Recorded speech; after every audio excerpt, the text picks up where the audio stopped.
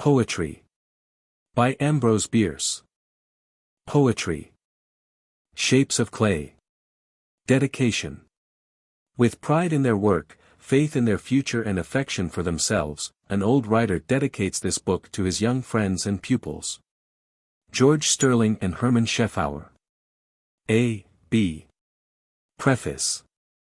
Of the verses republished in this volume and the next, some are censorious, and in these the names of real persons are used without their consent. So it seems fit that a few words be said of the matter in sober prose. Of my motive in writing and now republishing these personal satires I do not care to make either defense or explanation, except with reference to those, who, since my first censure of them, have passed away. To one having only a reader's interest in the matter it may seem that the verses relating to those might properly have been omitted from this collection. But if these pieces, or, indeed, any considerable part of my work in literature, have the intrinsic interest, which, by this attempt to preserve some of it I have assumed, their permanent suppression is impossible. It is only a question of when and by whom they will be republished. Someone will surely search them out and put them into circulation. I conceive it to be the right of an author to have his fugitive work in newspapers and periodicals put into a more permanent form during his lifetime if he can. And this is especially true of one whose work, necessarily engendering animosities, is peculiarly exposed to challenge as unjust. That is a charge that can best be examined before time has effaced the evidence. For the death of a man whose unworth I have affirmed, I am in no way accountable, and however sincerely I may regret his passing, I can hardly be expected to consent that it shall affect my literary fortunes.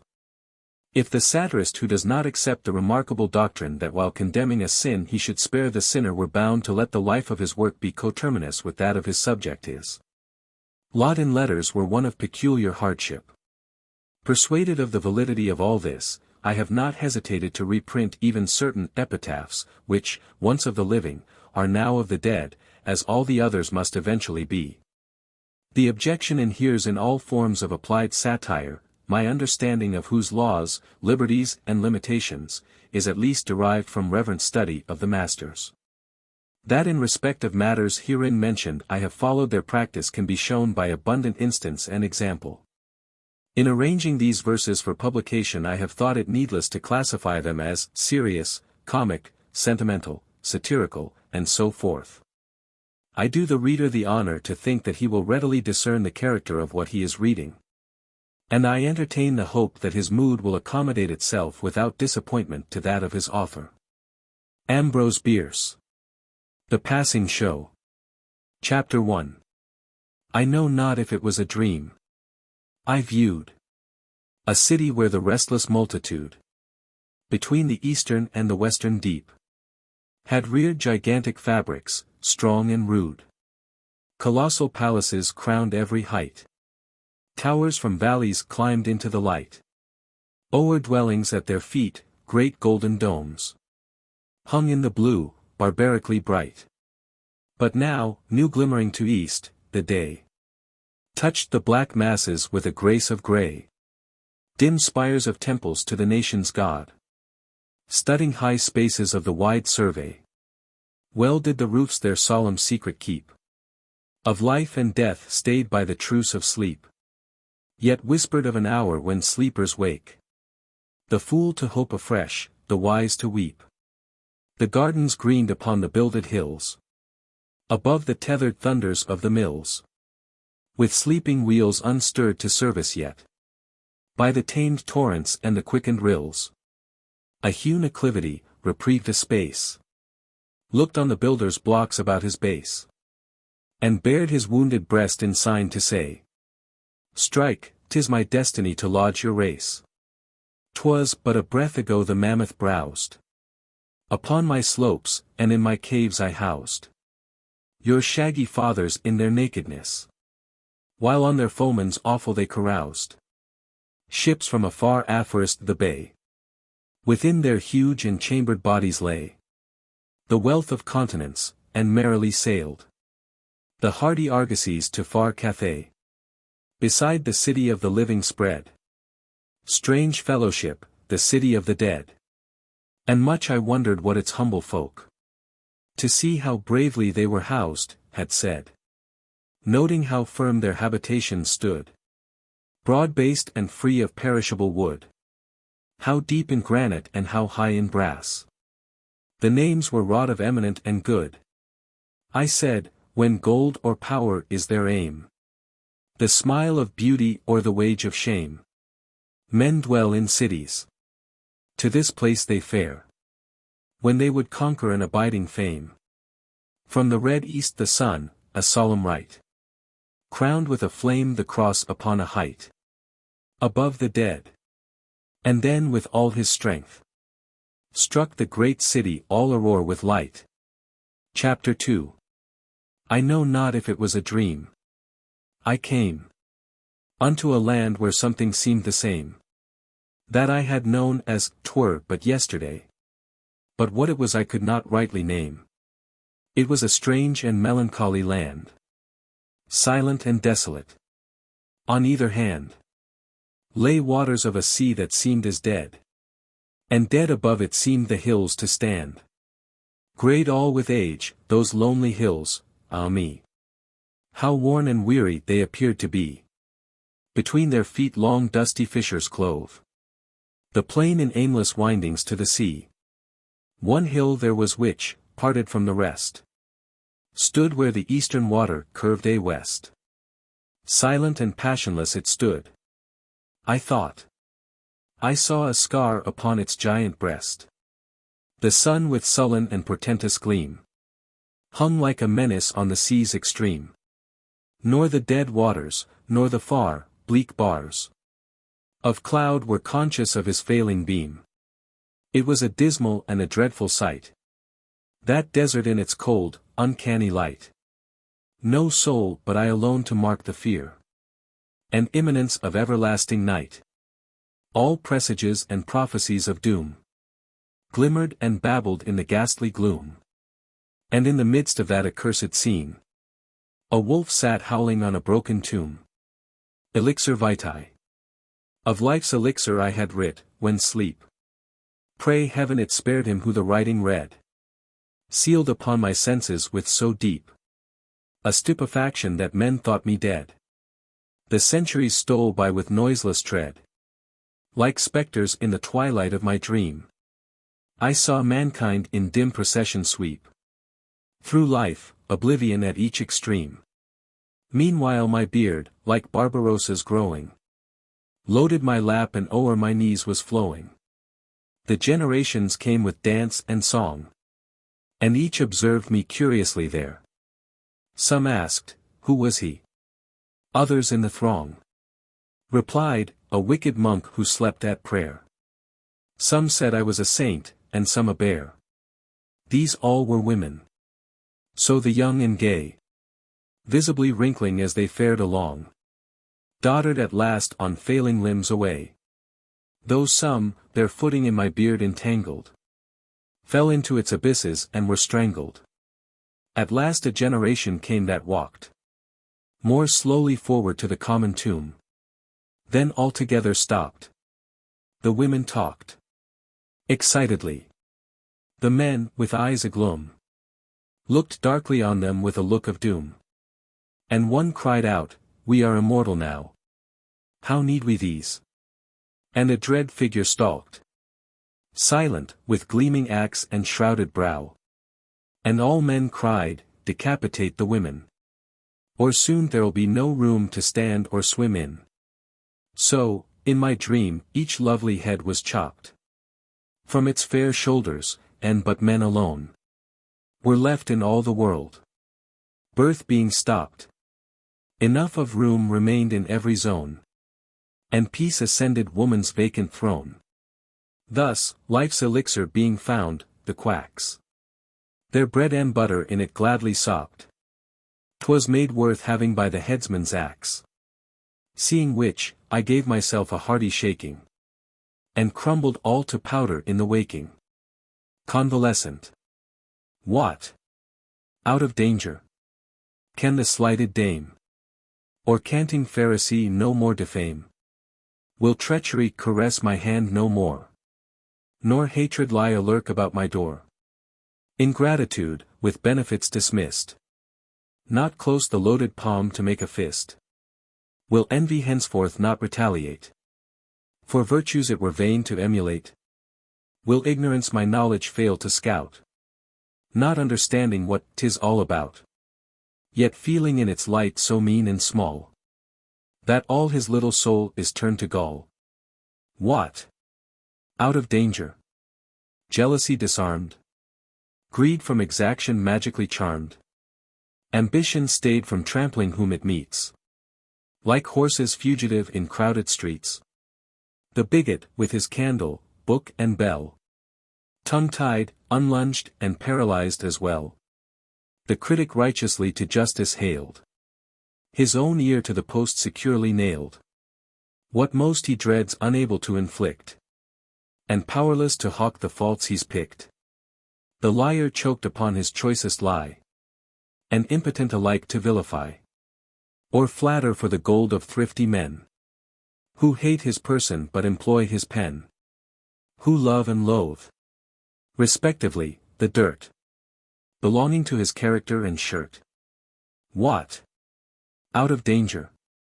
Nature's minions all, like hounds returning to the huntsman's call, obedient to the unwelcome note that stays them from the quarry's bursting throat.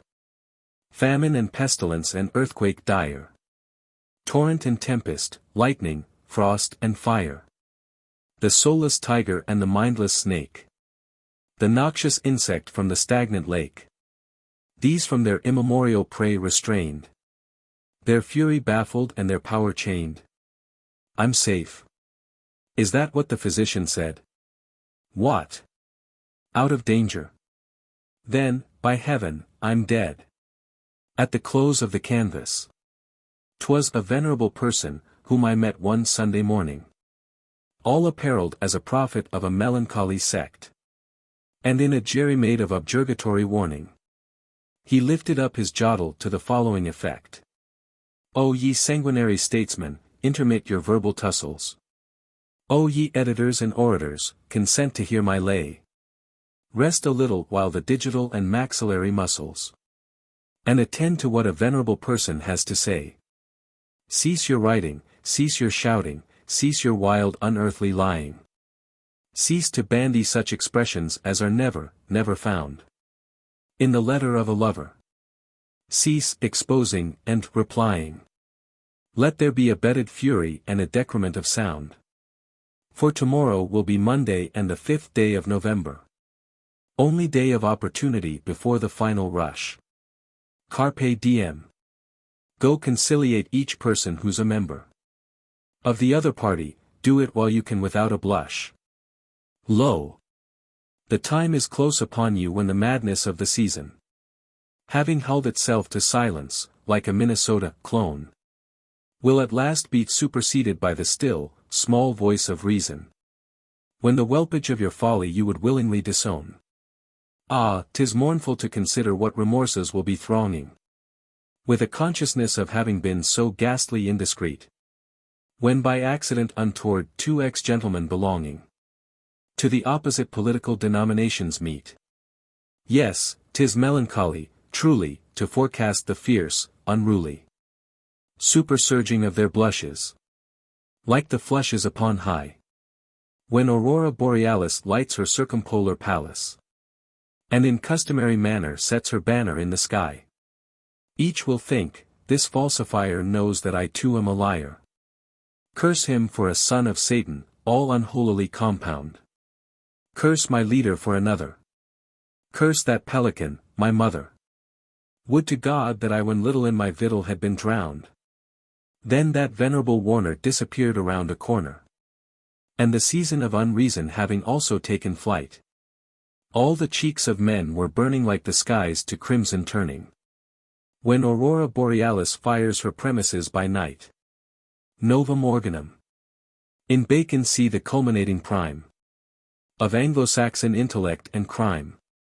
He dies and nature, settling his affairs, parts his endowments among us, his heirs. To every one a pinch of brain for seed, and, to develop it, a pinch of greed. Each thrifty heir, to make the gift suffice, buries the talent to manure the vice. Geotheos. As sweet as the look of a lover, saluting the eyes of a maid. That blossom to blue as the maid, is a blush to the glances above her. The sunshine is gilding the glade, and lifting the lark out of shade. Sing therefore high praises, and therefore sing songs that are ancient as gold, of earth in her garments of gold. Nor ask of their meaning, nor wherefore they charm as of yore, for behold, the earth is as fair as of old.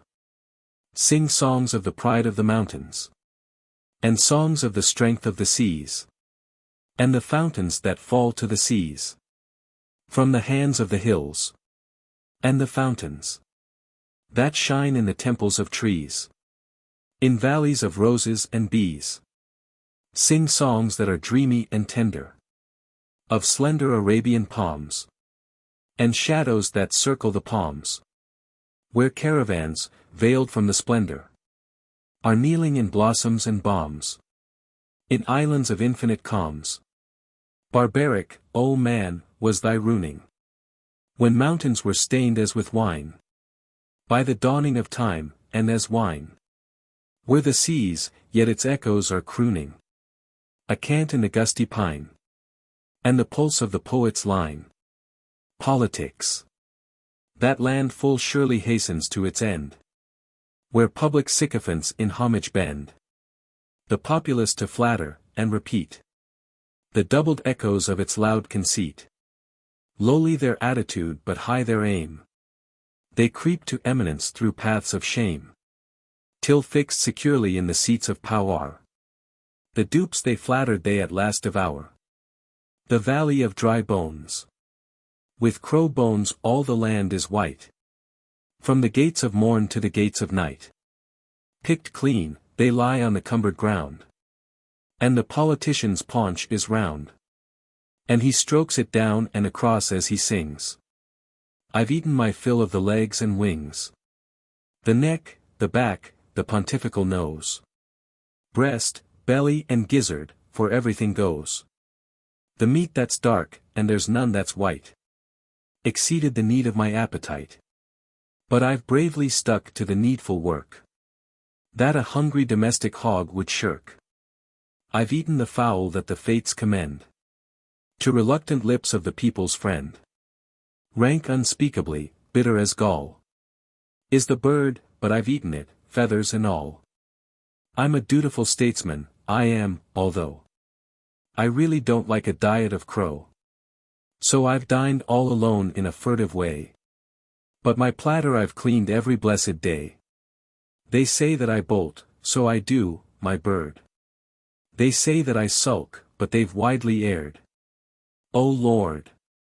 If my enemies only knew how I'm full to the throat with the corvic stew, they'd open their ears to hear me profess the faith compelled by the corvic stress. For, alas, necessity knows no law. In the heavenly caucus, caw, caw, caw. And that ornithanthropical person tried by flapping his arms on the air to ride. But I knew by the way that he clacked his bill, he was just the poor, featherless biped, Dave Hill. 1896. Polyphemus. 'Twas a sick young man with a face hungry, and an eye that was all alone. And he shook his head in a hopeless way, as he sat on a roadside stone. Oh, ailing youth, what untoward fate has made the sun to set on your mirth and I'm constrained to state, I'm an ex-West Point cadet. 'Twas at cannon practice I got my hurt, and my present frame of mind, for the gun went off with a double spurt, before it, and also behind.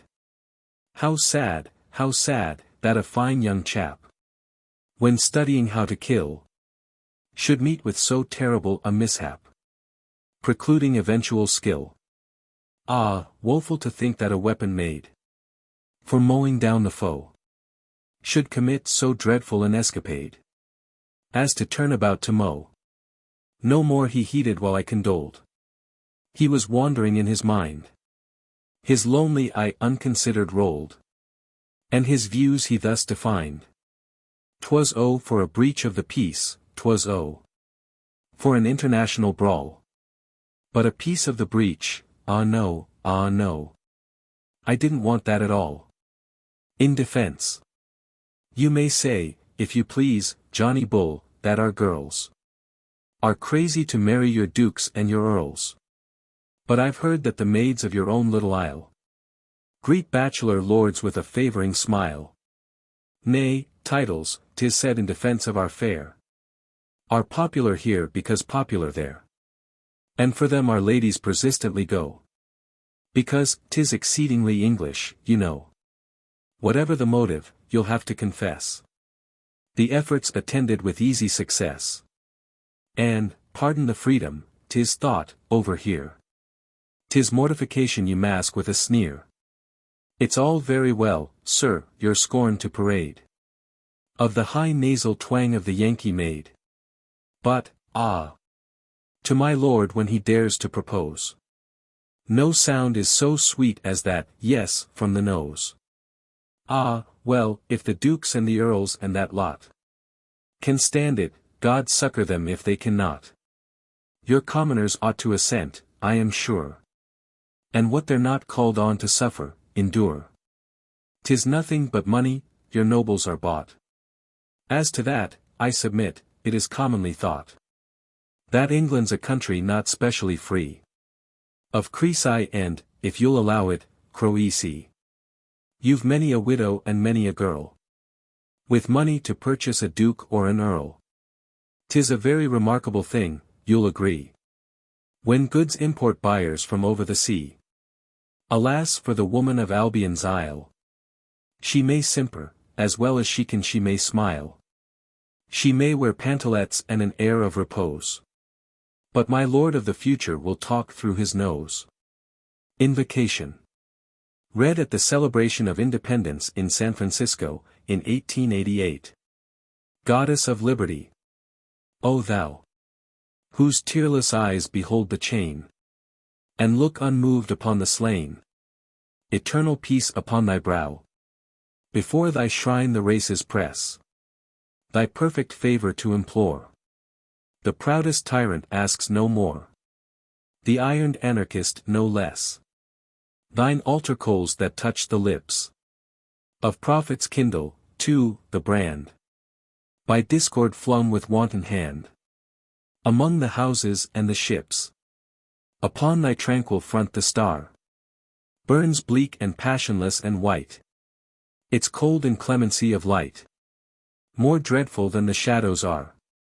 Thy name we do not here invoke, our civic rights to sanctify. Enthroned in thy remoter sky, thou heedest not our broken yoke. Thou carest not for such as we. Our millions die to serve the still and secret purpose of thy will. They perish, what is that to thee? The light that fills the patriot's tomb is not of thee. The shining crown, compassionately offered down to those who falter in the gloom, and fall, and call upon thy name, and die desiring, 'tis the sign of a diviner love than thine, rewarding with a richer fame. To him alone let freemen cry, who hears alike the victor's shout, the song of faith, the moan of doubt, and bends him from his nearer sky.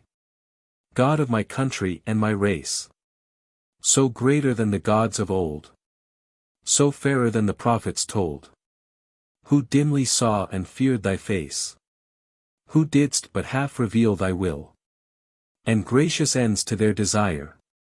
Behind the dawn's advancing fire, thy tender daybeam veiling still, to whom the unceasing suns belong, and cause is one with consequence, to whose divine, inclusive sense, the moan is blended with the song, whose laws, imperfect and unjust, thy just and perfect purpose serve. The needle, howsoe'er it swerve, still warranting the sailor's trust, God, lift thy hand and make us free, to crown the work thou hast designed. Oh, strike away the chains that bind our souls to one idolatry. The liberty thy love hath given, we thank thee for. We thank thee for our great dead fathers' holy war, wherein our manacles were riven.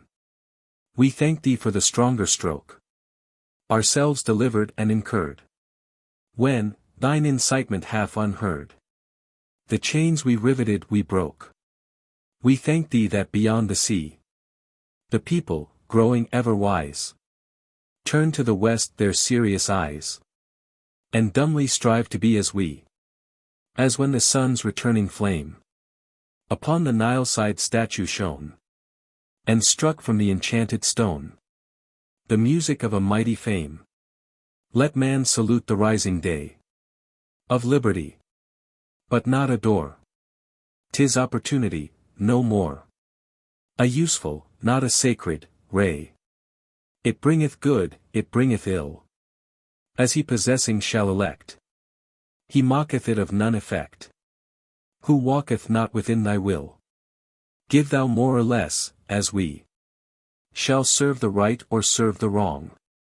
Confirm our freedom but so long as we are worthy to be free. But when, oh, distant be the time, majorities in passion draw insurgent swords to murder law, and all the land is red with crime, or, nearer menace, when the band of feeble spirits cringe and plead to the gigantic strength of greed, and fawn upon his iron hand. Nay, when the steps to state are worn in hollows by the feet of thieves, and mammon sits among the sheaves, and chuckles while the reapers mourn, then stay thy miracle. Replace the broken throne, repair the chain, restore the interrupted reign, and veil again thy patient face. Lo! Here upon the world's extreme, we stand with lifted arms and dare by thine eternal name to swear. Our country, which so fair we deem, upon whose hills, a bannered throng, the spirits of the sun display their flashing lances day by day, and hear the sea's pacific song, shall be so ruled in right and grace, that men shall say, oh, drive afield the lawless eagle from the shield, and call an angel to the place. Religion. Hassan Bedreddin, clad in rags, ill-shod, sought the great temple of the living God. The worshippers arose and drove him forth, and one in power beat him with a rod. Allah, he cried, thou sayest what I got. Thy servants bar me from the sacred spot. Be comforted, the Holy One replied. It is the only place where I am not. Two socialists. Brand Whitlock sped from hell through space, to be remanded never, for having such a saintly face. Set free forever, with due apology, he came to a world so base and bestial. No tongue infernal spake its name, no tongue celestial. So foul it was that even he had cast it off who made it. Adrift in space, as on a sea, no mooring stayed it. That orb unclean, denied the aid of gravitation's tether. For centuries had blindly strayed, lost altogether.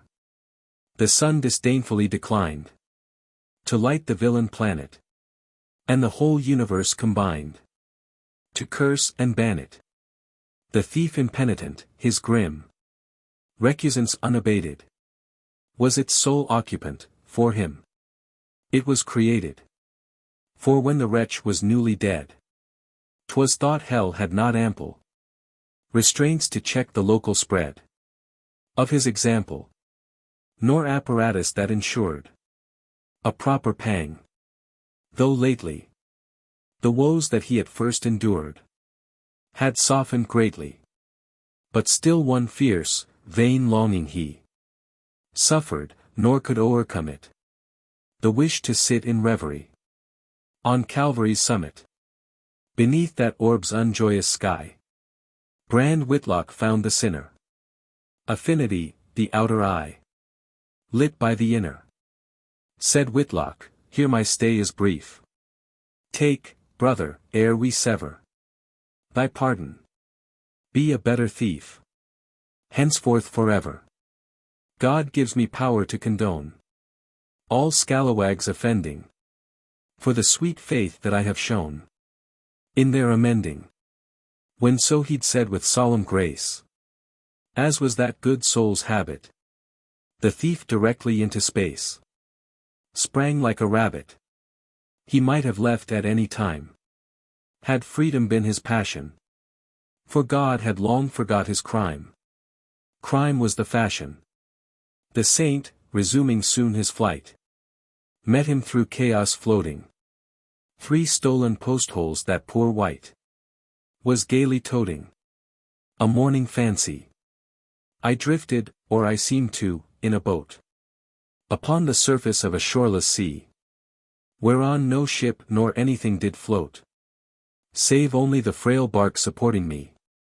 And that, it was so shadowy, seemed to be almost from out the subtle azure wrought of the great ocean underneath its keel. And all that blue profound appeared as naught but thicker sky, translucent to reveal miles down, whatever through its spaces glided, or at the bottom travelled or abided. Great cities there I saw, of rich and poor, the palace and the hovel, mountains, valleys, forest and field, the desert and the moor, tombs of the good and wise who'd lived in jails, seas of denser fluid, white with sails, pushed at by currents moving here and there, and sensible to sight above the flat of that opaquer deep. Ah, strange and fair, the nether world that I was gazing at, with beating heart from that exalted level, and, lest I founder, trembling like the devil.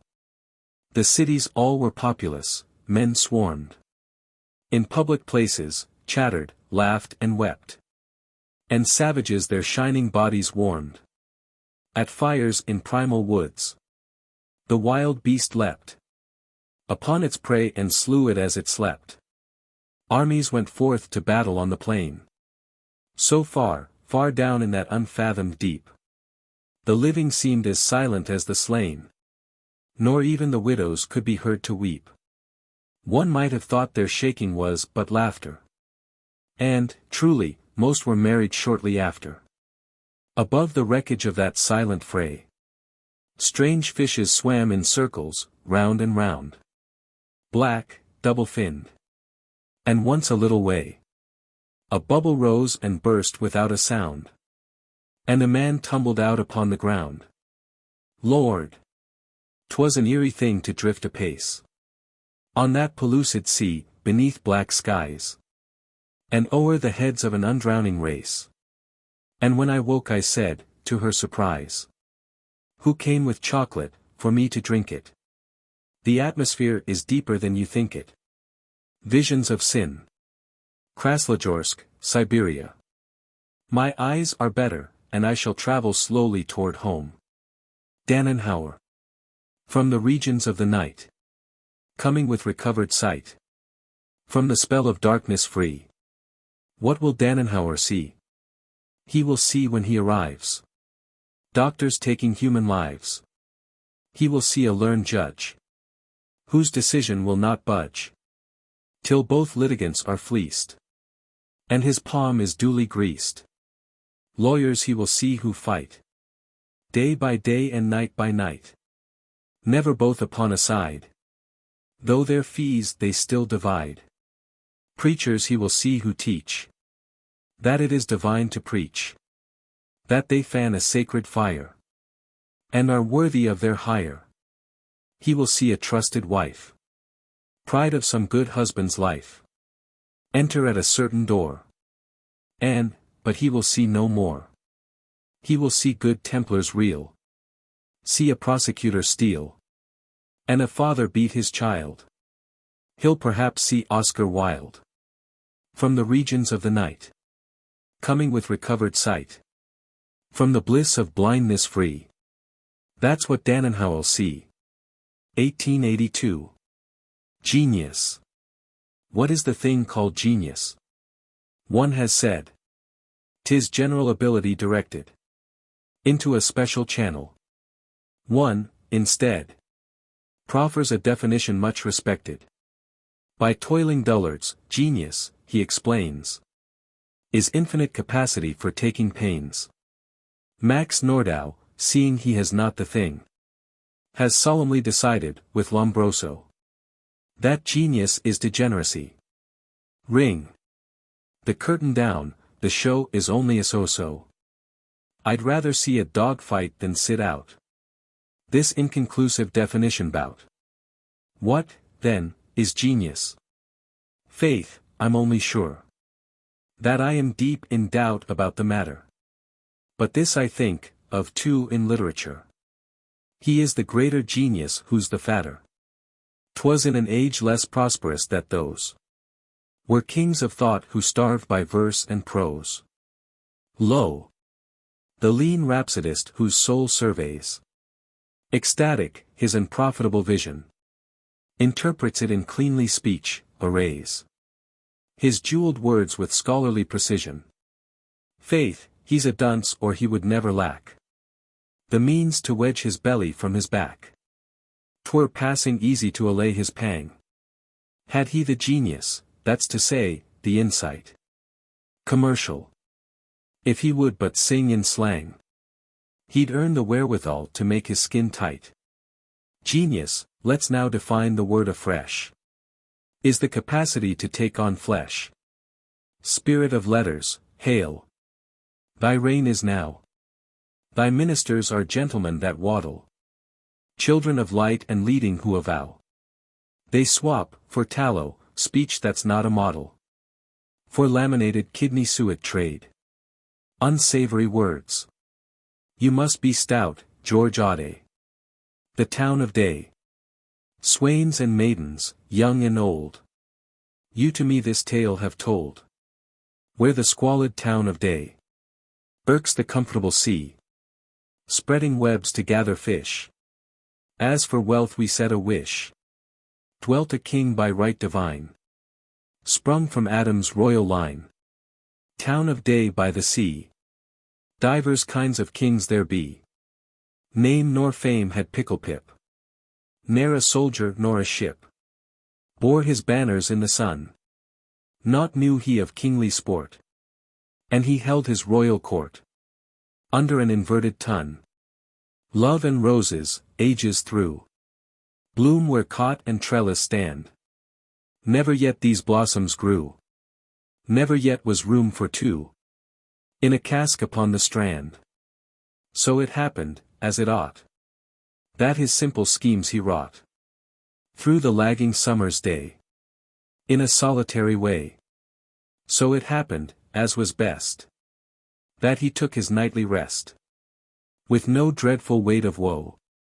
This way eyed and that way tressed, featured thus, and so, lying lead-like on a breast, by cares of state enough oppressed.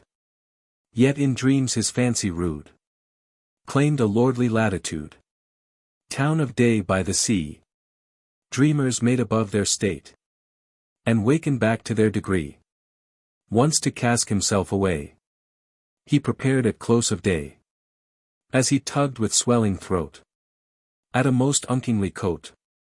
Not to get it off, but on, for the serving sun was gone, past a silk-apparelled sprite, toward her castle on the height, seized and set the garment right, turned the startled Picklepip, splendid crimson cheek and lip, turned again to sneak away.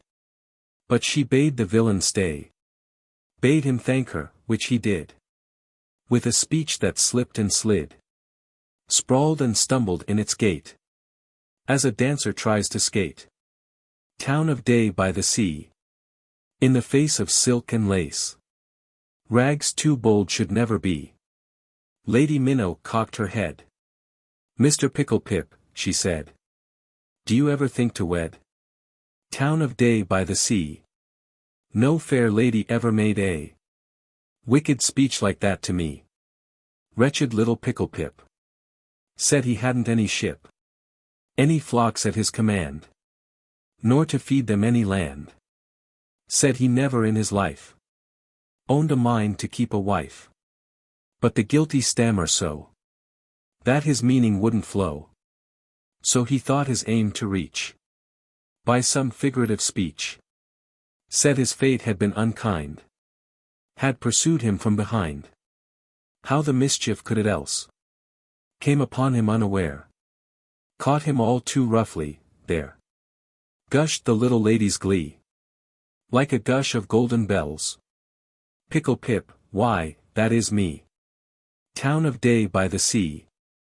Grammars for great scholars, she loved the summer and the Leah.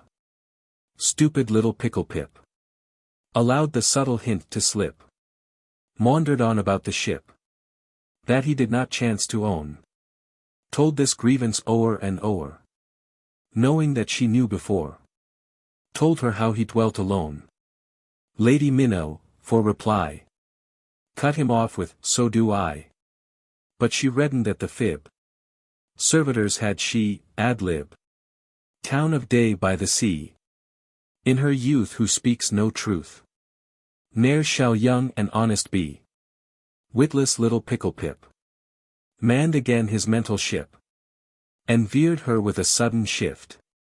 Painted to the lady's thought how he wrestled and he wrought stoutly with the swimming drift, by the kindly river brought from the mountain to the sea, fuel for the town of day.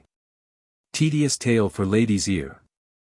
From her castle on the height she had watched her water night through the seasons of a year. Challenge more than met his view, and conquer better than he knew. Now she shook her pretty pate, and stamped her foot. 'Twas growing late, Mr. Pickle Pip, when I drifting seaward pass you by, when the waves my forehead kiss, and my tresses float above, dead and drowned for lack of love. You'll be sorry, sir, for this. And the silly creature cried, feared, perchance, the rising tide. Town of day by the sea. Madam Adam, when she had may have been as bad as she. Fiat lux. Love's lumination fell in floods of revelation. Blinded brain by world aglare. Sense of pulses in the air. Sense of swooning and the beating of a voice somewhere repeating something indistinctly heard. And the soul of Pickle Pip sprang upon his trembling lip. But he spake no further word of the wealth he did not own. In that moment had outgrown ship and mine and flock and land. Even his cask upon the strand dropped a stricken star to earth. Type of wealth and worldly worth. Clomb the moon into the sky. Type of love's immensity. Shaking silver seemed the sea. Throne of God, the town of day. Town of day by the sea. From above there cometh love, blessing all good souls that be. An anarchist, false to his art and to the high command. God laid upon him, demagogo's hand. Beats all in vain the harp he thrilled before. It yields a jingle and it yields no more. No more the strings beneath his fingertips sing harmonies divine. No more his lips, touched with a living coal from sacred fires, lead the sweet chorus of the golden wires. The voice is raucous and the phrases squeak. They labor, they complain, they sweat, they reek. The more the wayward, disobedient song airs from the right to advocate the wrong. More diligently still the singer strums, to drown the horrid sound, with all his thumbs. Gods, what a spectacle! The angels lean out of high heaven to view the sorry scene. And Israfel, whose heartstrings are a lute, though now compassion makes their music mute, among the weeping company appears. Pearls in his eyes and cotton in his ears. An offer of marriage. Once I dipped into the future far as human eye could see. And saw, it was not Sandow, nor John Sullivan, but she.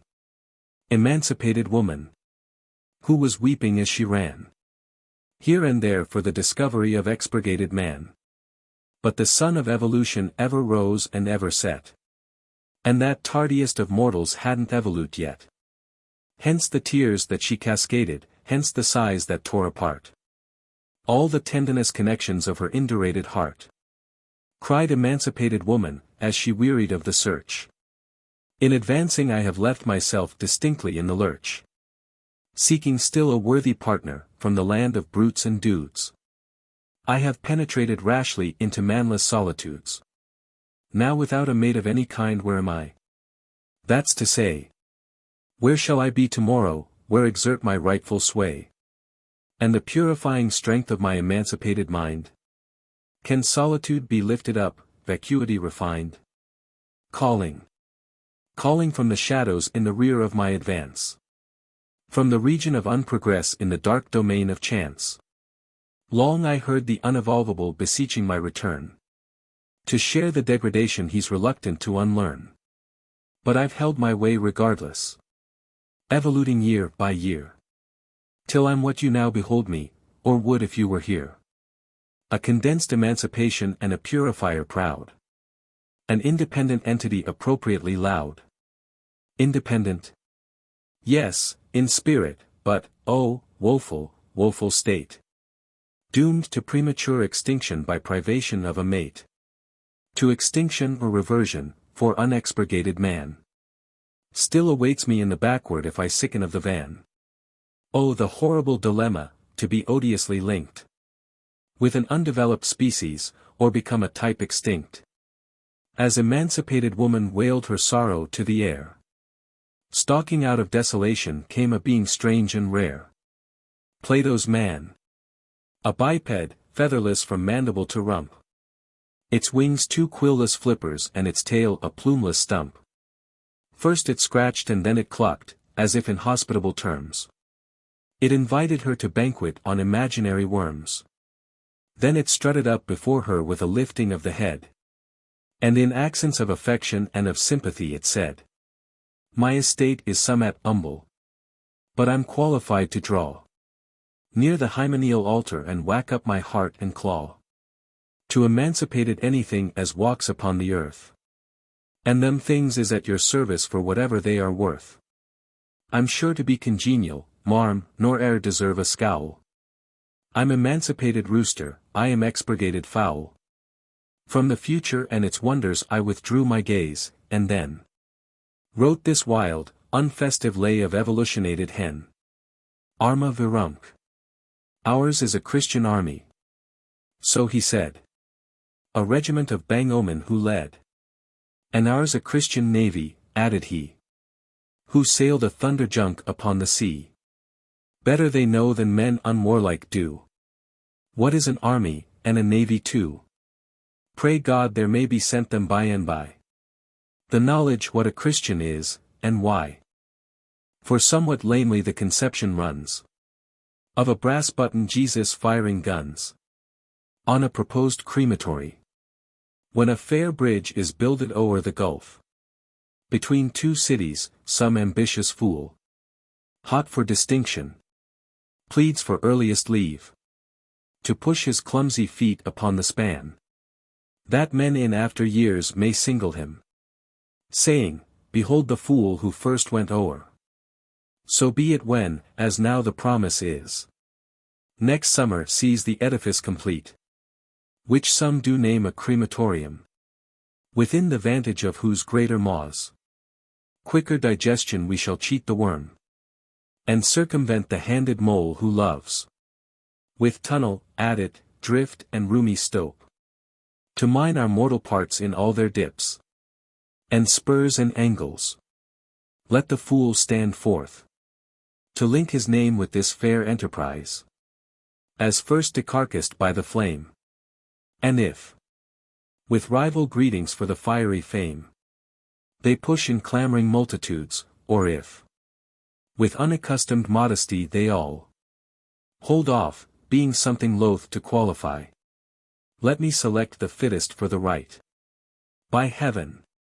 I'll make so warrantable, wise, and excellent censure of their true deserts, and such a searching canvass of their claims, that none shall bait the ballot. I'll spread my choice upon the main and general of those who, moved of holy impulse, pulpit-born, protested 'twere a sacrilege to burn God's gracious images, designed to rot, and bellowed for the right of way for each distempered carrion through the water pipes, with such a sturdy, boisterous exclaim. They did discharge themselves from their own throats against the splintered gates of audience. 'Twere wholesomer to take them in at mouth than ear. These shall burn first, their ignoble and seasoned substances, trunks, legs and arms, blent indistinguishable in a mass, like winter-woven serpents in a pit, none vantaged with unfair precedency, and all impartially alive, shall serve as fueling to fervor the retort. For after cineration of true men, a demand. You promised to paint me a picture, dear Matt, and I was to pay you in rhyme. Although I am loath to inflict your most easy of consciences, I'm of opinion that fibbing is awful, and breaking a contract unlawful, indictable, too, as a crime, a slight and all that.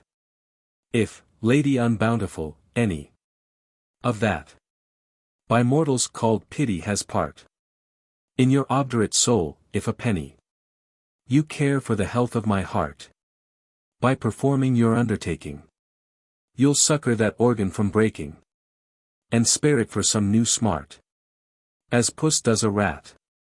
Do you think it is very becoming, dear Matt, to deny me my rights evermore? And, bless you, if I begin summing your sins they will make a long score. You never were generous, madam.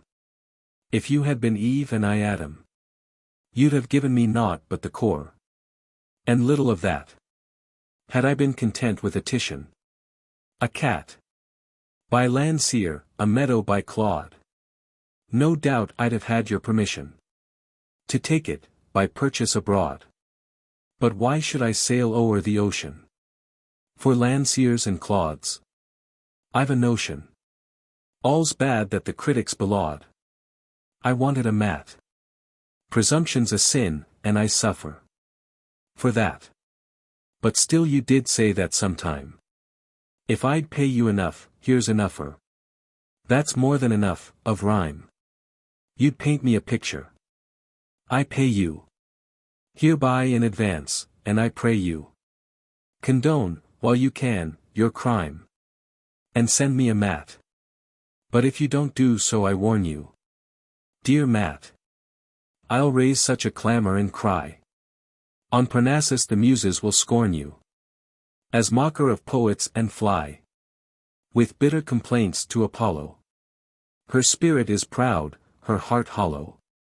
Her beauty, they'll hardly deny, on second thought, that the weather white, the way was long, the hill was steep, my footing scarcely I could keep. The night enshrouded me in gloom. I heard the ocean's distant boom. The trampling of the surges vast was borne upon the rising blast. God help the mariner, I cried, whose ship tomorrow braves the tide. Then from the impenetrable dark, a solemn voice made this remark. For this locality, warm, bright, barometer unchanged, breeze light, unseen consoler man, I cried. Who you are, where'er abide. Thanks, but my care is somewhat less for Jack's, than for my own, distress. Could I but find a friendly roof, small odds what weather were aloof. For he whose comfort is secure, another's pain can well endure. The latch strings out, the voice replied, and so's the door, just step inside. Then through the darkness I discerned a hovel, into which I turned. Groping about beneath its thatch, I struck my head and then a match. A candle by that gleam betrayed soon lent pertinacious aid. A pallid, bald and thin old man I saw, who this complaint began. Through summer suns and winter snows I sets observant of my toes.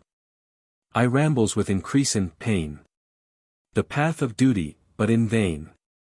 Rewards and honors pass me by. No Congress hears this raven cry. Filled with astonishment, I spoke. Thou ancient raven, why this croak?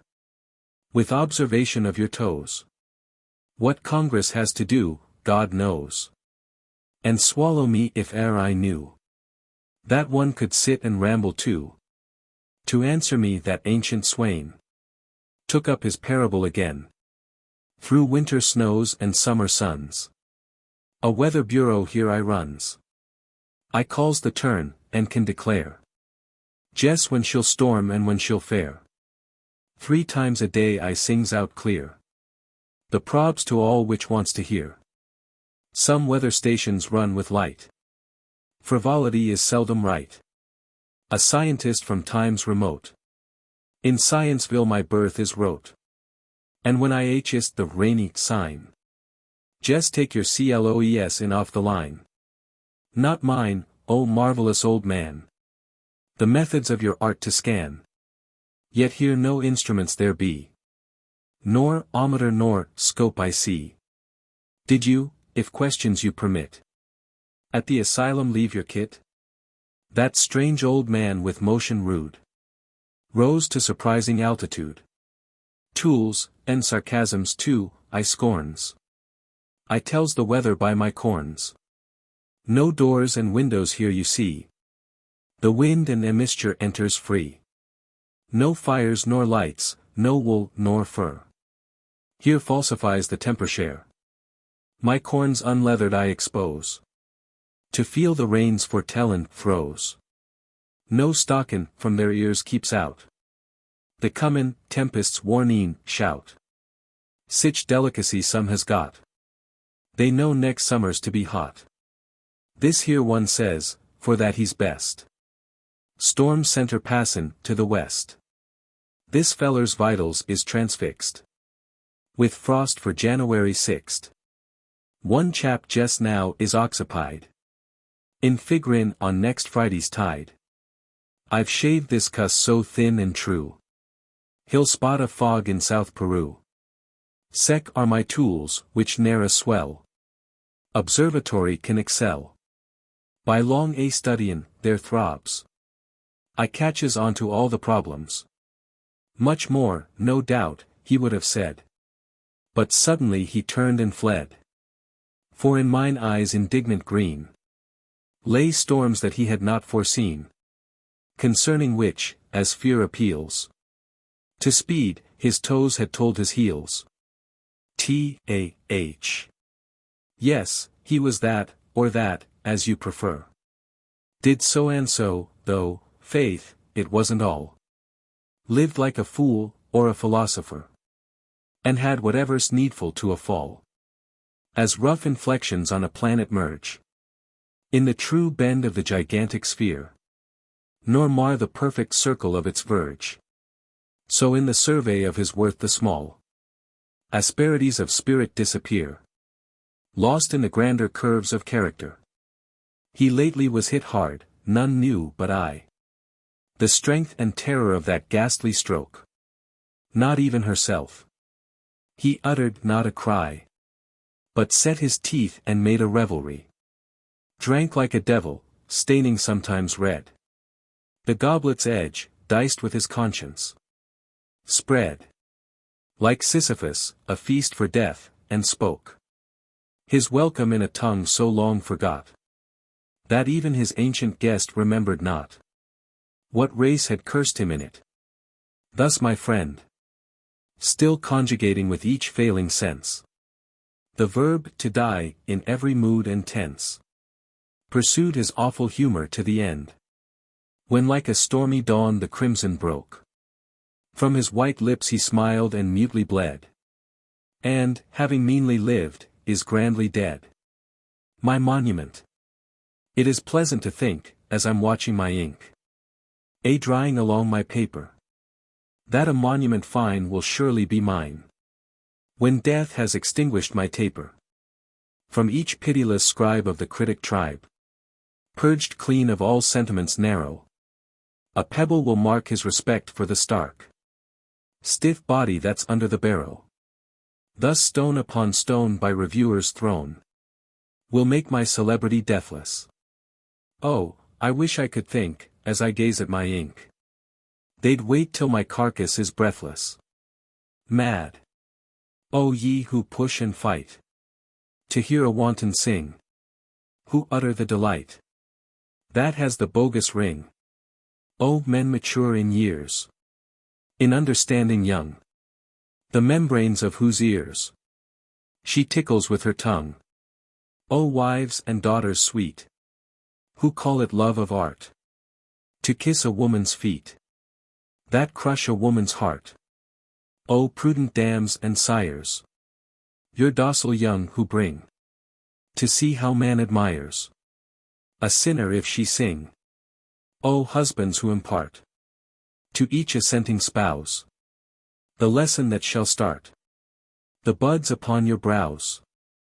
All whose applauding hands assist to rear the fame that throws o'er all the lands the shadow of its shame. Go drag her car. The mud through which its axle rolls is partly human blood and partly human souls. Mad, mad.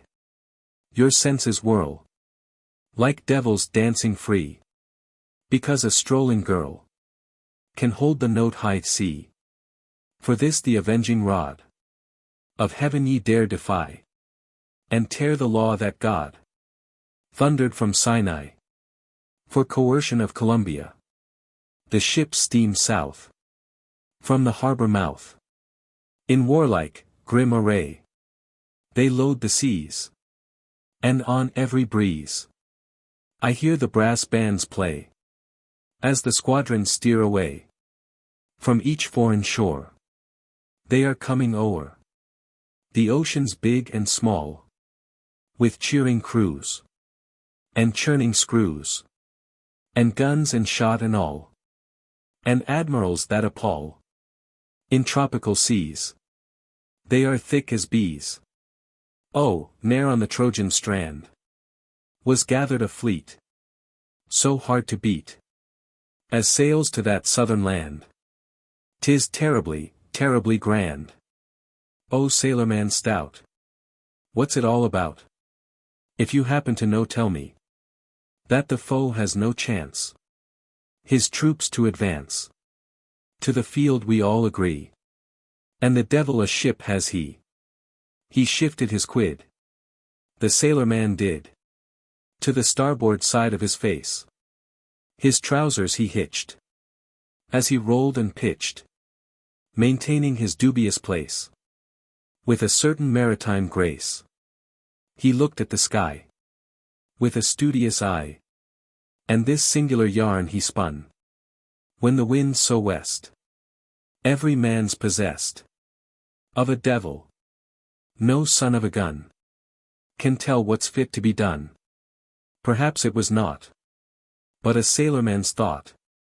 But I said to myself, I'm blessed if I can't mark down a man of renown who is living in mental unrest, where the wind is forever so west. A tea-going admiral, once the queen of nether China, so benign a Messalina, said, I'll make a naval hero. Without fear, O brave as Nero. He shall dominate the ocean. By promotion, that's my notion. All my other sons of thunder then shall plunder vainly under this incomparable person, interspersin lively cursin, with their feudal strife to shiver every river pirate's liver, and to ascertain the measure of his treasure at their leisure. For I'll so arrange the looting, and the shooting and the hooting, and the making frightful faces. These grimaces are the bases of our tactics, that they never, howsoever brave and clever, shall have any kind of inning in the skinning now beginning. And I'll see that in the story of the gory game of glory, the historian shall slight M, or indict M, maybe bite M. But the hero of my making, whom I making to be waking into visible existence, he shall distance these Philistines. Fame's loud trumpet, he shall hear it, blown with spirit in his ear, it shall extol his birth and breeding, his exceeding knack at leading in a sanguinary sea fight, or a tea fight, or a flea fight, till he burst with admiration of his station in the nation. Then while all the people mock him, I'll unfrock him. That will shock him. Thus the Queen of Nether China, the Regina Munkishina, made to naval evolution a Confucian contribution. 1898. The Wooer. In Balabazoo the young men woo with the irresistible hobnail shoe. But in Gargareau lived a maiden who was pleased to remark that it wouldn't do. From Gargareau to Balabazoo, this sternly dissenting maiden, who, etc., went to reside, alas, with a cheek of steel and a brow of brass. Then all the young men of Balabazoo took turns in calling early to woo with the irresistible hobnail shoe the beautiful maiden from Gargareau, as each fond lover with ardor threw his heel in her upturned face. There flew a rain of sparks that consumed his eyes, affecting his mind with a great surprise. When all the young men had renounced their sight, the metal-faced maiden she sat upright, remarking, "There's nothing here to do. A dull, dull village is Balabazoo. From Balabazoo to Gargareau, the cheek-hole maiden her armament drew, and her playmate lovers raised a hurrah that saddened the sightless in Balabazoo. A stranger there was who cherished a heel of double-case hardened, cold-rolled chrome steel, and taking thought he decided to woo, as 'twas his undoubted right to do. To display his charms he removed his shoe, and boarding her visage, began to woo. And there in the gloaming, and not in vain, the old, old story was told again. It was long ago in the sainted past, but traits long latent crop out at last. And I know a live newspaper fellow who has ancestors buried in Gargareau, silhouettes of Orientals. The Sultan is a Mussulman. He's full of vim and whack. And if you want a tussle man, his back. Because he's a Mahometan, they think him mighty slow. He's quicker than a comet, than Otto. He doesn't often waste a fit, but throws it where 'twill tell. Blood? Yes, he likes the taste of it. Right well. That angel, the Bulgarian, is just a bird of prey. His soul's as white as Parian, they say. His halo fits him pleasantly, and he has 2 great wings. He tunes his harp, and presently he sings. My shoulder inoffensively bears this dear little chip. Pass on, wayfarer, pensively. Don't flip. The thoughtful Moslem pins the chip fast with a dagger. Oh, that angel person's sins of lip are low. The Armenian is a sassy cur, cantankerous to boot, nor draws the line at massacre and loot. But when the Kurd in revelry slays, burns, imprisons, fines, that bad gent to the devil he consigns. My muse cannot exemplify the Macedonian. She refuses to attempt to fly so free. Old Philip, king of Macedon, is many ages dead. We have this little gassy Don. Instead. Is he a Unitarian? A Moslem, Buddhist, Jew? Or just a gowned barbarian? With trousers on his Marianne? Don't know, do you? Land of the Pilgrim's Pride. I dreamed, and in my dream came one who said, because thou art all sullen, and because thou sayest thou hast not for thy country, love. Because thou dost begrudge the foolish blood that in the far heroic days thou didst, or saidst thou didst, pour from thy riven vein, in testimony to thy patriot zeal. Because thou seekest ever to promote distrust of the benign and wholesome rule of the majority, God's ministers. Because thou hearest in the people's voice naught but the mandate of an idiot will, clamoring in the wilderness, but what? Or why it knoweth not. Because all this, and much beside is true, I come. Forbear, I cried, to name thine errand, all. Too well I know it for the sword, the scales, the shrouded eyes, albeit methinks I catch a twinkle now and then beneath the band. Speak to my conscience of a traitor's doom. Strike, then, but hear.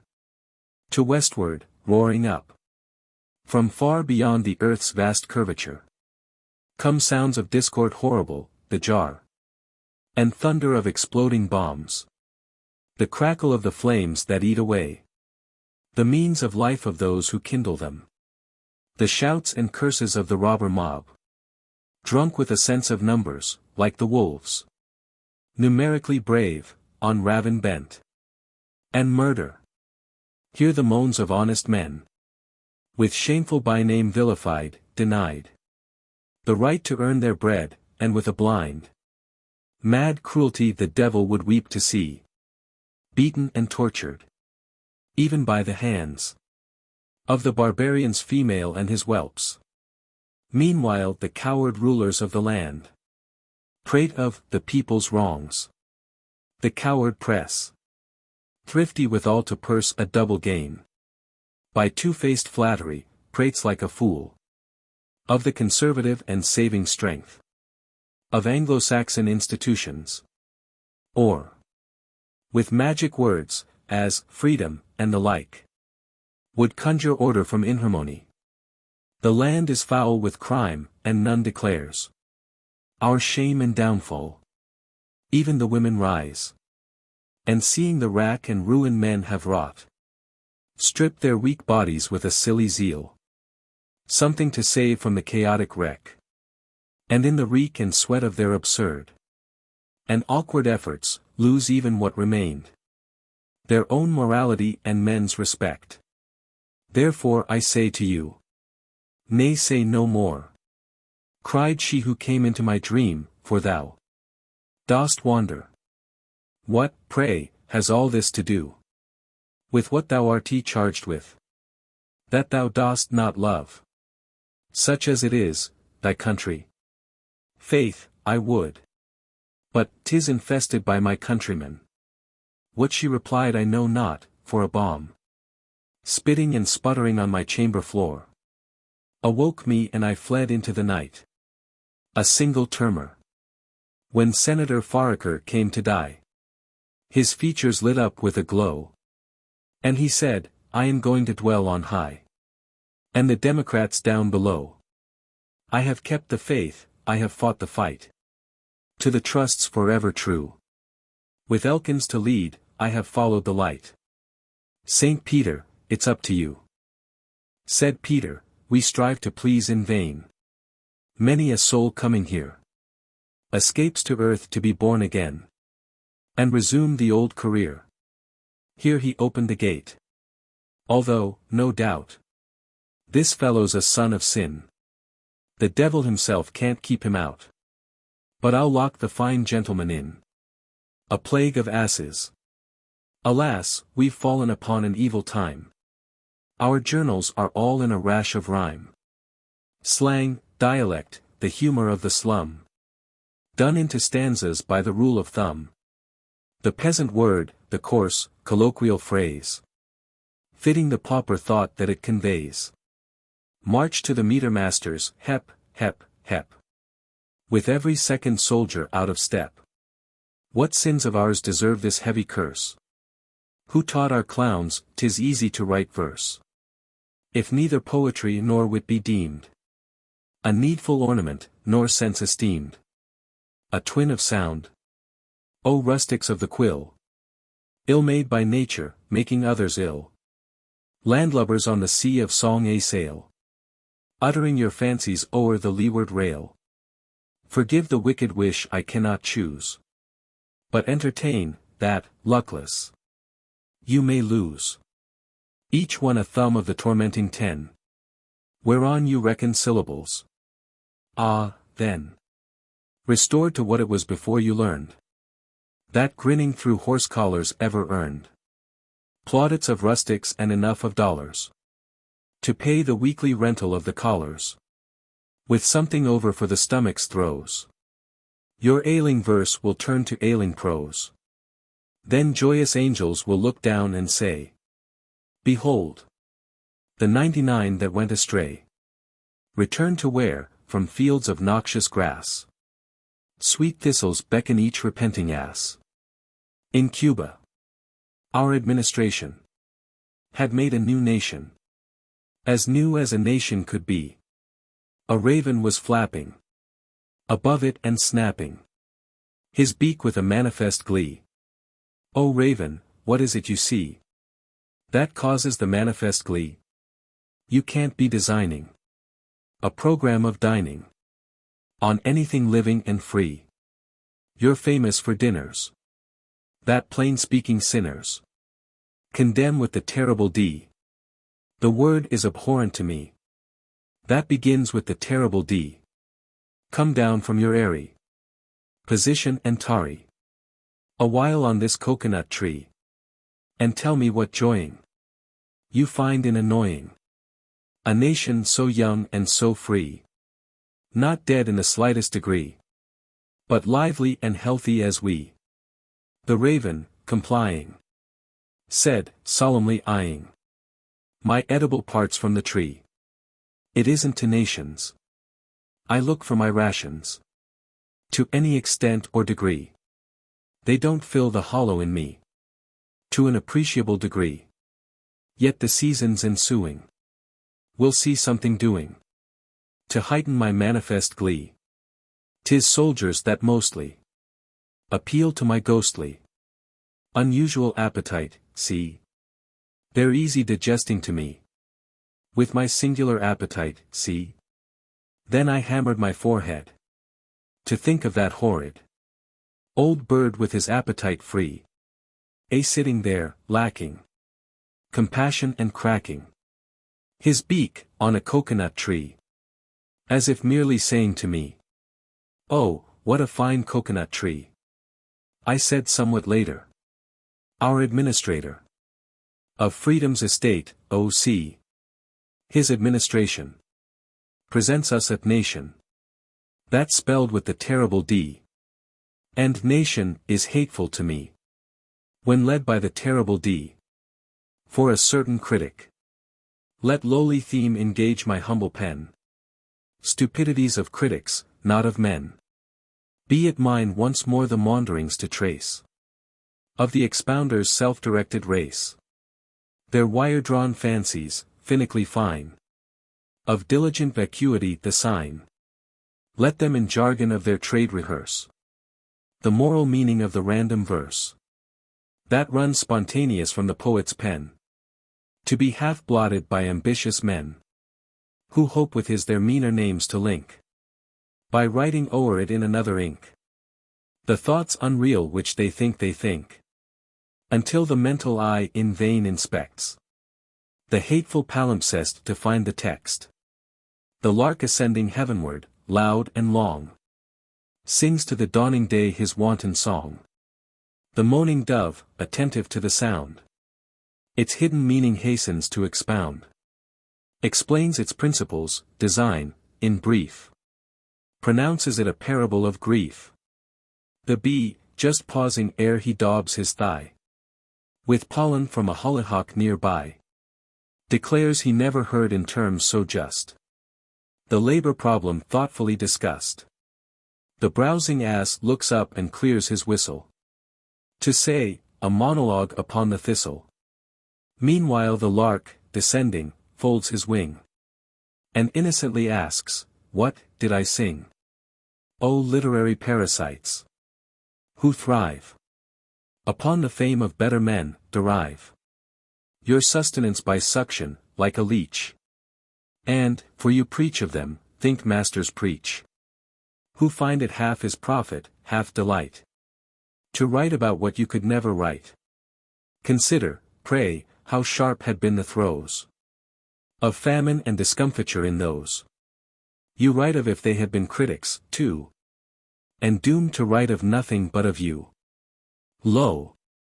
Where the gaping crowd throngs yonder tent, to see the lion resolutely bent. The prosing showman who the beast displays, grows rich and richer daily in its praise. But how if, to attract the curious yeoman, the lion owned the show and showed the showman to a summer poet? Yes, the summer girl is flirting on the beach with a hymn. And the damn boy is a-climbing for the peach on the limb. Yes, the bullfrog is a-croaking. And the dudelet is a-smoking cigarettes. And the hackman is a-hacking. And the showman is a-cracking up his pets. Yes, the Jersey skeeter flits along the shore. And the snap dog, we have heard it o'er and o'er. Yes, my poet. Well we know it. Know the spooners how they spoon. In the bright dollar light of the country tavern moon.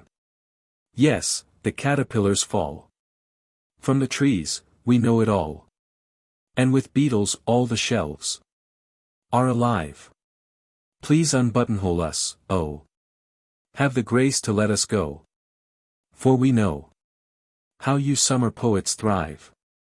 By the recapitulation and insistent iteration of the wondrous doings incident to life among ourselves.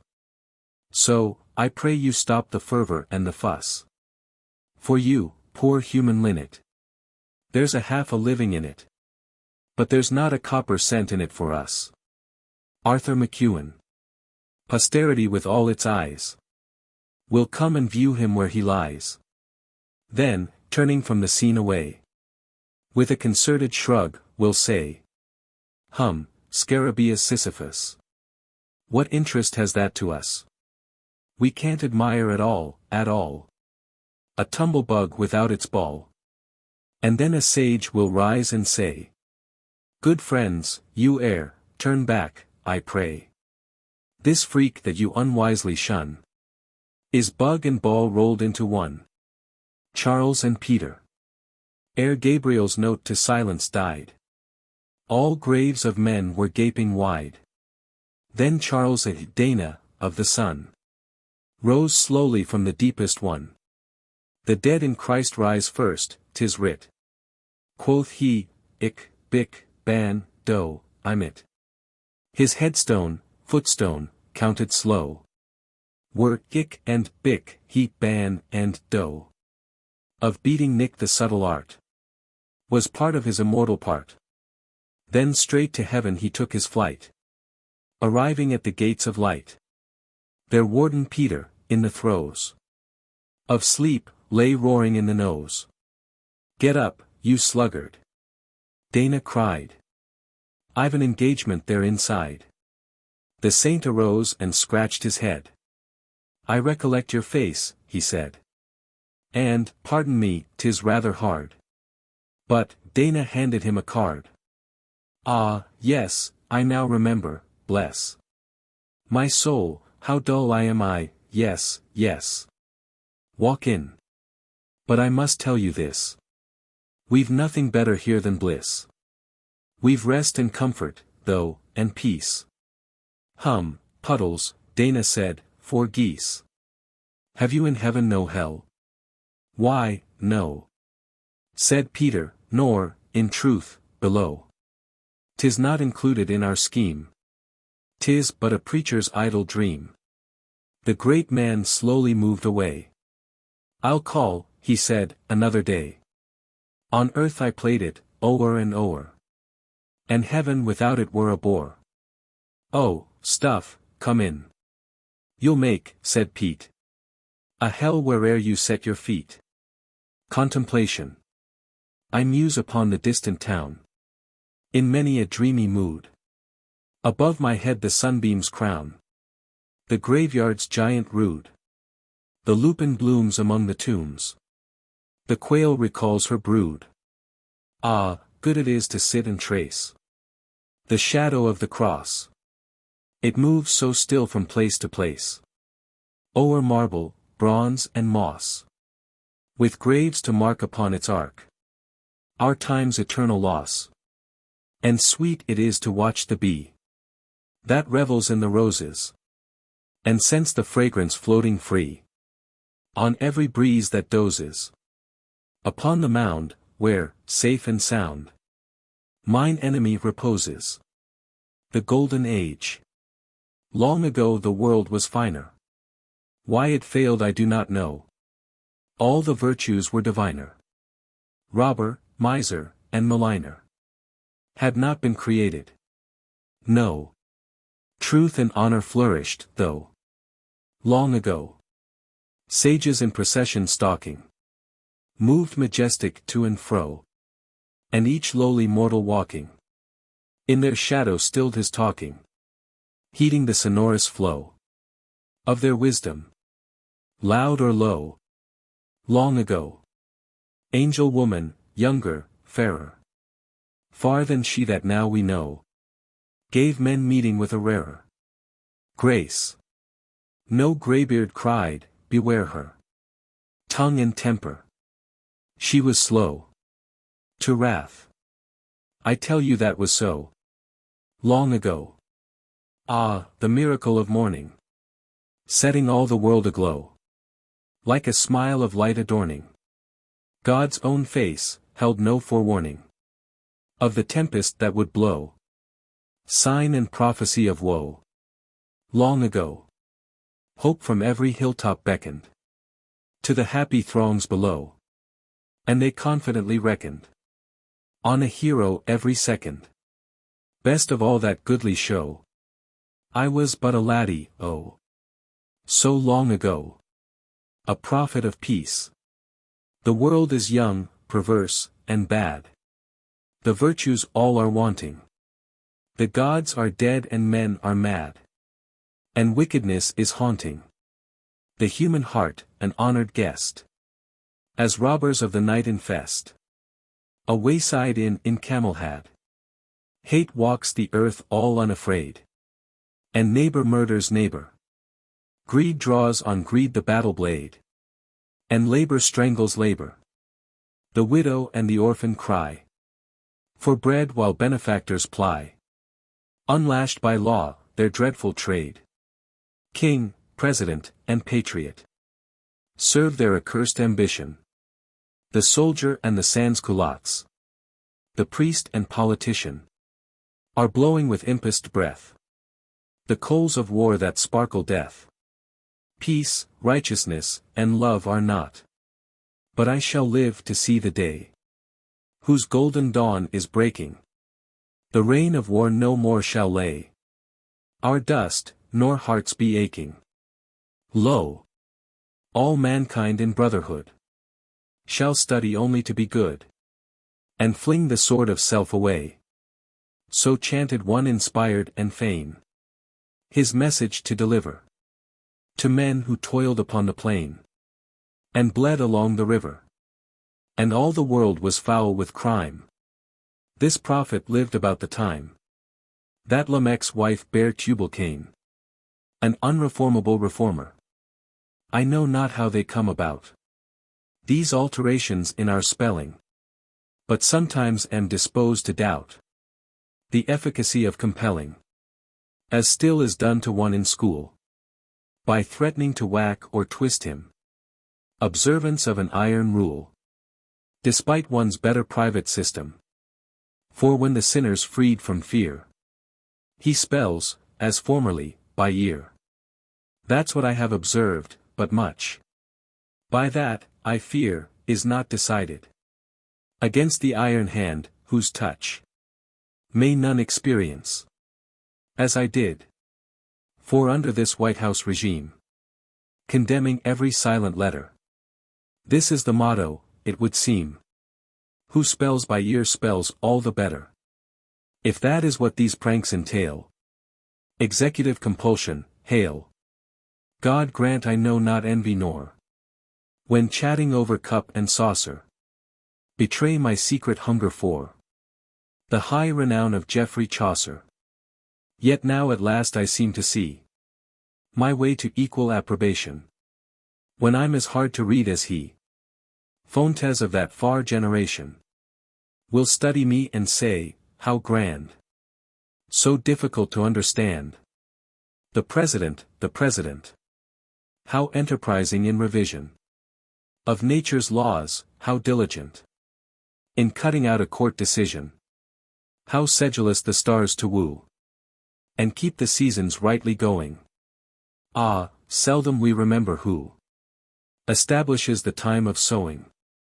And reaping, makes the harvest good. And a great man of Leonard Wood. This world is variously bad. And mad as hares in January. 'Tis later that the hares are mad. But similes and seasons vary. And presidents have much to do. To keep the march of mind a-walking. To level up the birth rate, to pain William Chandler, all by talking. O Father Adam, how you must rejoice that both your ears are dust. The wordway in Panama. I dreamed I sailed along a tropic shore. The line behind me and the star before. A savage coast, it was, of wood and fun. And monkeys gabbled there, instead of men. Once, as the blessed sun his head upraised. On what a wondrous spectacle he gazed. A mile away upon the starboard beam. Fell into ocean a deep sluggish stream. Yet not a drop of water passed its mouth. Thy way, Kentucky, glory of the South. Words alone it uttered to the day. As if from Kansas it had gone astray. Yeah, disemboguing grandly on the beach. Flowed thickly, vicidly, the parts of speech. Some, by their dead, incalculable weight. Held to the bottom of that turbid strait.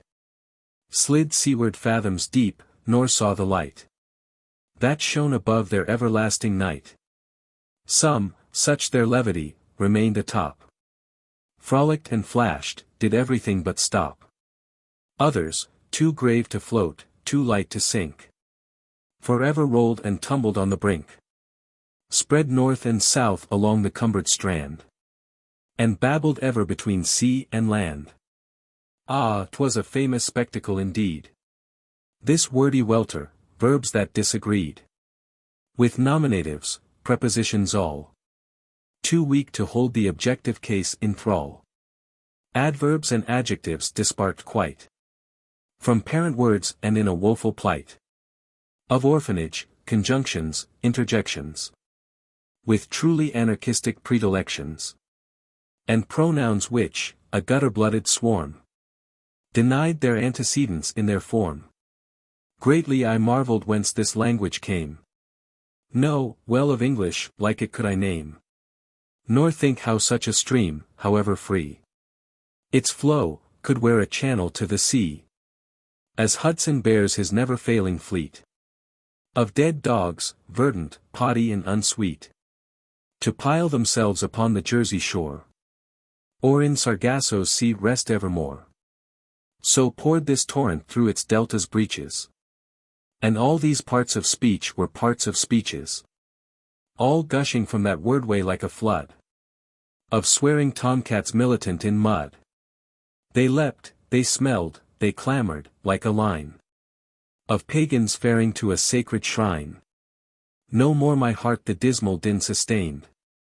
See Homer, Pope's translation, for it strained. My senses, this uncouth, infragrant. Hoarse. Fine flow of language, from its northern source. Cold drops of terror from my body broke. I bout ship, and from my dream awoke. 1902. The Jack of Clubs. Jerome, you are a mighty famous man. District Attorney, I believe they call you. Some shout your praise as loudly as they can. And some, apparently, just live to maul you. But whether good or ill repute befall you, your critics can't deny that, as a rule.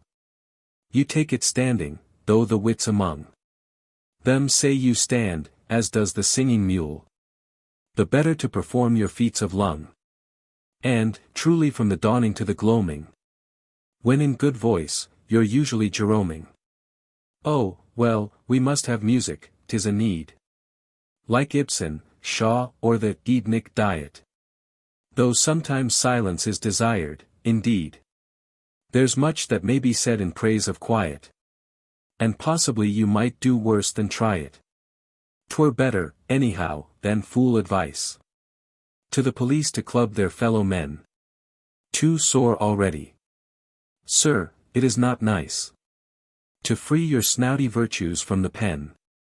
Unless, as once in Gadara, they'll scamper down a steep place to where 'tis greatly damper. Jerome, the best of us are those who care to hide from view the monsters that inhabit our hearts, and when too closely questioned swear we've nothing fiercer than a sheep or rabbit.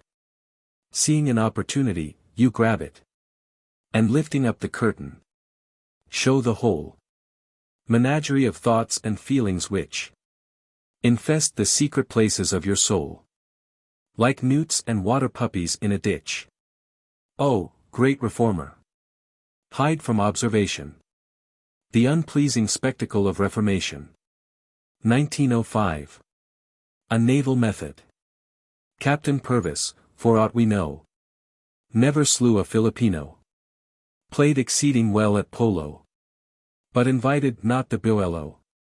Though his form was big and burly, and his fist was hard and gnarly, and his cocktail hour came early, yet he was devoid of thirst for the blood of the accursed.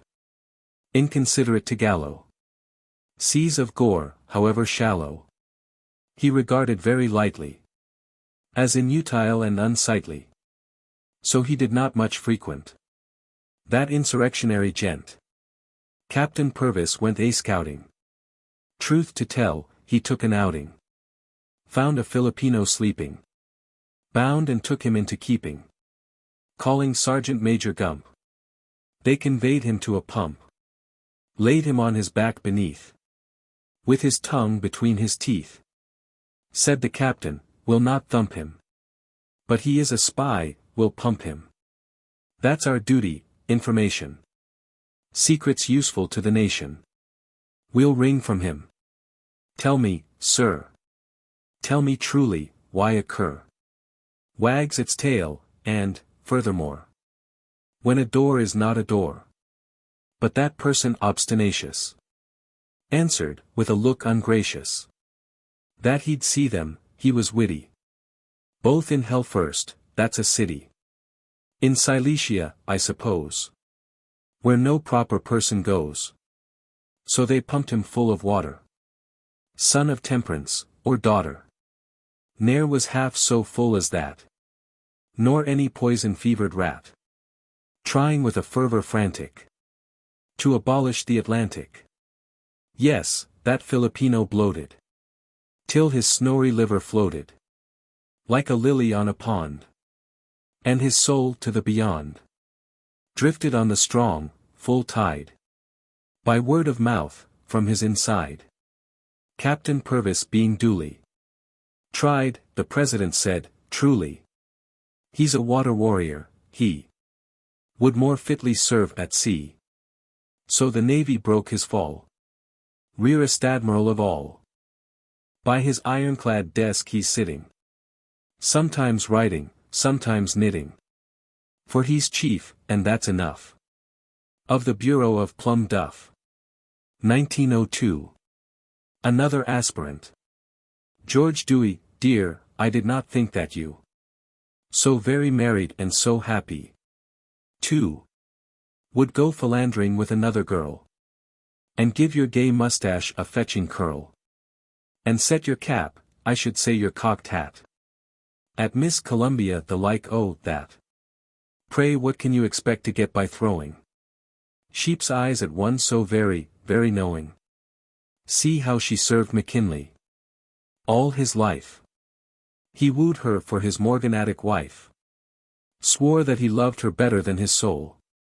I'm half inclined to think, upon the whole, she better did deserve his love, than vowed he'd marry her alive, or even aloud. What did she? Ere his breath he could recover, she heartlessly accepted that poor lover.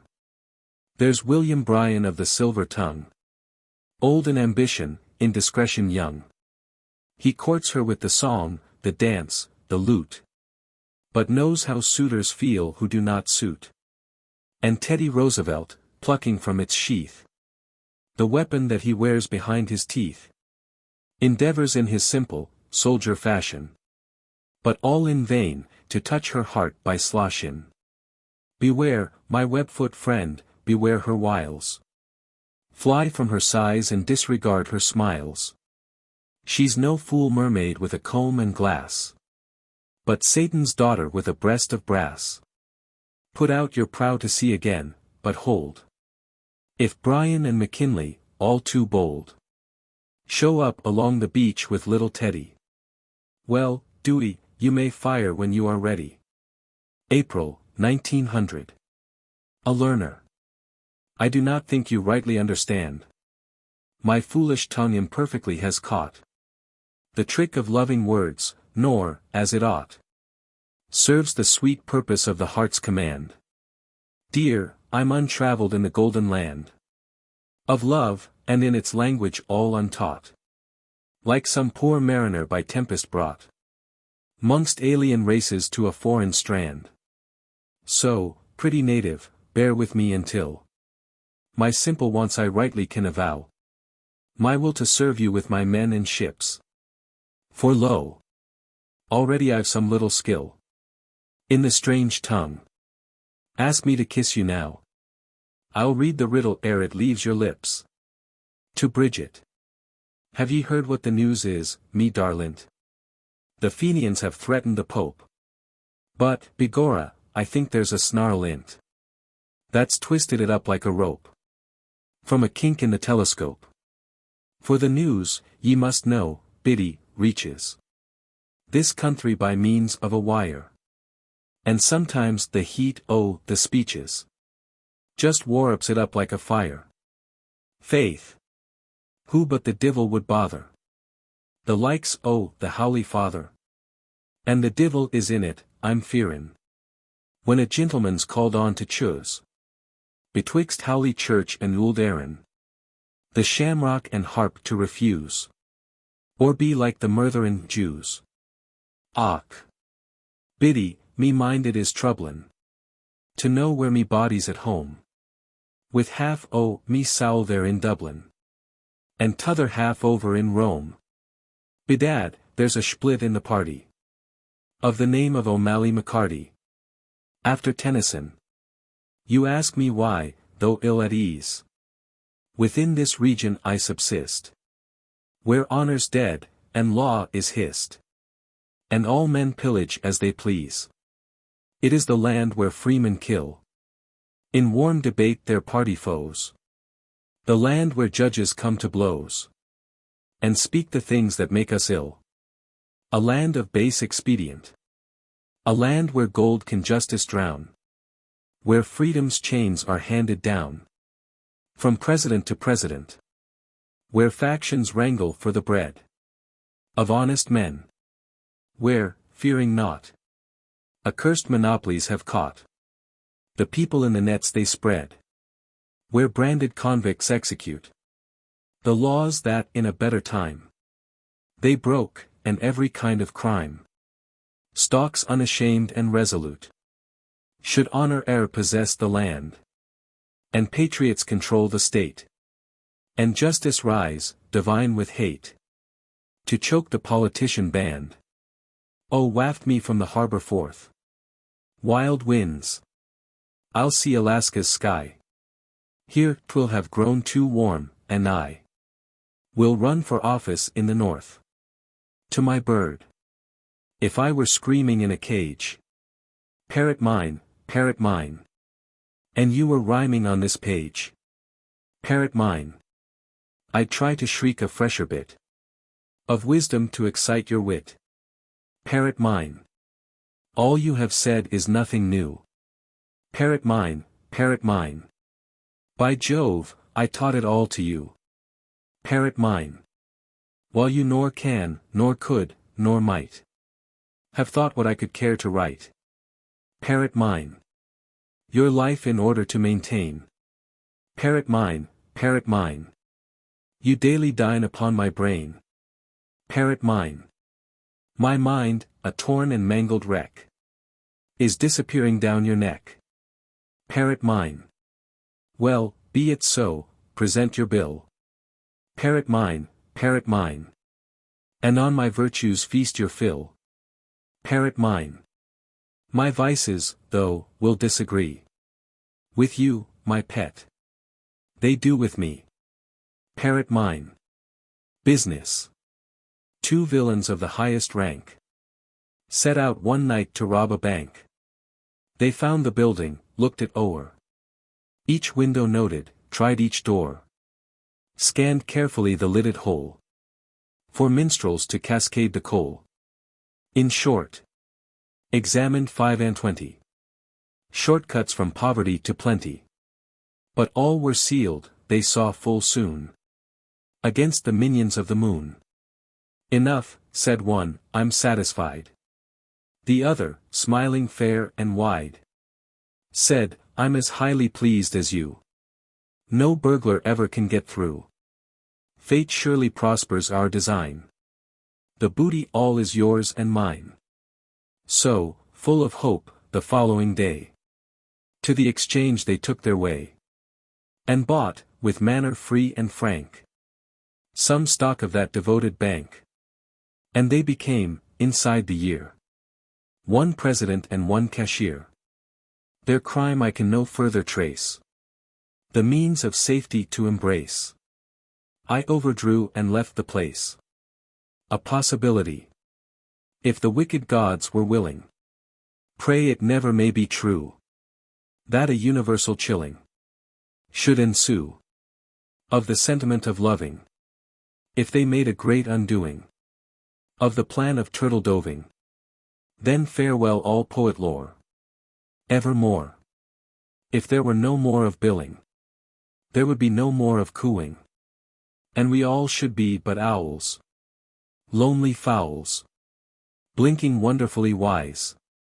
With our great round eyes. Sitting singly in the gloaming and no longer two and two. As unwilling to be wedded as unpracticed how to woo. With regard to being mated. Asking still with aggravated, ungrammatical acerbity, to who? To who? To a censor. The delay granted by the weakness and good nature of our judges is responsible for half the murders. Daily newspaper. Delay responsible. Why, then? My friend. Impeach delay and you will make an end. Thrust vile delay in jail and let it rot. For doing all the things that it should not. Put not good-natured judges under bond. But make delay in damages respond. Minos, Aeacus, Rhadamanthus, rolled into one pitiless, unsmiling scold. Unsparing censor, be your thongs uncurled. To lash the rascals naked through the world. The rascals? Nay, rascality's the thing. Above whose back your knotted scourges sing. Your satire, truly, like a razor keen. Wounds with a touch that's scarcely felt or seen. For naught that you assail with falchion free has either nerves to feel or eyes to see. Against abstractions evermore you charge. You hack no helmet and you need no targe. That wickedness is wrong and sin a vice. That wrong's not right, nor foulness ever nice. Fearless affirm. All consequences dare. Smite the offense and the offender spare. When Ananias and Sapphira lied.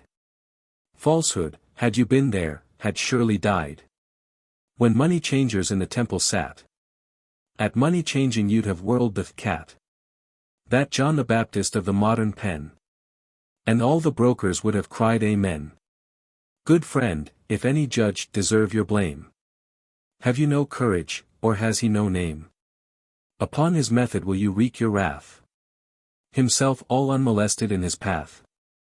Fall to, your club no longer draw.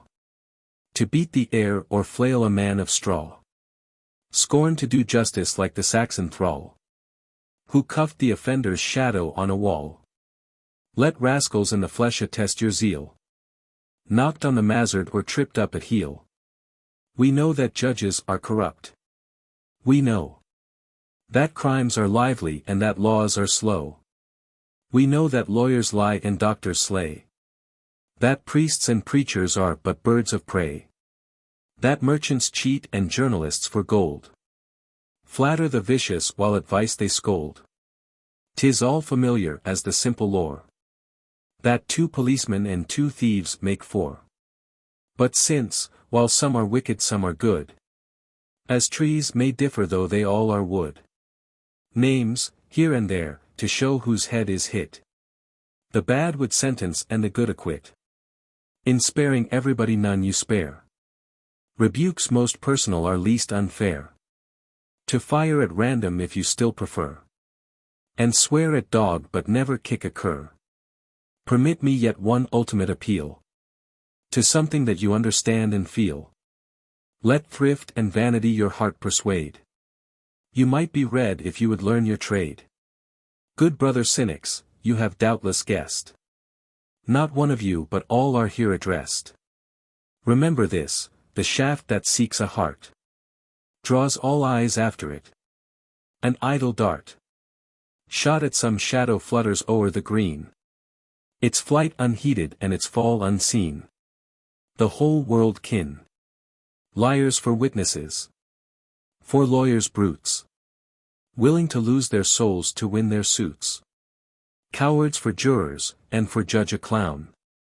Who ne'er took up the law, yet lays it down. Justice denied, authority abused. And the one blameless person the accused.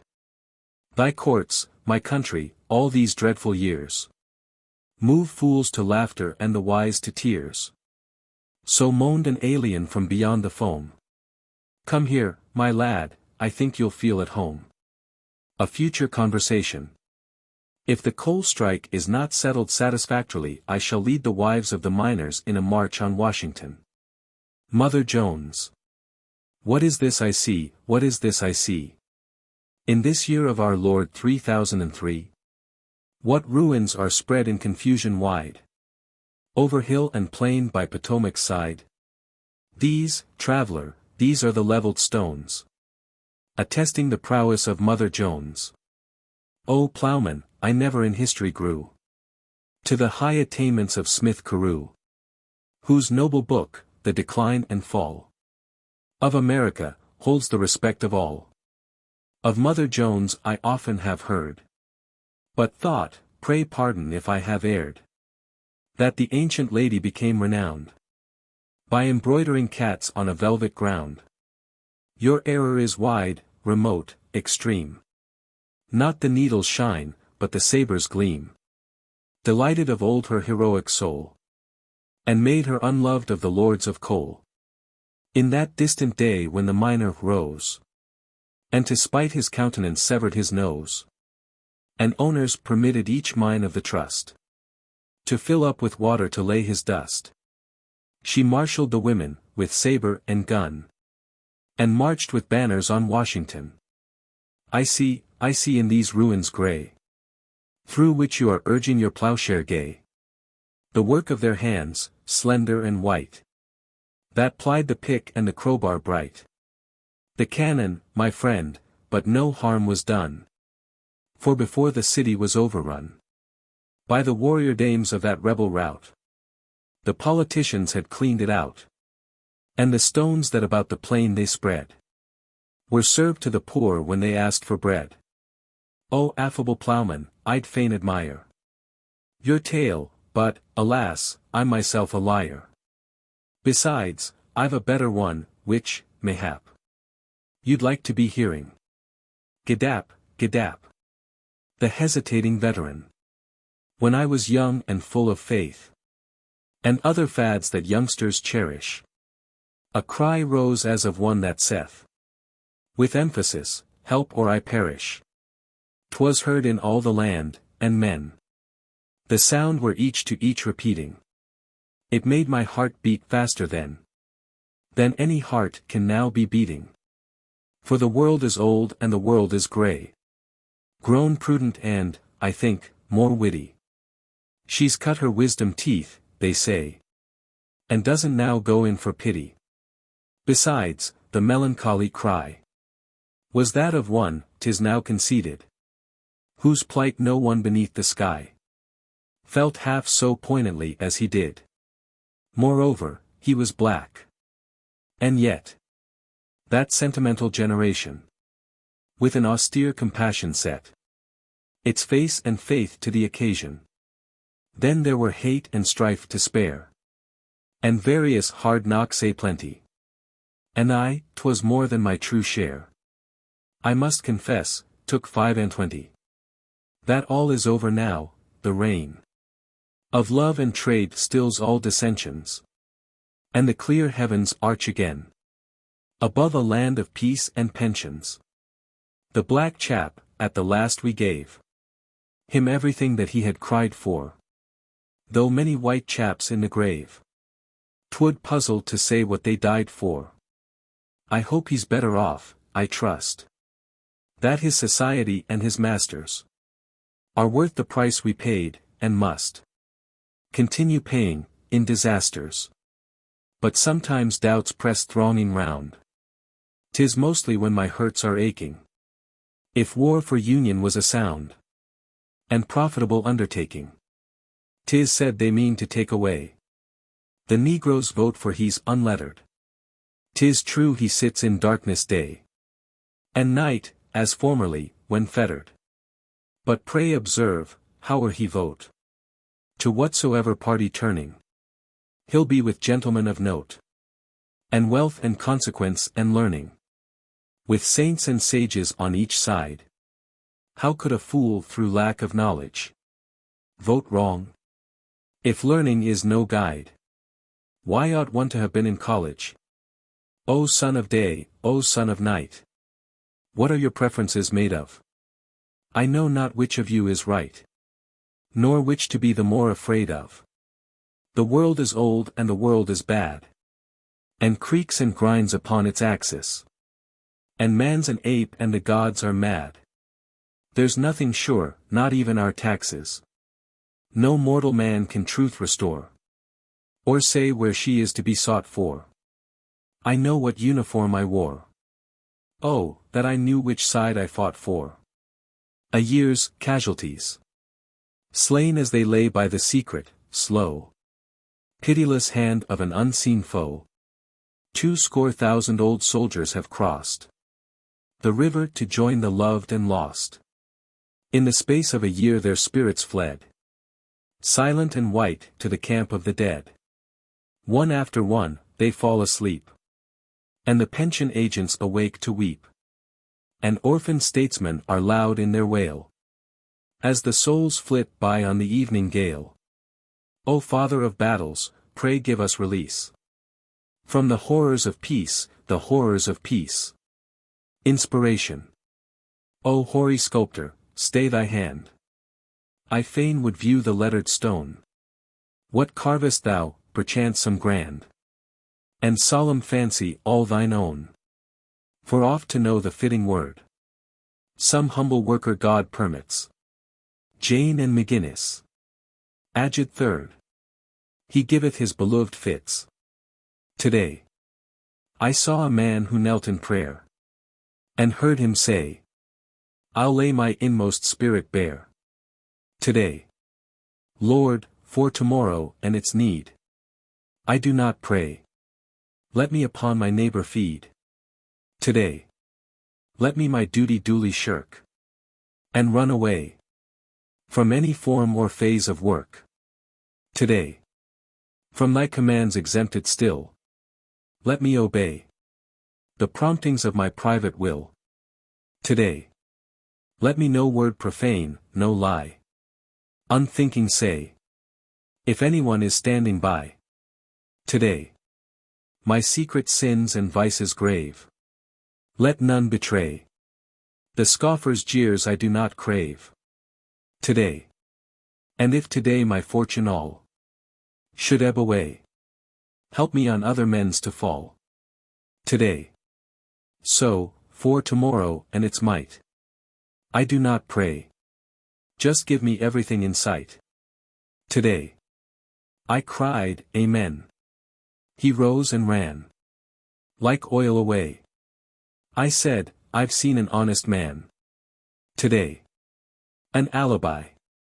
A famous journalist, who long had told the great unheaded throng, whatever they thought, by day or night, was true as holy writ and right. Was caught in, well, on second thought, it is enough that he was caught, and, thrown into a jail, became the fuel of a public flame. Vox populi vox Dei, said the jailer. Inksling bent his head.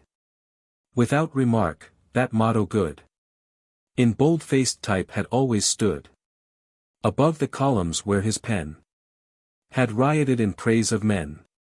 And all they said, provided he was sure they mostly did agree. Meanwhile a sharp and bitter strife to take, or save, the culprit's life, or liberty, which, I suppose, was much the same to him, arose. Outside the journal that his pen adorned denounced his crime, but then its editor in secret tried to have the indictment set aside. The opposition papers swore his father was a rogue before, and all his wife's relations were like him and similar to her.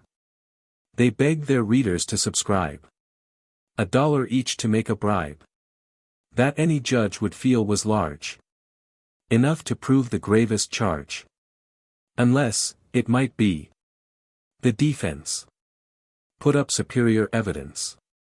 The law's traditional delay was all too short. The trial day dawned red and menacing.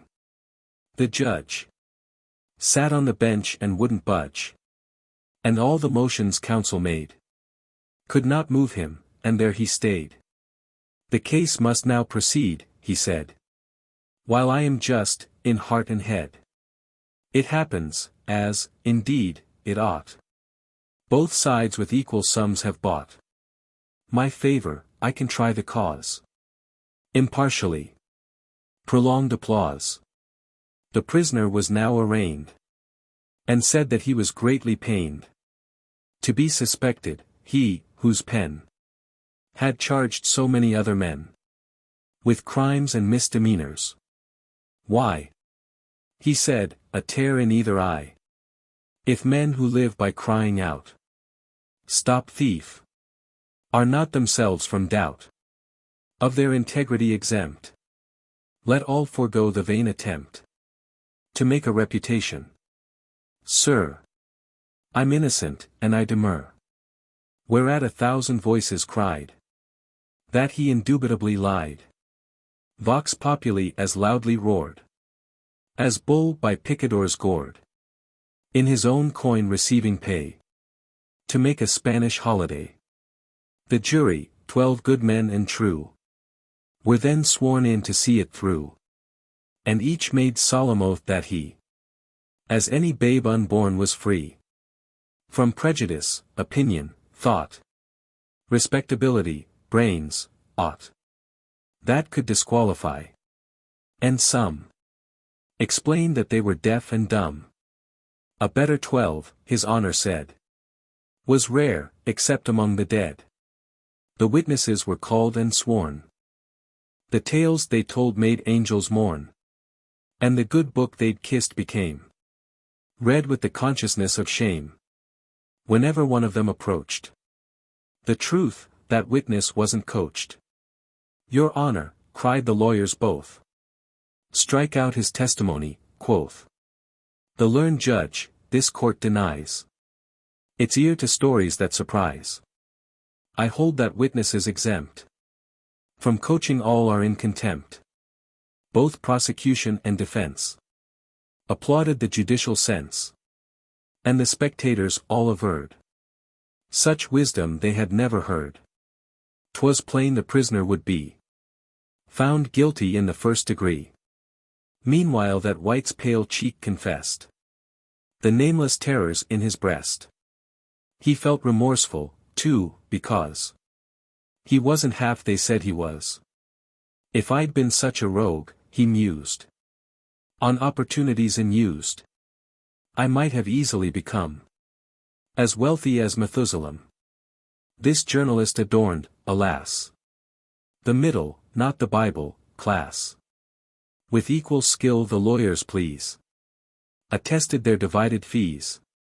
Each gave the other one the lie, then helped him frame a sharp reply. Good Lord! It was a bitter fight, and lasted all the day and night, when once or oftener the roar had silenced the judicial snore. The speaker suffered for the sport by fining for contempt of court. 12 jurors' noses good and true unceasing sang the trial through, and even vox populi was spent in rattles through a nasal vent. Clerk, bailiff, constables and all heard Morpheus sound the trumpet call. To arms, his arms, and all fell in, save counsel for the man of sin. That thaumaturgus stood and swayed, the wand their faculties obeyed. That magic wand which, like a flame, leapt, wavered, quivered and became a wonder-worker, known among the ignoble vulgar as a tongue. How long, O Lord, how long my verse runs on for better or for worse, in meter which o'ermasters me, octosyllabically free, a meter which, the poets say, no power of restraint can stay. A hard-mouthed meter, suited well to him who, having naught to tell, must hold attention as a trout is held by paying out and out the slender line which else would break should one attempt the fish to take. Thus tavern guides who've naught to show but some adjacent curio, by devious trails their patrons lead, and make them think 'tis far indeed. Where was I while the lawyer talked? The rogue took up his feet and walked, while all about him loudly slept. Into the street he calmly stepped. In very truth, the man who thought the people's voice from heaven had caught God's inspiration took a change of venue. It was passing strange. Straight to his editor he went, and that ingenious person sent a Negro to impersonate the fugitive. Inadequate disguise he took his vacant place, and buried in his arms his face. When all was done the lawyer stopped, and silence like a bombshell dropped upon the court, judge, jury, all within that venerable hall, except the deaf and dumb, indeed, and one or two whom death had freed, awoke and tried to look as though slumber was all they did not know. And now that tireless lawyer man took breath, and then again began.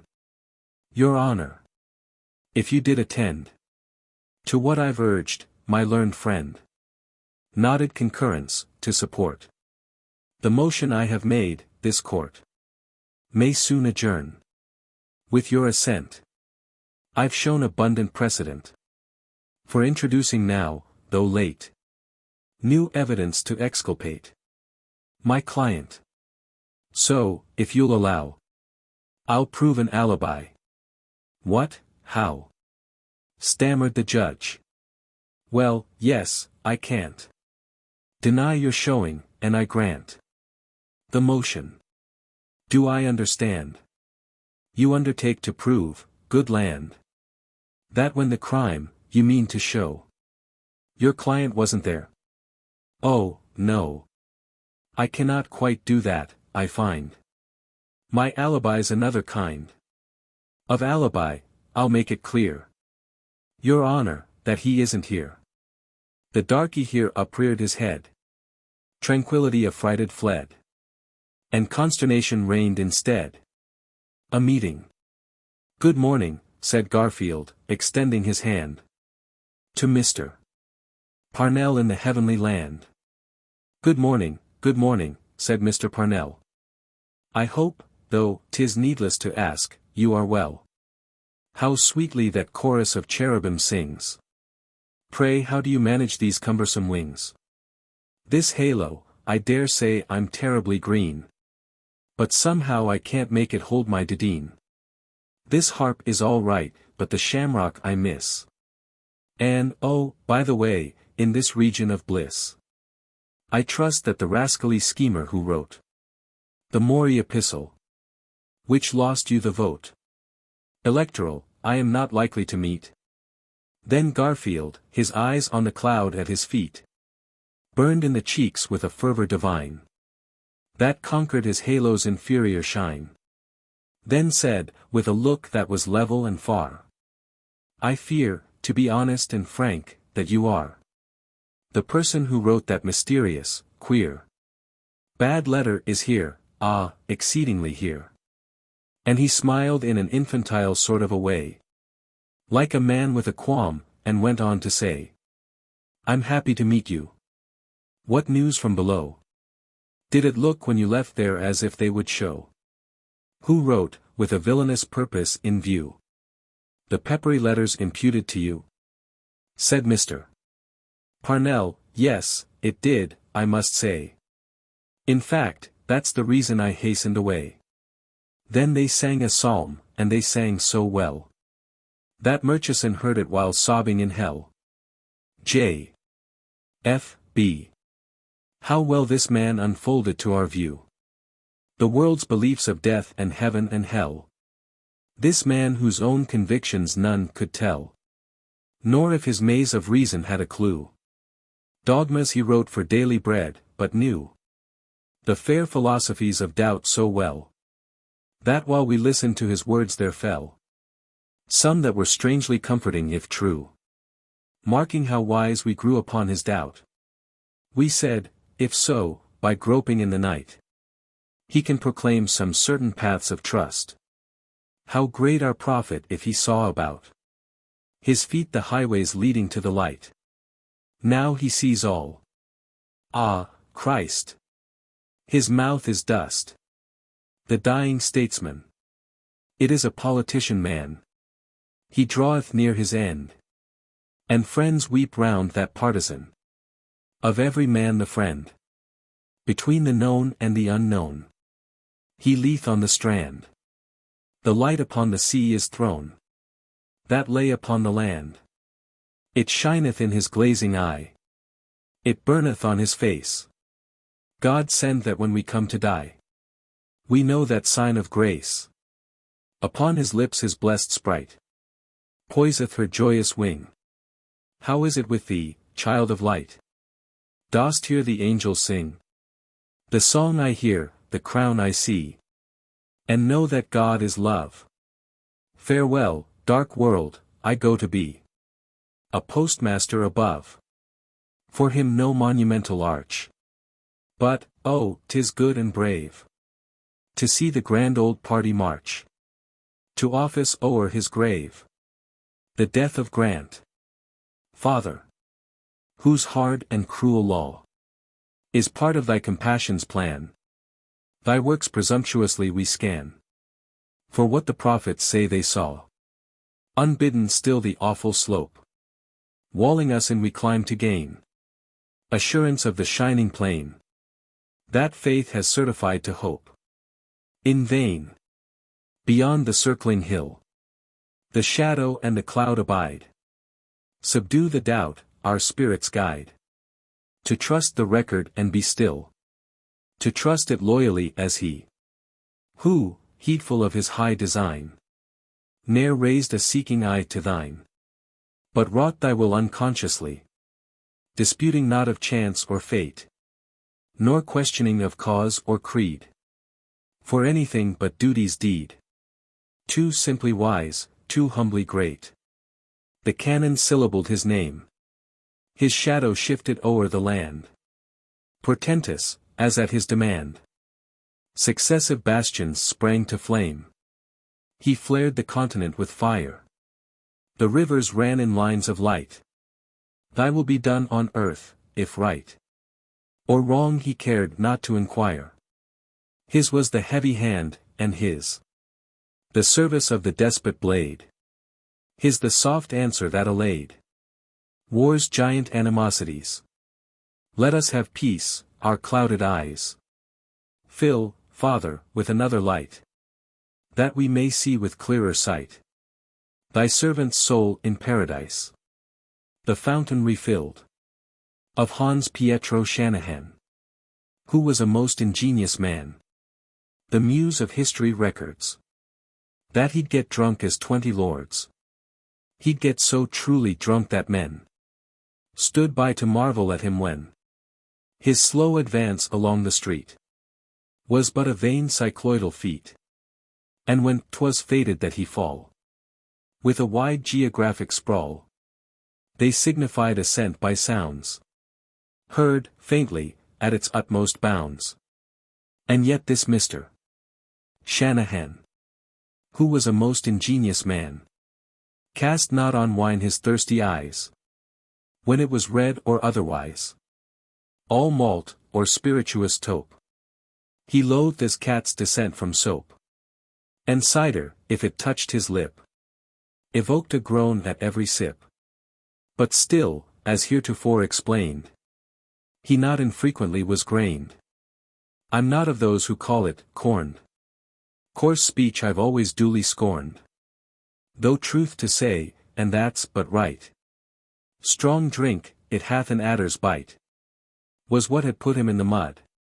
The only kind he used was blood. Alas, that an immortal soul, addicted to the flowing bowl, the emptied flagon should again replenish from a neighbor's vein. But, Mr. Shanahan was so constructed, and his taste that low, not more deplorable was he in kind of thirst than in degree. For sometimes 50 souls would pay the debt of nature in a day, to free him from the shame and pain of dread sobriety's misreign. His native land, proud of its sense of his unique inabstinence, abetted something of its pride at thought of his unfilled inside. And some the boldness had to say, 'twere well if he were called away to slake his thirst forevermore in oceans of celestial gore. But Hans Pietro Shanahan, who was a most ingenious man, knew that his thirst was mortal, so remained unsainted here below, unsainted and unsaintly, for he neither went to glory nor to abdicate his power deigned, where, under providence, he reigned, but kept his boss's power accursed, to serve his wild uncommon thirst, which now had grown so truly great, it was a drain upon the state. Soon there came a time, alas, when he turned down an empty glass. All practicable means were vain, his special wassail to obtain. In vain poor decimation tried to furnish forth the needful tide, and civil war as vainly shed its niggard offering of red. Poor Shanahan, his thirst increased until he wished himself deceased, invoked the firearm and the knife, but could not die to save his life. He was so dry his own veins made no answer to the seeking blade, so weak that when he would have passed away he could not breathe his last.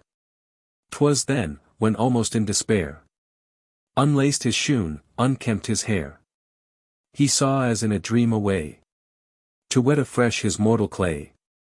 Yes, Hans Pietro Shanahan, who was a most ingenious man, saw freedom, and with joy and pride, Thalassa, or the latter, cried. Straight to the alderman went he, with many a pull and many a fee, and many a most corrupt combine. The press for 20 cents a line held out and fought him, oh, God bless forevermore the holy press, till he had franchises complete for trolley lines on every street. The cars were builded and, they say, were run on rails laid every way, rhomboidal roads, and circular, and oval, everywhere a car, square, dodecagonal, in great esteem the shape called figure 8, and many other kinds of form, as different as paths of a storm. No other group of men's abodes e'er had so odd electric roads, that winding in and winding out, began and ended all about.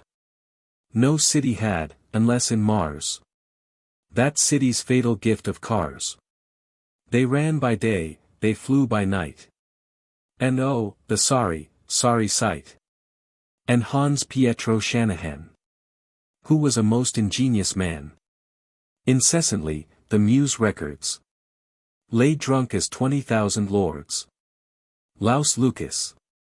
Theosophists are about to build a temple for the revival of the mysteries of antiquity. Vide the newspapers, passim. Each to his taste, some men prefer to play at mystery, as others at piquet. Some sit in mystic meditation. Some parade the street with tambourine and drum. One studies to decipher ancient lore, which, proving stuff, he studies all the more. Another swears that learning is but good to darken things already understood. Then writes upon simplicity so well that none agree on what he wants to tell. And future ages will declare his pen inspired by gods with messages to men. To found an ancient order, these devote their time, with ritual, regalia, goat blankets for tossing, chairs of little ease, and all the modern inconveniences. Those, saner, frown upon unmeaning rites, and go to church for rational delights. So all are suited, shallow and profound. The prophets prosper and the world goes round.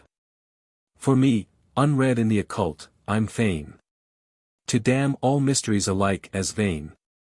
Spurn the obscure and base my faith upon the revelations of the good Saint John. Nay 9. We heard a songbird trilling. 'Twas but a day ago. Such rapture he was rilling, as only we could know. This morning he is flinging his music from the tree. But something in the singing is not the same to me. His inspiration fails him, or he has lost his skill. Nay 9, what ails him, that he should sing so ill? Nay 9 is not replying. She hears no earthly song. The sun and bird are lying, and the night is, oh, so long. Technology. 'Twas a serious person with locks of grey, and a figure like a crescent. His gravity, clearly, had come to stay, but his smile was evanescent. He stood and conversed with a neighbor and with, likewise, a high falsetto. And he stabbed his forefinger into his hand, as if it had been a stiletto. His words, like the notes of a tenor drum, came out of his head unblended. And the wonderful altitude of some was exceptionally splendid. While executing a shake of the head, with the hand, as it were, of a master, this agonizing old gentleman said, "'Twas a truly sad disaster. 410 longs and shorts in all went down." He paused and snuffled. A single tear was observed to fall, and the old man's drum was muffled. "A very calamitous year," he said. And again his headpiece hoary. He shook, and another pearl he shed. As if he wept con amore. O lachrymose person, I cried, pray why should these failures so affect you? With speculators in stocks no eye that's normal would ever connect you. He focused his orbs upon mine and smiled. In a sinister sort of manner. Young man, he said, your words are wild. I spoke of the steamship Hanner. For she has went down in a howling squall. And my heart is nigh to breaking. 410 longs and shorts in all. Will never need undertaken. I'm in the business myself, said he. And you've mistook my expression. For I uses the technical terms, you see. Employed in my profession. That old undertaker has joined the throng. On the other side of the river. But I'm still unhappy to think I'm long. And a tape line makes me shiver. A reply to a letter. Oh nonsense, parson, tell me not they thrive. And jubilati who follow your dictation. The good are the unhappiest lot alive. I know they are from careful observation. If freedom from the terrors of damnation lengthens the visage like a telescope, and lachrymosity's a sign of hope, then I'll continue, in my dreadful plight, to tread the dusky paths of sin, and grope contentedly without your lantern's light. And though in many a bog beslubbered quite, refuse to flay me with ecclesiastic soap. You say, 'tis a sad world, seeing I'm condemned. With many a million others of my kidney. Each continent's hammed, Japhet and Shemmed. With sinners, worldlings like Sir Philip Sidney. And scoffers like Voltaire. Who thought it bliss to simulate respect for Genesis. Who bent the mental knee as if in prayer. But mocked at Moses underneath his hair. And like an angry gander bowed his head to hiss. Seeing such as these, who die without contrition, must go to, beg your pardon, sir, perdition. The sons of light, you tell me, can't be gay. But count it sin of the sort called omission. The groan to smother or the tear to stay. Or fail to, what is that they live by? Pray. So down they kneel, and the whole serious race is put by divine compassion on a praying basis. Well, if you take it so to heart, while yet our own hearts are so light with nature's leaven, you'll weep indeed when we in Hades sweat, and you look down upon us out of heaven. In fancy, lo, I see your wailing shades, thronging the crystal battlements. Cascades of tears spring singing from each golden spout. Run roaring from the verge with hoarser sound. Dash downward through the glimmering profound. Quench the tormenting flame and put the devil out. Presumptuous fool! To you no power belongs to pitchfork me to heaven upon the prongs of a bad pen, whose disobedient sputter, with less of ink than incoherence fraught, befits the folly that it tries to utter. Brains, I observe, as well as tongues, can stutter. You suffer from impediment of thought, save when considering your bread and butter.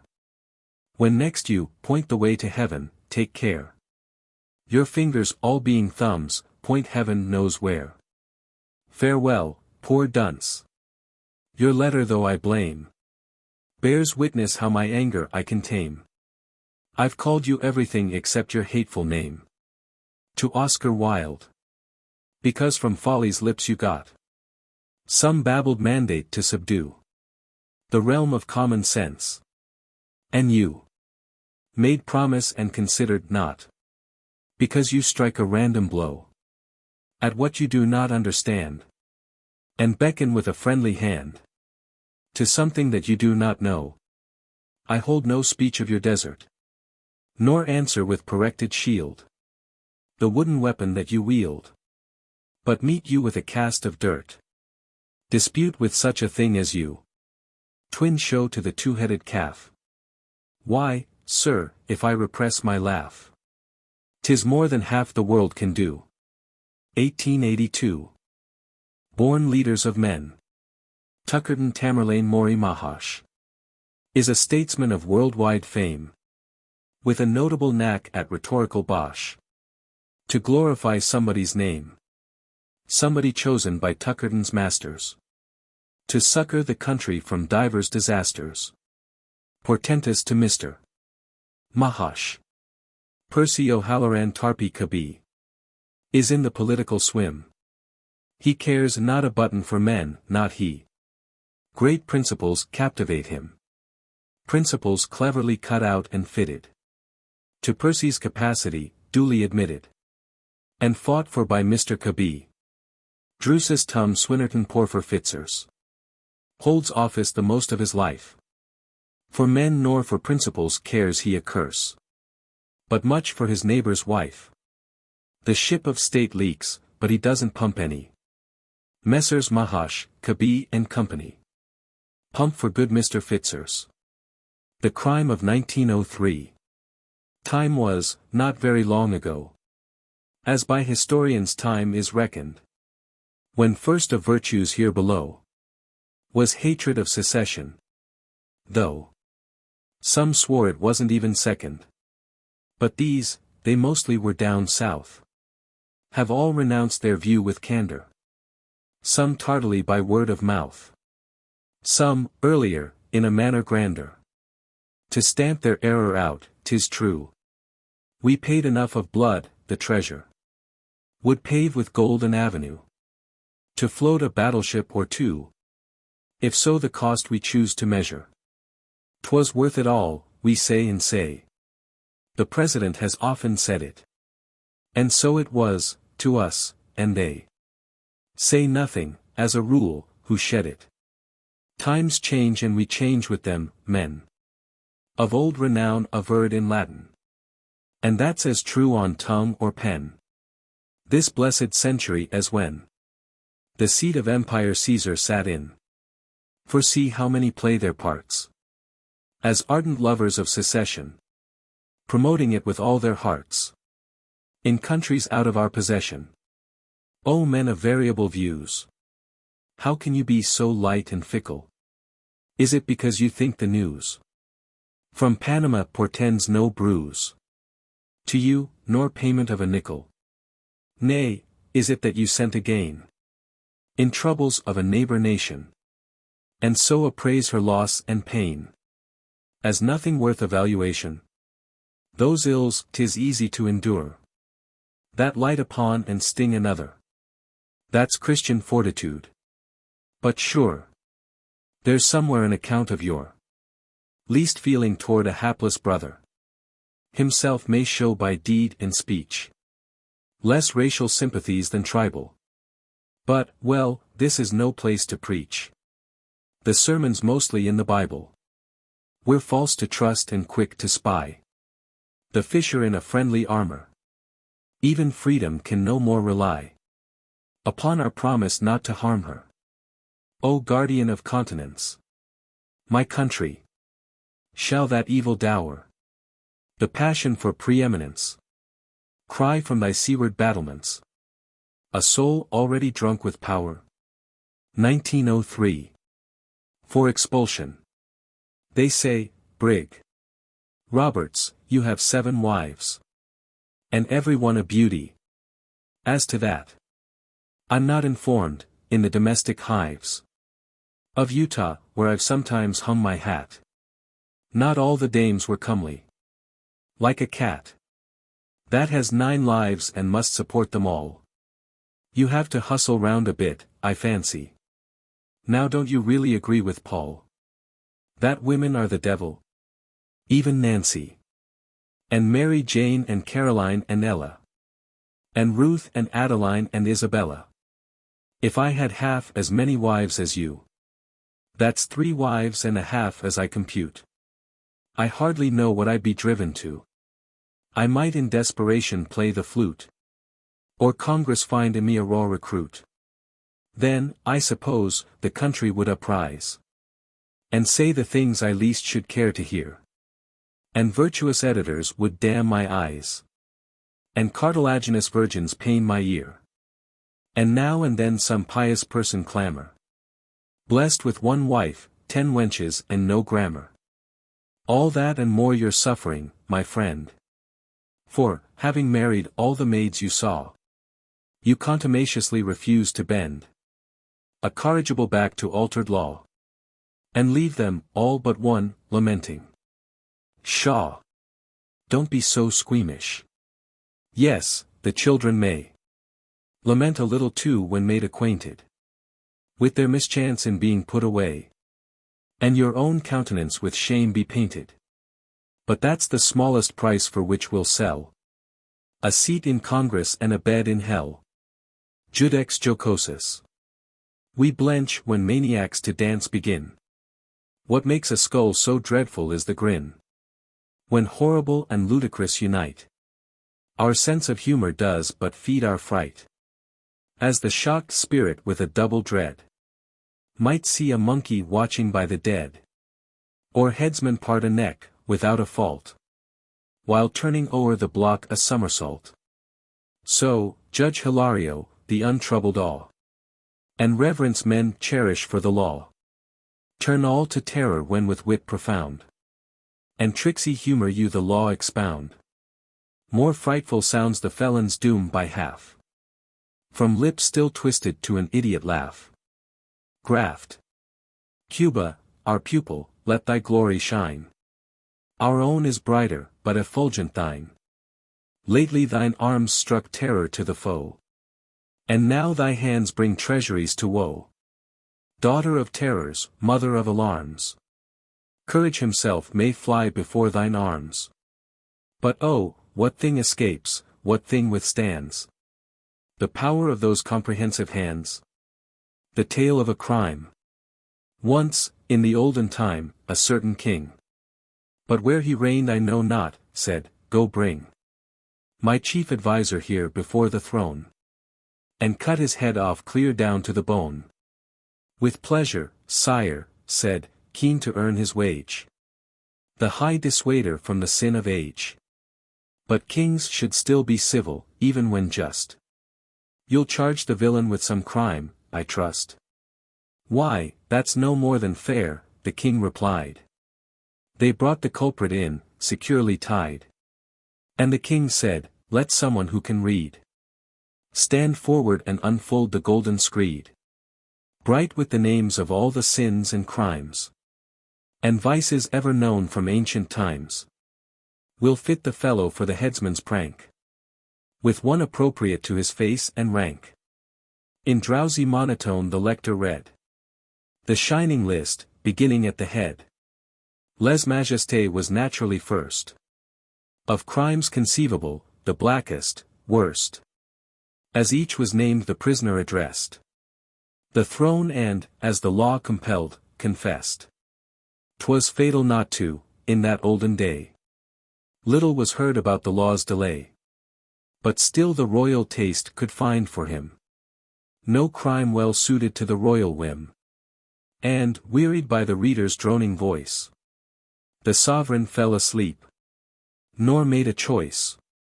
Snored like an organ till the stones were jarred, distinguishing the palace from the yard. Meantime, the accused continued to confess. Each nod said, guilty, and each look said, yes. And still the monarch slept, each courtier feared to wake him lest himself should lose his beard. 'Twas a fine euphemism, and meant his head.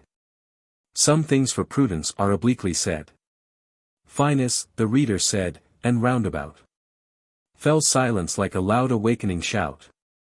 The startled sovereign left a snore half snored. That's what the scoundrel's guilty of, he roared. So there before the king upon his throne, they cut his head off clean down to the bone. And all the devils made a joyous din to celebrate the new and lovely sin. To the Bartholdi statue. O liberty, God-gifted, young and immortal maid, in your high hand uplifted, the torch declares your trade. Its crimson menace, flaming upon the sea and shore, is, trumpet-like, proclaiming that law shall be no more. Austere incendiary, We're blinking in the light. Where is your customary grenade of dynamite? Where are your staves and switches for men of gentle birth? Your mask and dirk for riches? Your chains for wit and worth? Perhaps, you've brought the halters you used in the old days, when round religion's altars you stabled Cromwell's bays. Behind you, unsuspected, have you the axe, fair wench, wherewith you once collected a poll tax from the French? America salutes you, preparing to disgorge. Take everything that suits you, and marry Henry George. 1894. An unmerry Christmas. Christmas, you tell me, comes but once a year. One place it never comes, and that is here. Here, in these pages no good wishes spring. No well-worn greetings tediously ring. For Christmas greetings are like pots of ore.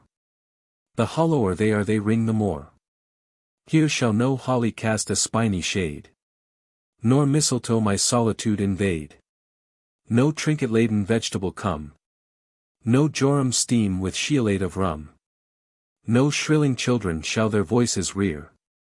Hurrah for Christmas without Christmas cheer. No presents, if you please, I know too well what Herbert Spencer, if he didn't tell.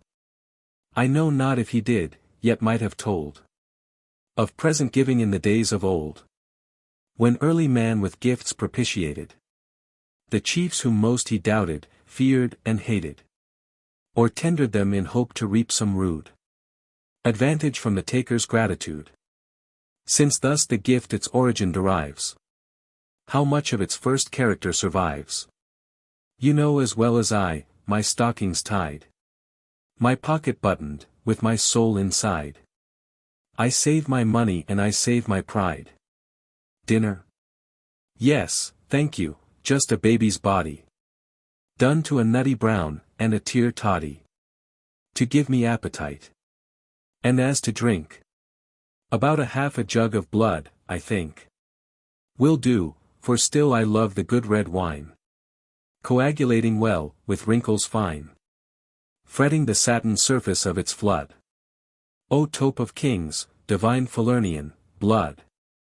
Duze take the shouting fowls upon the limb, the kneeling cattle and the rising him.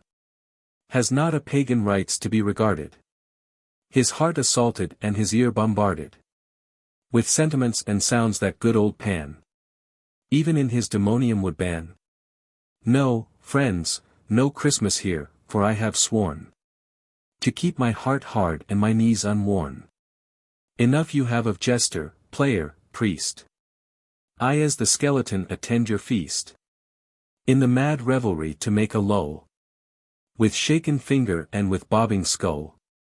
However you my services may flout, philosophy disdain and reason doubt, I mean to hold in customary state my dismal revelry and celebrate my yearly rite until the crack o' doom. Ignore the cheerful season's warmth and bloom, and cultivate an oasis of gloom. An inscription for a proposed monument in Washington to him who made it beautiful, erected to Boss Shepherd by the deer. Good folk he lived and moved among in peace, guarded on either hand by the police, with soldiers in his front and in his rear. From Virginia to Paris, the polecat, sovereign of its native wood, dashes damnation upon bad and good. The health of all the upas trees impairs, by exhalations deadlier than theirs. Poisons the rattlesnake and warts the toad. The creeks go rotten and the rocks corrode. She shakes o'er breathless hill and shrinking dale the horrid aspergillus of her tail. From every saturated hair, till dry, the spargent fragrances divergent fly, stifle the world and reek along the sky. Remove to alien scenes, amid the strife of urban odors to ungladden life, where gas and sewers and dead dogs conspire, the flesh to torture and the soul to fire, where all the well-defined and several stinks, Known to mankind hold revel and high jinks. Humbled in spirit. Smitten with a sense of lost distinction, leveled eminence. Her powers atrophied, her vigor sunk. She lives deodorized, a sweeter skunk. A mute inglorious Milton. Oh, I'm the unaverage man. But you never have heard of me. For my brother, the average man, outran my fame with rapidity. And I'm sunk in oblivion's sea. But my bully big brother the world can span. With his wide notoriety. I do everything that I can to make them attend to me. But the papers ignore the unaverage man. With a weird uniformity. So sang with a dolorous note a voice that I heard from the beach. On the sable waters it seemed to float. Like a mortal part of speech. The sea was oblivion's sea. And I cried as I plunged to swim. The unaverage man shall reside with me. But he didn't, I stayed with him. The free trader's lament. Oft from a trading boat I purchased spice. And shells and corals. Brought for my inspection. From the fair tropics, paid a Christian price. And was content in my fool's paradise. Where never had been heard the word, protection. 'Twas my sole island. There I dwelt alone. No customs house, collector, nor collection. But a man came who in a pious tone condoled with me that I had never known the manifest advantage of protection. So, when the trading boat arrived one day, he threw a stink pot into its midsection. The traders paddled for their lives away. Nor came again into that haunted bay. The blessed home thereafter of protection. Then down he sat, that philanthropic man. And spat upon some mud of his selection. And worked it, with his knuckles in a pan. To shapes of shells and coral things. And span a thread of song in glory of protection. He baked them in the sun. His air devout enchanted me. I made a genuflection. God help you, gentle sir, I said. No doubt. He answered gravely, I'll get on without assistance now that we have got protection. Thenceforth I bought his wares, at what a price. For shells and corals of such imperfection. Ah, now, said he, your lot is truly nice. But still in all that all there was no spice. To season to my taste that dish, protection. Subterranean fantasies. I died. As meekly in the earth I lay. With shriveled fingers reverently folded. The worm, uncivil engineer, my clay. Tunneled industriously, and the mole did. My body could not dodge them, but my soul did. For that had flown from this terrestrial ball. And I was rid of it for good and all. So there I lay, debating what to do. What measures might most usefully be taken to circumvent the subterranean crew of anthropophagi and save my bacon. My fortitude was all this while unshaken. But any gentleman, of course, protests against receiving uninvited guests. However proud he might be of his meats. Not even Apicius, nor, I think, Lucullus. Wasted on tramps his culinary sweets. Aut Caesar, say judicious hosts, aut nullus. And though when Marcius came unbidden Tullus, Aufidius feasted him because he starved. Marcius by Tullus afterward was carved. We feed the hungry, as the book commands. For men might question else our orthodoxy. But do not care to see the outstretched hands. And so we minister to them by proxy. When want, in his improper person, knocks he. Fines were engaged. The graveworms very fresh. To think we like his presence in the flesh. So, as I said, I lay in doubt. In all that underworld no judges could determine my rights. When death approaches them they fall. And falling, naturally soil their ermine. And still below ground, as above, the vermin that work by dark and silent methods win. The case, the burial case that one is in. Cases at law so slowly get ahead. Even when the right is visibly unclouded. That if all men are classed as quick and dead. The judges all are dead, though some unshrouded. Pray Jove that when they're actually crowded on Styx's brink, and Charon rose in sight, his bark prove worse than Cerberus's bite. Ah! Cerberus, if you had but begot a race of three-mouthed dogs for man to nourish, and woman to caress, the muse had not lamented the decay of virtue's courage, and triple hydrophobia now would flourish.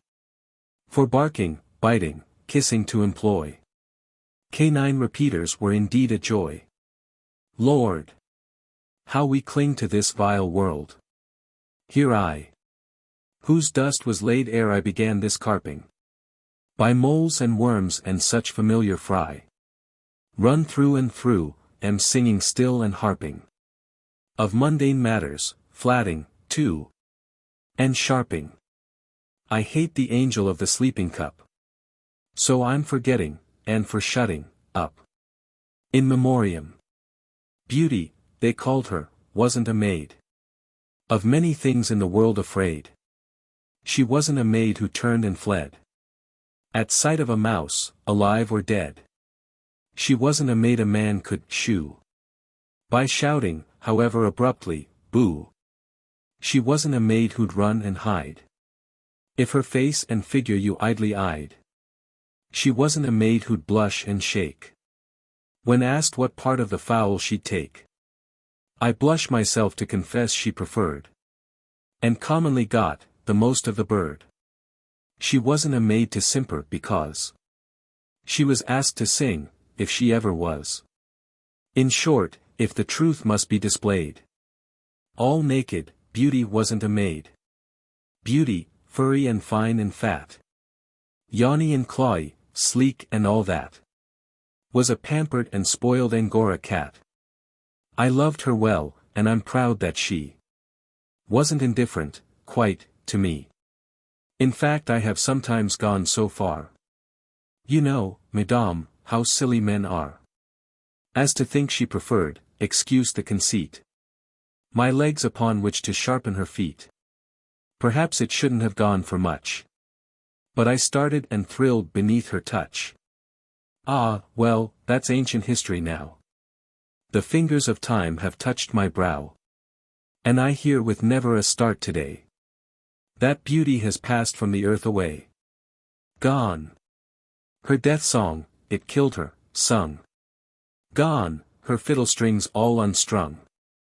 Gone to the bliss of a new regime, of turkey smothered in seas of cream, of roasted mice, a superior breed, to science unknown and the coarser need, of the living cat, cooked by the flame, of the dainty soul of an erring dame, who gave to purity all her care, neglecting the duty of daily prayer. Crisp, delicate mice, just touched with spice by the ghost of a breeze from paradise. A very digestible sort of mice. Let scoffers sneer, I propose to hold that beauty has mounted the stair of gold, to eat and eat, forever and aye, on a velvet rug from a golden tray. But the human spirit, that is my creed, rots in the ground like a barren seed. That is my creed, abhorred by man, but approved by cat since time began. Till death shall kick at me, thundering, scat. I shall hold to that, I shall hold to that. The statesman. How blessed the land that counts among her sons so many good and wise, to execute great feats of tongue. When troubles rise, behold them mounting every stump, by speech our liberty to guard. Observe their courage, see them jump, and come down hard. Walk up, walk up. Each cries aloud, and learn from me what you must do, to turn aside the thunder cloud, the earthquake too. Beware the wiles of yonder quack, who stuffs the ears of all that pass. I, I alone can show that black is white as grass. They shout through all the day and break the silence of the night as well. They'd make, I wish they'd go and make of heaven a hell. A. Advocates free silver, B. Free trade and C. Free banking laws. Free board, clothes, lodging would from me win warm applause. Lo, D lifts up his voice, you see. The single tax on land would fall on all alike, more evenly. No tax at all. With paper money, bellows E. We'll all be rich as lords. No doubt. And richest of the lot will be the chap without as many cures as addle wits, who know not what the ailment is. Meanwhile the patient foams and spits like a gin fizz. Alas, poor body politic, your fate is all too clearly read, to be not altogether quick, nor very dead. You take your exercise in squirms, your rest in fainting fits between. 'Tis plain that your disorders worms fat and lean. Worm capital, worm labor dwell within your maw and muscles scope. Their quarrels make your life a hell, your death a hope. God send you find not such an end to ills however sharp and huge. God send you convalesce. God send you vermifuge. Brothers. Scene, a lawyer's dreadful den. Enter stall-fed citizen. Lawyer. Mornin'. How to do? Citizen. Sir, same to you. Called as counsel to retain you in a case that I'll explain you. Sad, so sad. Heart almost broke. Hang it. Where's my kerchief? Smoke. Brother, sir, and I, of late, came into a large estate. Brothers, rather queer. Sometimes tapping forehead here. What he needs, you know, a writ. Something, that will permit me to manage, sir, in fine, his estate, as well as mine. Of course he'll storm, 'twill break, I fear, his loving heart. Excuse this tear. Lawyer. Have you nothing more? All of this you said before, when last night I took your case. Citizen. Why, sir, your face ne'er before has met my view. Lawyer. The devil. True. My mistake, it was your brother. But you're very like each other. The cynic's bequest. In that fair city, Ispahan, there dwelt a problematic man, whose angel never was released, who never once let out his beast, but kept, through all the seasons round, silence unbroken and profound. No prophecy, with ear applied, to keyhole of the future, tried successfully to catch a hint of what he'd do nor when begin't. As sternly did his past defy mild retrospection's backward eye. Though all admired his silent ways, the women loudest were in praise. For ladies love those men the most, who never boast, who ne'er disclose their aims and ends to naughty friends. Yet, sooth to say, the fame outran the merit of this doubtful man. For taciturnity in him, though not a mere caprice or whim, was not a virtue, such as truth, high birth, or beauty, wealth or youth. 'Twas known, indeed, throughout the span of Ispahan, of Gulistan, these utmost limits of the earth, knew that the man was dumb from birth.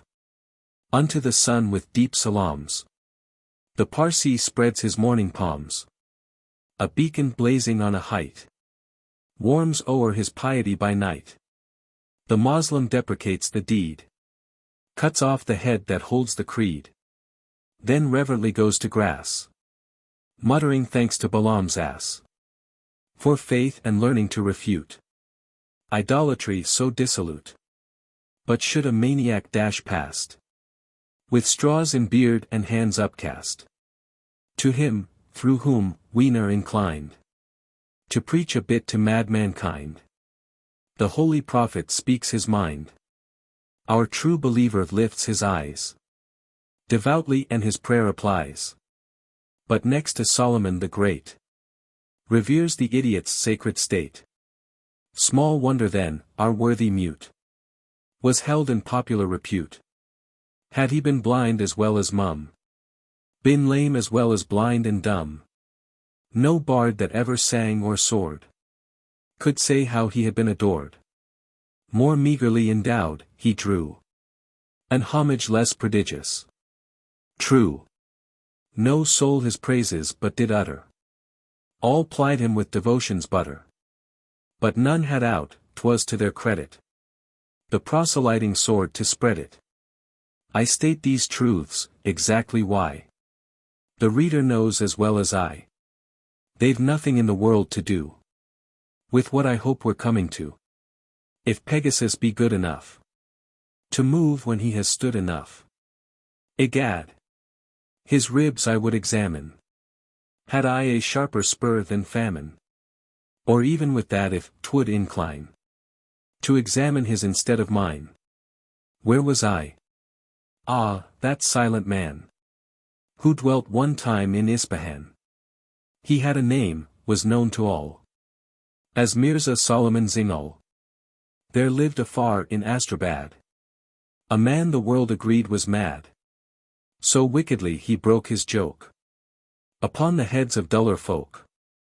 So miserly, from day to day, he gathered up and hid away in vaults obscure and cellars haunted what many worthy people wanted. A stingy man, the tradesman's palms were spread in vain, I give no alms. Without inquiry, so he'd say, and beat the needy duns away. The bastinado did, 'tis true, persuade him, now and then, a few odd tens of thousands to disperse, to glut the taxman's hungry purse. But still, so rich he grew, his fear was constant that the Shah might hear. The Shah had heard it long ago, and asked the taxman if 'twere so, who promptly answered, rather airish. The man had long been on the parish. The more he feared, the more he grew a cynic and a miser, too, until his bitterness and pelf made him a terror to himself. Then, with a razor's neckwise stroke, he tartly cut his final joke. So perished, not an hour too soon, the wicked Muley Ben Maroon. From Astrabad to Ispahan, at camel speed the rumor ran, that, breaking through tradition hoar, and throwing all his kinsmen o'er, the miser left his mighty store of gold, his palaces and lands, to needy and deserving hands, except a penny here and there, to pay the dervishes for prayer. 'Twas known indeed throughout the span of earth, and into Hindustan, that our beloved mute was the residuary legatee. The people said 'twas very well, and each man had a tale to tell of how he'd had a finger in't by dropping many a friendly hint at Astrabad, you see. But they feared the news might reach the Shah, to prove the will the lawyers brought before the Cadi's awful court, who nodded, when he heard it read, confirmingly, his drowsy head, nor thought, his sleepiness so great, himself to gobble the estate. I give, the dead had writ, my all, to Mirza Solomon Zingal of Ispahan. With this estate, I might quite easily create 10,000 ingrates, but I shun temptation and create but one, in whom the whole unthankful crew, the rich man's heir that ever drew, to fat their pauper lungs I fire. with vain vicarious desire. From foul ingratitude's base route, I pick this hapless devil out, bestowing on him all my lands, my treasures, camels, slaves and bands. Of wives, I give him all this loot, and throw my blessing in to boot. Behold, all men, in this bequest, philanthropy's long wrongs redressed. To speak me ill that man I dower, with fiercest will who lacks the power. Allah Allah. Now let him bloat, with rancor till his heart's afloat, unable to discharge the wave upon his benefactor's grave. Forth in their wrath the people came, and swore it was a sin and shame to trick their blessed mute. And each protested, serious of speech, that though he'd long foreseen the worst, he'd been against it from the first. By many means they vainly tried the testament to set aside, each ready with his empty purse to take upon himself the curse. For they had powers of invective enough to make it ineffective. The ingrates mustered, every man, and marched in force to Ispahan, which had not quite accommodation, and held a camp of indignation. The man, this while, who never spoke, on whom had fallen this thunderstroke of fortune, gave no feeling vent, nor dropped a hint of his intent. Whereas no power to him came, his benefactor to defame. Some, such a length had slander gone to, even whispered that he didn't want to. But none his secret could divine, if suffering he made no sign.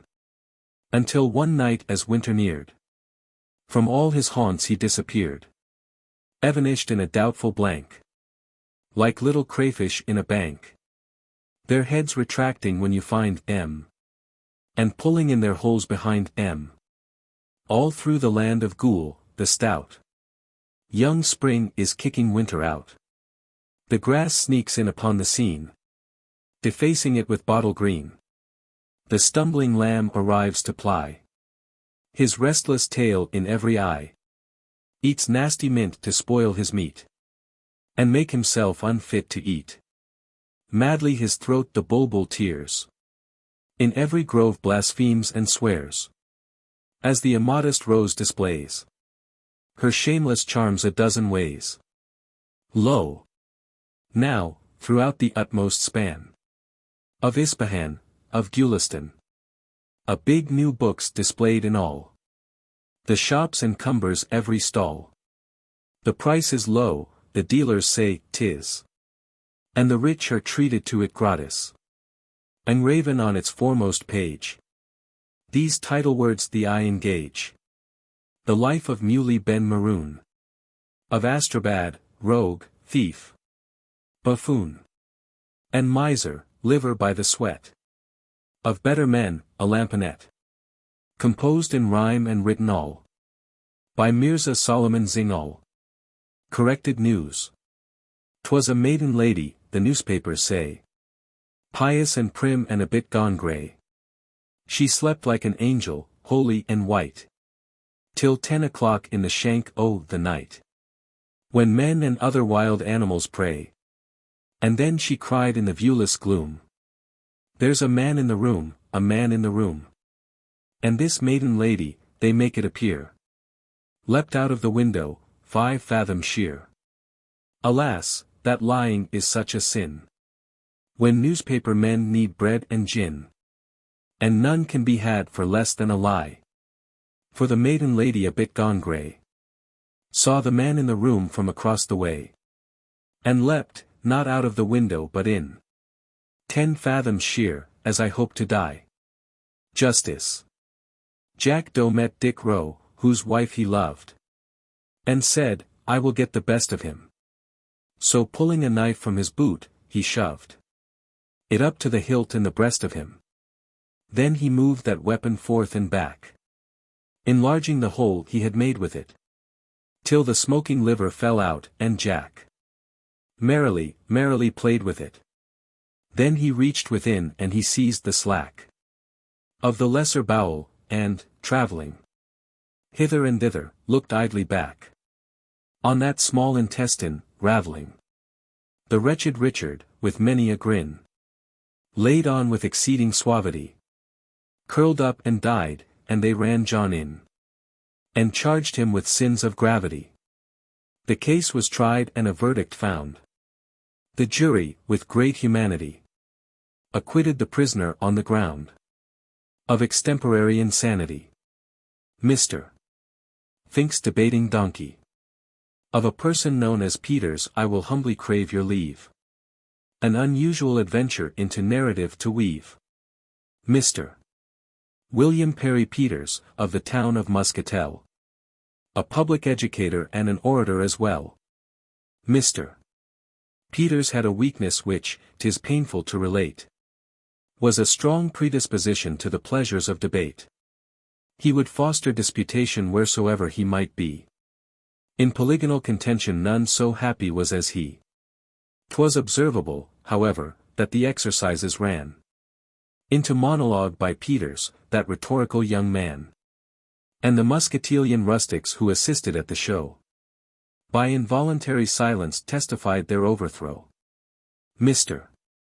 Peters, all unheedful of their silence and their grief, still effacing every vestige of erroneous belief. Oh, he was a sore affliction to all heretics so bold as to entertain opinions that he didn't care to hold. One day, 'twas in pursuance of a pedagogic plan for the mental elevation of uncultivated man. Mr. Peters, to his pupils, in dismissing them, explained that the Friday evening following, unless, indeed, it rained, would be signalized by holding in the schoolhouse a debate, free to all who their opinions might desire to ventilate, on the question, which is better, as a serviceable gift, speech or hearing, from barbarity the human mind to lift? The pupils told their fathers, who, forehand always, met at the barroom to discuss it every evening, dry or wet. They argued it and spat upon the stove, and the noncommittal barmen on their differences throve. And I stated as a maxim in a loosish kind of way, you'll have the more to back your word the less you have to say. Public interest was lively, but one Ebenezer Fink, of the Rancho del Jackrabbit, only seemed to sit and think. On the memorable evening all the men of Muscatel came to listen to the logic and the eloquence as well. All but William Perry Peters, whose attendance there, I fear, was to wreak his ready rhetoric upon the public ear, and prove, whichever side he took, that hearing wouldn't lift the human mind as ably as the other, greater gift. The judges being chosen and the disputants enrolled, the question he proceeded in extenso to unfold. Resolved, the sense of hearing lifts the mind up out of reach of the fogs of error better than the faculty of speech. This simple proposition he expounded, word by word, until they best understood it who least perfectly had heard. Even the judges comprehended as he ventured to explain the impact of a spitball admonishing in vain. Beginning at a period before creation's morn, he had reached the bounds of tolerance and Adam yet unborn. As down the early centuries of prehistoric time, he tracked important principles and quoted striking rhyme. And Whiskey Bill, prosaic soul, proclaiming him a jay, had risen and like an earthquake, reeled unheededly away. And a late lamented cat, when opportunity should serve, was preparing to embark upon her parabolic curve. A noise arose outside, the door was opened with a bang, and old Ebenezer Fink was heard ejaculating, "Glang!" Straight into that assembly gravely marched without a wink an ancient ass, the property it was of Mr. Fink, its ears depressed and beating time to its infestive tread. Silent through silence moved amain that stately quadruped. It stopped before the orator, and in the lamplight thrown upon its tail they saw that member weighted with a stone. Then spake old Ebenezer, "Gents, I hearn, this debate on w either v ice or y ears is best the mind to elevate. Now, here's a bird can throw some light uponto that tough theme. He has, both, I'm free to say, uncommonly extreme. He wa'n't invited for to speak, but he will not refuse. If t'other gentleman can wait, to expose his views. Ere merriment or anger or amazement could prevail. He cut the string that held the stone on that canary's tail. Freed from the weight, that member made a gesture of delight. Then rose until its rigid length was horizontal quite. With lifted head and level ears along his withers laid. Jack sighed, refilled his lungs and then, to put it mildly, brayed. He brayed until the stones were stirred in circumjacent hills. And sleeping women rose and fled, in divers kinds of frills. 'Tis said that awful bugle blast, to make the story brief, wafted William Perry Peters through the window, like a leaf. Such is the tale. If anything additional occurred, 'tis not set down, though, truly, I remember to have heard that a gentleman named Peters, now residing at Soquel, a considerable distance from the town of Muscatel, is opposed to education, and to rhetoric, as well. To my laundress, Sapanatia, wert thou not so fair, I'd curse thee for thy multitude of sins, for sending home my clothes all full of pins. A shirt occasionally that's a snare, and a delusion, got, the Lord knows where. The Lord knows why, a sock whose outs and ins none know, nor where it ends nor where begins. And fewer cuffs than ought to be my share. But when I mark thy lilies how they grow, and the red roses of thy ripening charms, I bless the love light in thy dark eyes dreaming. I'll never pay thee, but I'd gladly go into the magic circle of thine arms, supple and fragrant from repeated steaming. Fame. 1,000 years I slept beneath the sod, my sleep in 1901 beginning. Then, by the action of some scurvy god, who happened then to recollect my sinning, I was revived and given another inning. On breaking from my grave I saw a crowd, a formless multitude of men and women, gathered about a ruin. Clamors loud I heard, and curses deep enough to swim in. And, pointing at me, one said, let's put him in.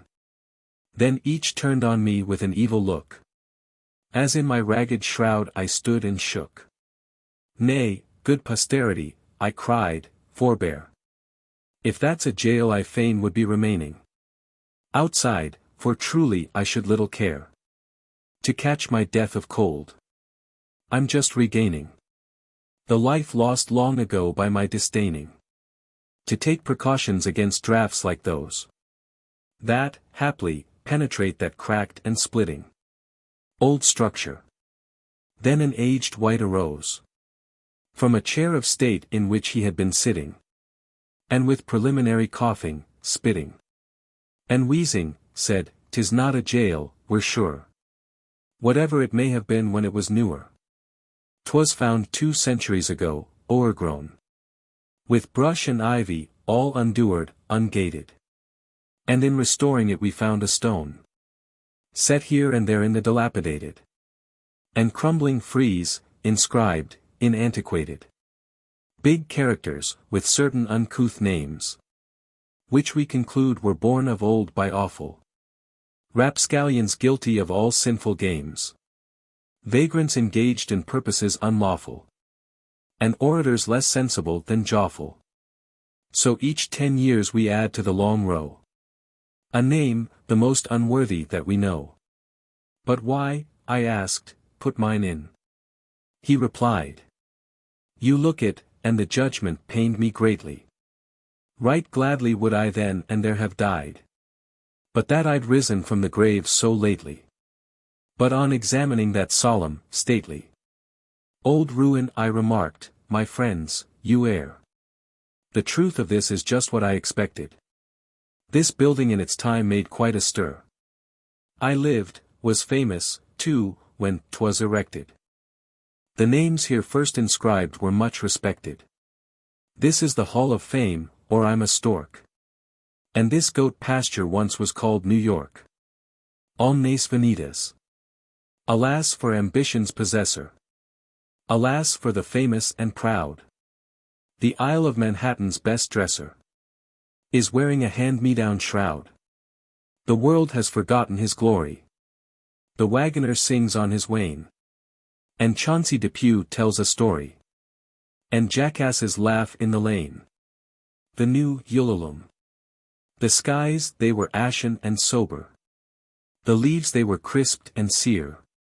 Withering. It was night in the lonesome October of my most immemorial year. It was hard by the dim lake of Aubert. Down, dark tarn. In the misty mid-region of Weir. Ghoul-haunted woodland. Consolation. Little's the good to sit and grieve. Because the serpent tempted Eve. Better to wipe your eyes and take a club and go out and kill a snake. But if you prefer, as I suspect, to philosophize, why, then, reflect. If the cunning rascal upon the limb hadn't tempted her, she'd have tempted him. Fate. Alas, alas, for the tourist's guide. He turned from the beaten trail aside. Wandered bewildered, lay down and died. Oh, grim is the irony of fate. It switches the man of low estate. And loosens the dogs upon the grate. It lights the fireman to roast the cook. The fisherman writhes upon the hook. And the flirt is slain with a tender look. The undertaker it overtakes. It saddles the cavalier, and makes the haughtiest butcher into steaks. Assist me, gods, to balk the decree.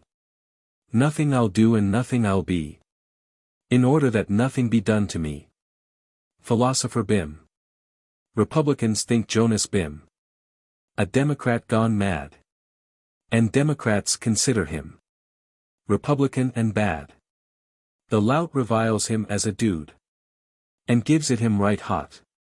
The dude condemns his crassitude, and calls him sans culottes. Derided as an Anglophile by Anglophobes, forsooth. As Anglophobe he feels, the while, the Anglophilic tooth. The churchman calls him atheist. The atheists, rough-shod, have ridden o'er him long and hissed. The wretch believes in God. The saints whom clergymen we call would kill him if they could. The sinners, scientists and all complain that he is good. All men deplore the difference between themselves and him, and all devise expedients for painting Jonas Bim. I too, with wild demoniac glee, would put out both his eyes. For Mr. Bim appears to me insufferably wise. Reminded, beneath my window twilight made familiar mysteries of shade. Faint voices from the darkening down were calling vaguely to the town, intent upon a low, far gleam that burned upon the world's extreme. I sat, with short reprieve from grief, and turned the volume, leaf by leaf, wherein a hand, long dead, had wrought a million miracles of thought. My fingers carelessly unclung the lettered pages, and among them wandered witless, nor divined the wealth in which, poor fools, they mined. The soul that should have led their quest was dreaming in the level west, where a tall tower, stark and still, uplifted on a distant hill, stood lone and passionless to claim its guardian star's returning flame. I know not how my dream was broke, but suddenly my spirit woke, filled with a foolish fear to look upon the hand that clove the book, significantly pointing. Next, I bent attentive to the text, and read, and as I read grew old the mindless words, poor Tom's a cold. Ah me! To what a subtle touch the brimming cup resigns its clutch upon the wine. Dear God, is't writ that hearts their overburden bear of bitterness though thou permit. The pranks of chance, alurk in nooks. And striking coward blows from books. And dead hands reaching everywhere. Salvini in America. Come, gentlemen, your gold. Thanks, welcome to the show. To hear a story told. In words you do not know. Now, great Salvini, rise. And thunder through your tears. Aha! Friends, let your eyes interpret to your ears. Gods! 'Tis a goodly game. Observe his stride, how grand. When legs like his declaim. Who can misunderstand? See how that arm goes round. It says, as plain as day. I love, the lost is found. Well met, sir, or, away. And mark the drawing down. Of brows. How accurate. The language of that frown. Pain, gentlemen, or hate. Those of the critic trade. Swear it is all as clear. As if his tongue were made. To fit an English ear. Hear that Italian phrase. Greek to your sense, 'tis true. But shrug, expression, gaze. Well, they are Grecian too. But it is art. God what? Art's tongue to all is known. Faith. He to whom 'twere not. Would better hold his own. Shakespeare says act and word should match together true. For what you've seen and heard, how can you doubt they do? Enchanting drama. Mark. The crowd, from pit to dome. One box alone is dark. The prompter stays at home. Stupendous artist. You are lord of joy and woe. We thrill if you say, boo. And thrill if you say, bo. Another way. I lay in silence, dead. A woman came. And laid a rose upon my breast and said, may God be merciful. She spoke my name. And added, it is strange to think him dead. He loved me well enough, but 'twas his way to speak it lightly. Then, beneath her breath. Besides, I knew what further she would say. But then a footfall broke my dream of death. Today the words are mine. I lay the rose upon her breast, and speak her name, and deem it strange indeed that she is dead. God knows. I had more pleasure in the other dream. Art. For Gladstone's portrait £5,000 were paid, 'tis said, to Sir John Millais. I cannot help thinking that such fine pay transcended reason's uttermost bounds. For it seems to me uncommonly queer that a painted British statesman's price exceeds the established value thrice of a living statesman over here. To one across the way. When at your window radiant you've stood, I've sometimes thought, forgive me if I erred, that some slight thought of me perhaps has stirred your heart to beat less gently than it should. I know you beautiful, that you are good. I hope, or fear, I cannot choose the word, nor rightly suit it to the thought I've heard. Reason at love's dictation never could. Blindly to this dilemma so I grope, as one whose every pathway has a snare.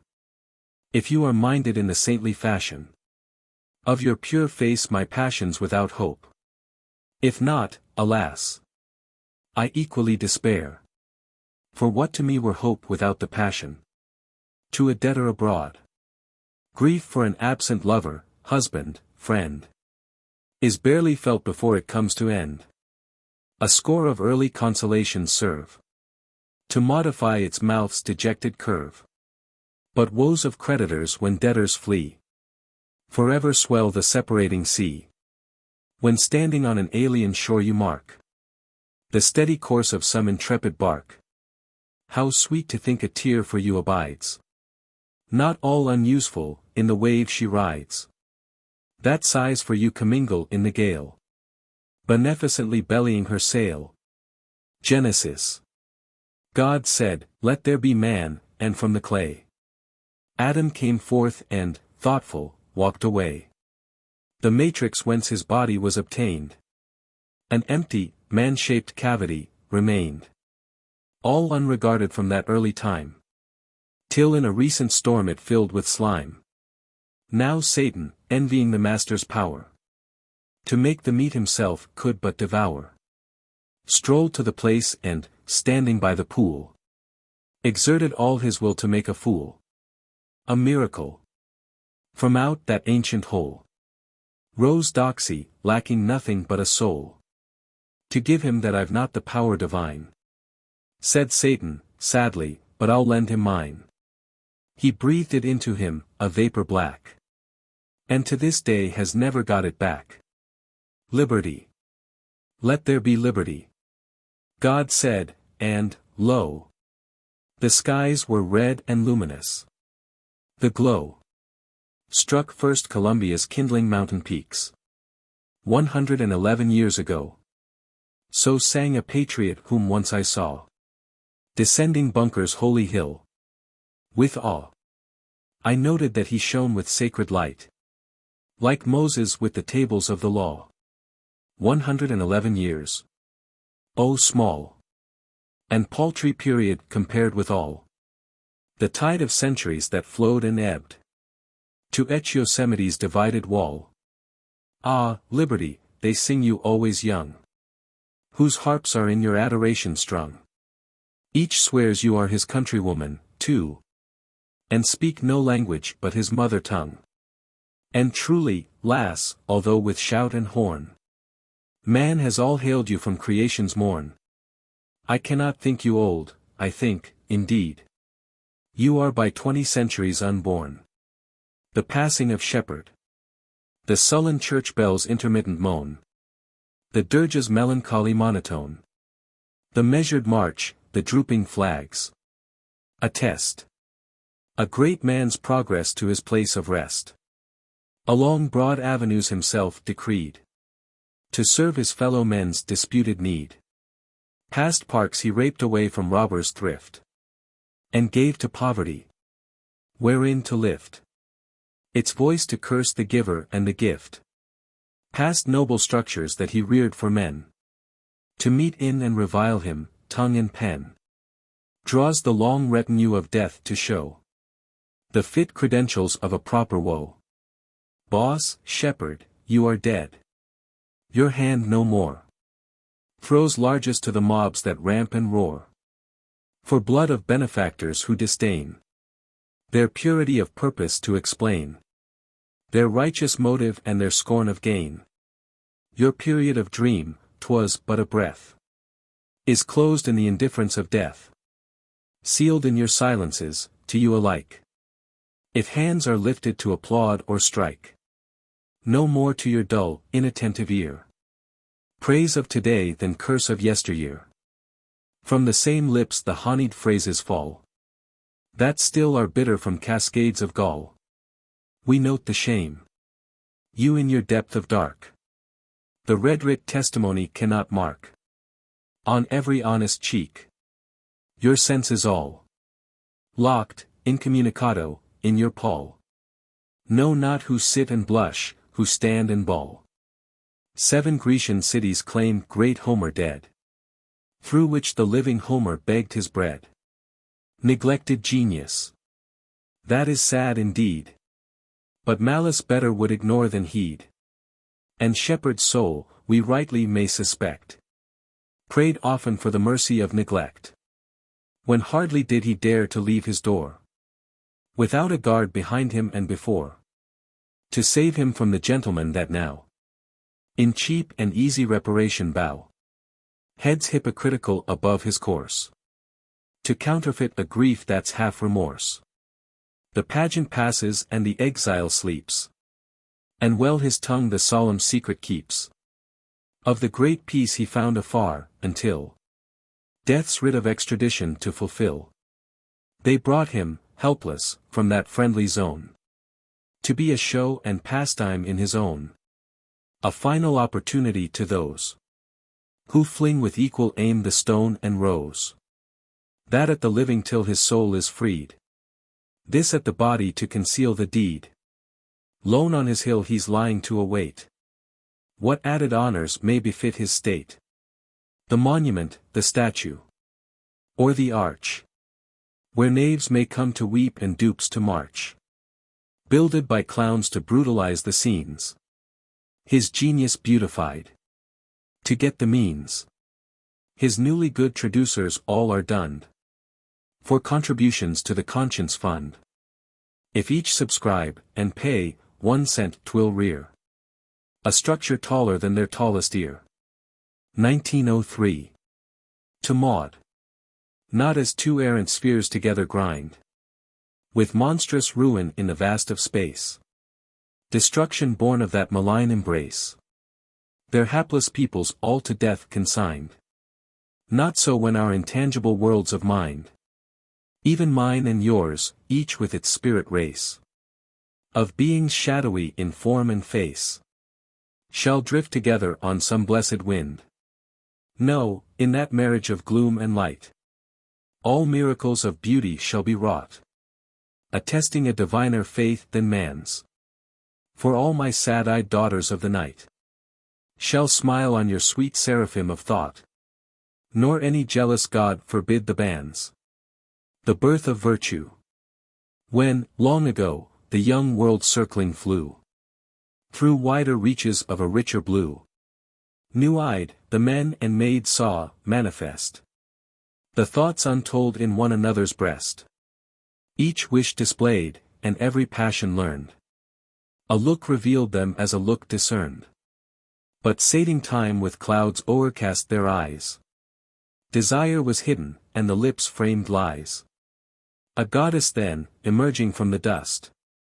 Fair virtue rose, the daughter of distrust. The Scurril Press. Tom Jonesmith. Loquitur. I've slept right through the night, a rather clever thing to do. How soundly women sleep looks at his wife. They're all alike. The sweetest thing in life is woman when she lies with folded tongue. Its toil completed and its day song sung. Thump. That's the morning paper. What a bore. That it should be delivered at the door. There ought to be some expeditious way to get it to one. By this long delay. The fizz gets off the news, a rap is heard. That's Jane, the housemaid, she's an early bird. She's brought it to the bedroom door, good soul. Gets up and takes it in. Upon the whole, the system's not so bad a one. What's here? Gad. If they've not got after, listen dear. To sleeping wife, young Gastrotheos. Well. If freedom shrieked when Kosciuszko fell. She'll shriek again, with laughter, seeing how they treated Gast. With her. Yet I'll allow 'tis right if he goes dining at the pup. With Mrs. Thing. Wife. Briskly, waking up. With her. The hussy. Yes, it serves him right. Jonesmith. Continuing to seek the light. What's this about old Impiku? That's good. Grip, that's the funny man, says Impy should be used as a decoy in shooting tramps. I knew old Impy when he had the stamps to buy us all out, and he wasn't then so bad a chap to have about. Grip's pen is just a tickler. And the world, no doubt, is better with it than it was without. What? 13 ladies, jumping Jove. We know them nearly all. Who gamble at a low and very shocking game of cards called draw. Oh cracky, how they'll squirm. Ha ha. Ha ha. Let's see what else wife snores. Well, I'll be blessed. A woman doesn't understand a jest. Hello. What? The scurvy wretch proceeds to take a fling at me, condemn him. Reads. Tom Jonesmith, my name's Thomas, vulgar cad. Of the new shavings bank, the man's gone mad. That's libelous, I'll have him up for that. Has had his corns cut. Devil take the rat. What business is't of his, I'd like to know. He didn't have to cut them. Gods! What low and scurril things our papers have become. You skim their contents and you get but scum.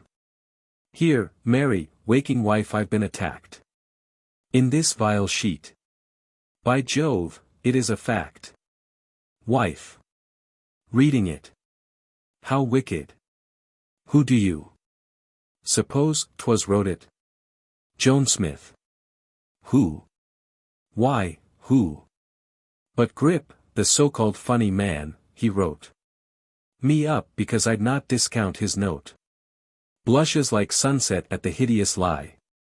He'll think of one that's better by and by. Throws down the paper on the floor, and treads a merry measure on it. Kicks the shreds. And patches all about the room, and still performs his jig with unabated will. Wife. Warbling sweetly, like an elfland horn. Dear, do be careful of that second corn. Stanley. Noting some great man's composition vile. A head of wisdom and a heart of guile. A will to conquer and a soul to dare. Joined to the manners of a dancing bear. Fools unaccustomed to the wide survey of various natures compensating sway. Untaught to separate the wheat and chaff. To praise the one and at the other laugh. Yearn all in vain and impotently seek some flawless hero upon whom to wreak the sycophantic worship of the weak. Not so the wise, from superstition free, who find small pleasure in the supple knee. Quick to discriminate twixt good and bad, and willing in the king to find the cad. No reason seen why genius and conceit, the power to dazzle and the will to cheat, the love of daring and the love of gin, should not dwell, peaceful, in a single skin. To such, great Stanley, you're a hero still. Despite your cradling in a tub for swill.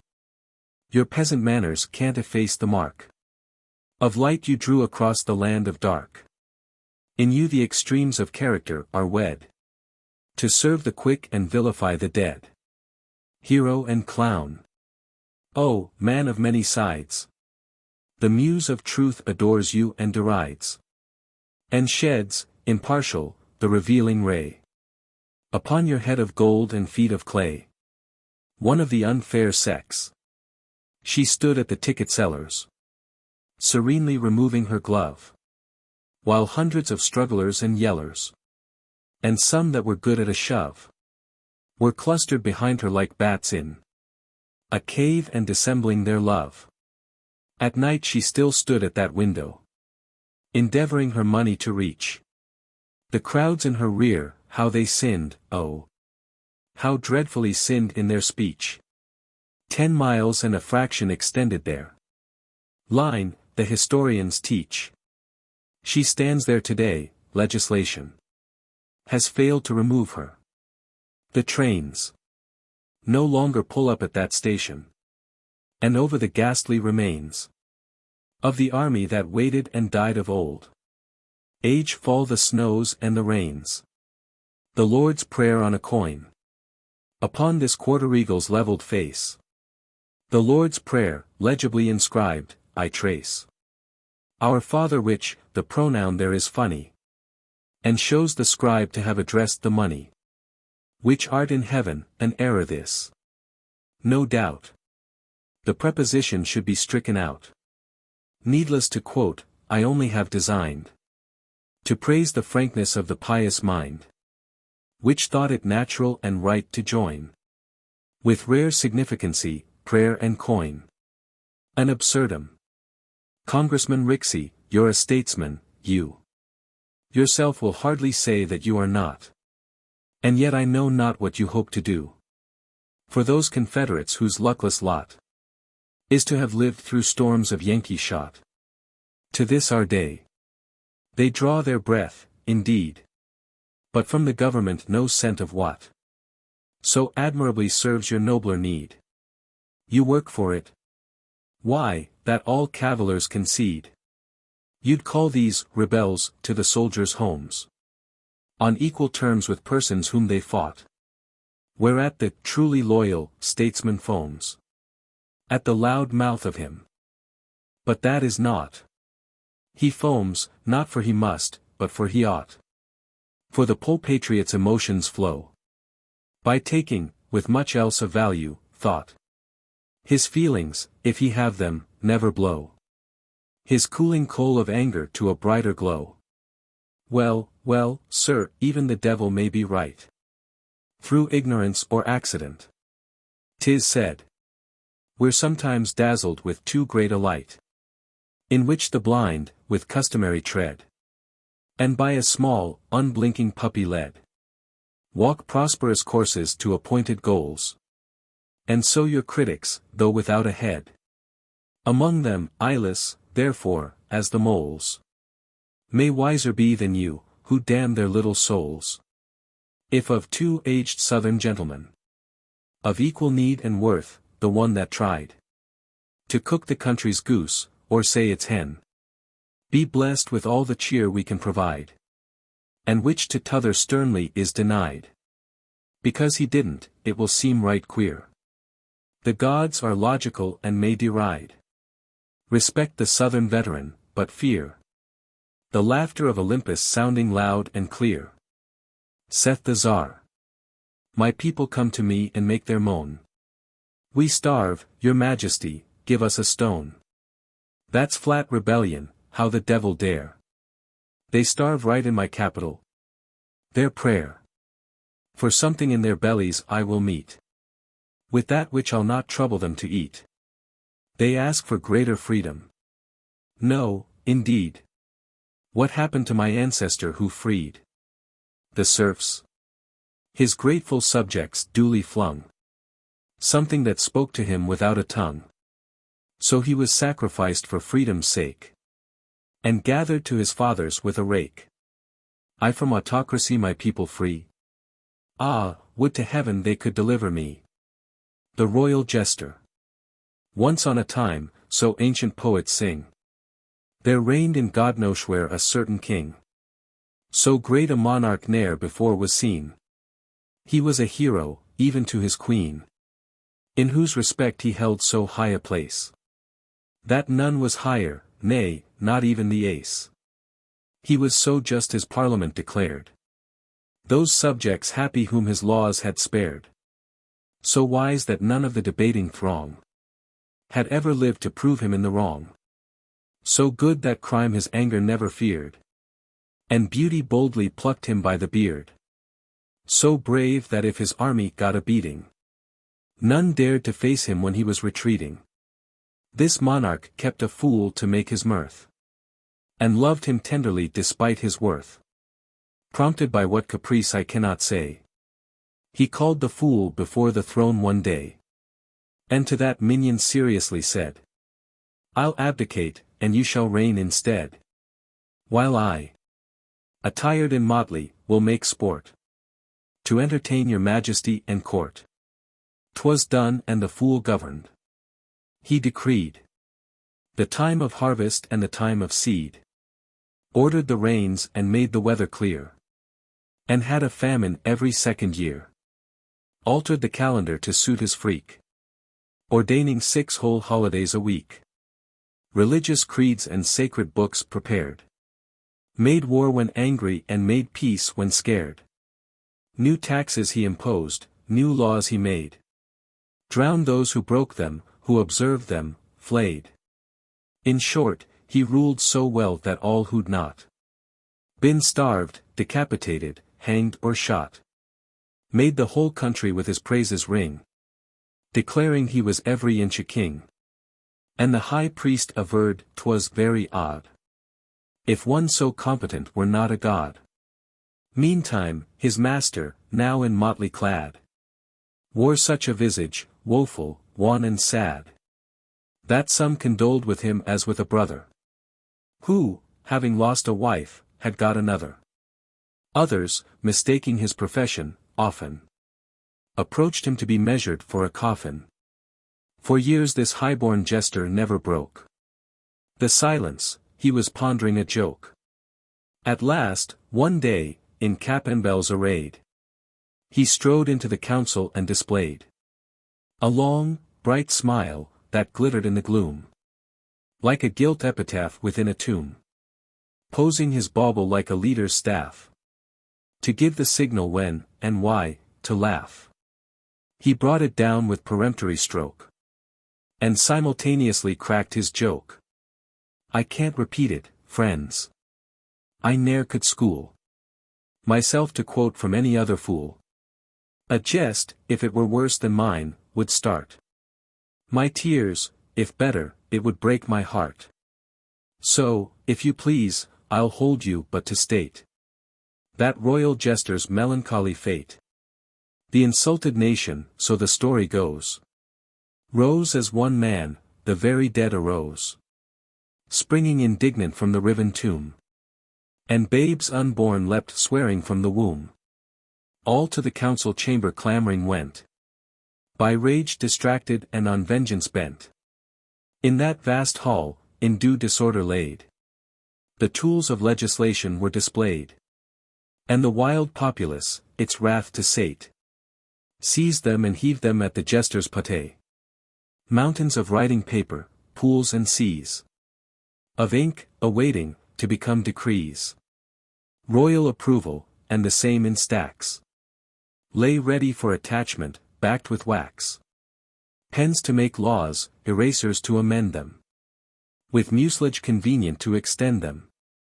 Scissors for limiting their application. Trash baskets to repeal all legislation.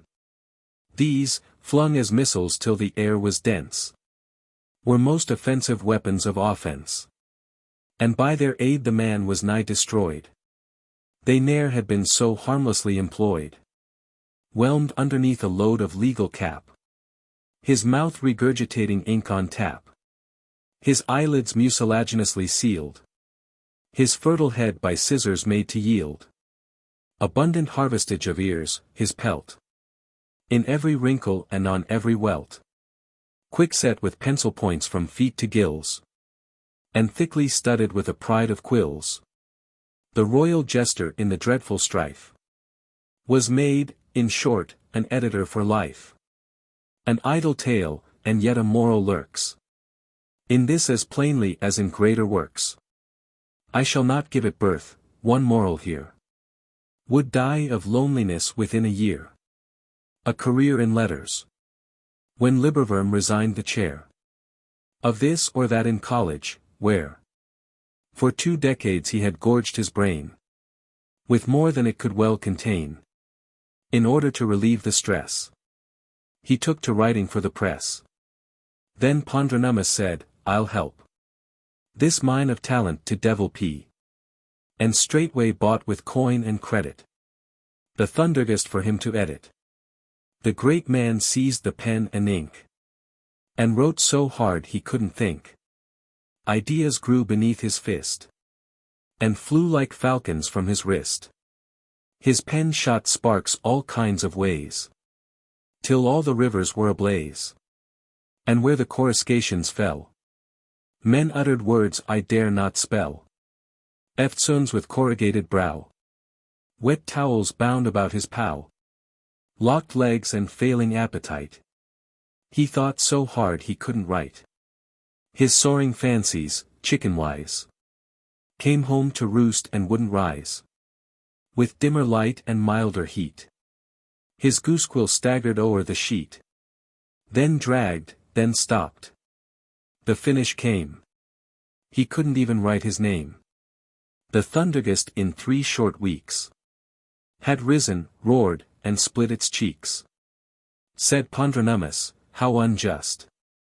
The storm I raised has laid my dust.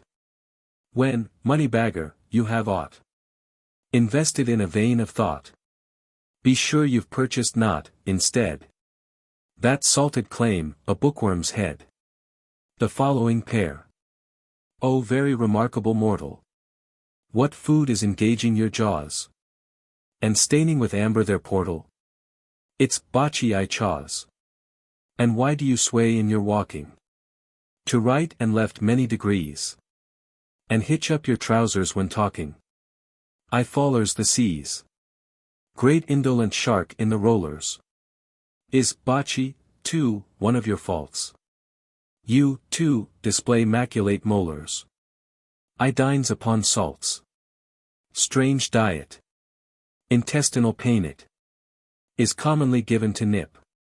And how can you ever obtain it? I fallers the ship. Political economy. I beg you to note, said a man to a goose, as he plucked from her bosom the plumage all loose, that pillows and cushions of feathers, and beds, as warm as maids' hearts and as soft as their heads, increase of life's comforts the general sum, which raises the standard of living. Come, come. The goose said, impatiently, tell me or cease. How that is of any advantage to geese. What, said the man, you are very obtuse. Consumption no profit to those who produce. No good to accrue to supply from a grand. Progressive expansion, all round, of demand. Luxurious habits no benefit bring. To those who purvey the luxurious thing. Consider, I pray you, my friend, how the growth of luxury promises, quoth. The sufferer, to what course is it pledged? To pay me for being so often defledged? Accustomed, this notion the plucker expressed, as he ripped out a handful of down from her breast. To one kind of luxury, people soon yearn. For others and ever for others in turn. And the man who tonight on your feathers will rest, his mutton or bacon or beef to digest, his hunger tomorrow will wish to assuage, with goose and a dressing of onions and sage. The unpardonable sin. I reckon that ye never knew that dandy slugger, Tom Carew. He had a touch as light and free as that of any honey bee. But where it lit there wasn't much to justify another touch. Oh, what a Sunday school it was, to watch him puttin' up his paws, and ruminate upon their heft. Particular his holy left. Tom was my style, that's all I say. Some others may be equal gay. What's come of him? Dunno, I'm sure. He's dead, which make his fate obscure. I only started in to clear one vital point in his career. Which is to say, afore he died, he soiled his erming mighty snide. Ye see he took to politics, and learnt them statesman fellers tricks. Pulled wires, wore stovepipe hats, used scent, just like he was the president. Went to the legislator, spoke right out agin the British yoke. But that was right. He let his hair grow long to qualify for mayor. And once or twice he poked his snoot in Congress like a low galoot. It had to come, no gent can hope to wrastle God agin the rope. Tom went from bad to wuss, being dead. I suppose it oughtn't to be said, for seconikities as flow from politics ain't fit to know. But, if you think it's actin' white to tell it, Thomas throwed a fight. Industrial discontent. As time rolled on, the whole world came to be a desolation and a darksome curse. And someone said, the changes that you see in the fair frame of things, from bad to worse, are wrought by strikes. The sun withdrew his glimmer, because the moon assisted with her shimmer. Then, when poor Luna, straining very hard, doubled her light to serve a darkling world, he called her scab, and meanly would retard her rising, and at last the villain hurled a heavy beam which knocked her o'er the lion into the nebula of great Orion. The planets all had struck some time before, demanding what they said were equal rights, some pointing out that others had far more, that a fair dividend of satellites So all went out, but those the best provided. If they had dared, would rather have abided. The stars struck too, I think it was because the comets had more liberty than they, and were not bound by any hampering laws, while they were fixed. And there are those who say, the comet's tresses nettled poor Antares, a bald old orb, whose disposition varies. The earth's the only one that isn't in the movement, I suppose because she's watched with horror and disgust how her fair skin, her pranking parasites have fouled and blotched with blood and grease in every labor riot, when seeing any purse or throat to fly at. Tempora mutantur. The world is dull, I cried in my despair. Its myths and fables are no longer fair. Roll back thy centuries, O Father Time. To Greece transport me in her golden prime. Give back the beautiful old gods again. The sportive nymphs, the dryads jock and train. Pan piping on his reeds, the naiads. The sirens singing by the sleepy seas. Nay, show me but a Gorgon and I'll dare to lift mine eyes to her peculiar hair. The fatal horrors of her snaky pate, that stiffen men into a stony state, and die, becoming, as my spirit flies, a noble statue of myself, life-size. Straight as I spoke I heard the voice of fate. Look up, my lad, the Gorgon sisters wait. Lifting my eyes, I saw Medusa stand. Stheno, Euryale, on either hand. I gazed unpetrified and unappalled. The girls had aged and were entirely bald. A false alarm. When Gertrude Atherton pronounced the ladies of fair Manhattan hideous as Hades.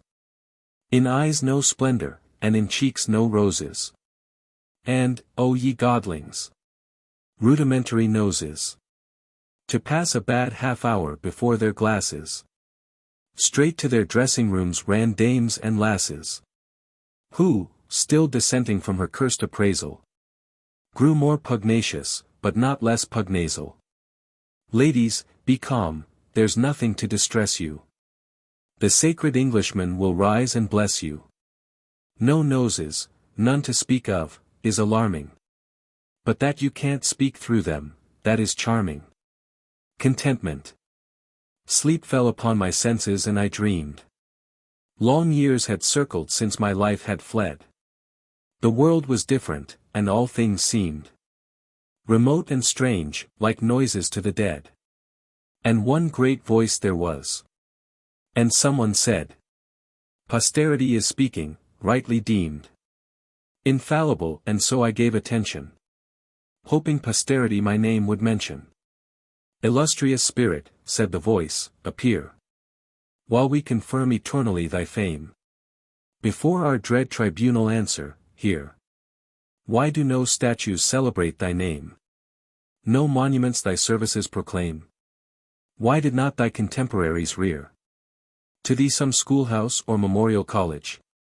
It looks almighty queer, you must acknowledge. Up spake I hotly, that is where you err.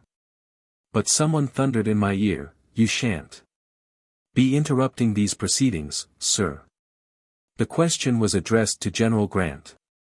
Some other things were spoken which I can't distinctly now recall, but I infer by certain flushings of my cheeks and forehead. Posterity's environment is torrid. Then heard I, this was in a dream, remark.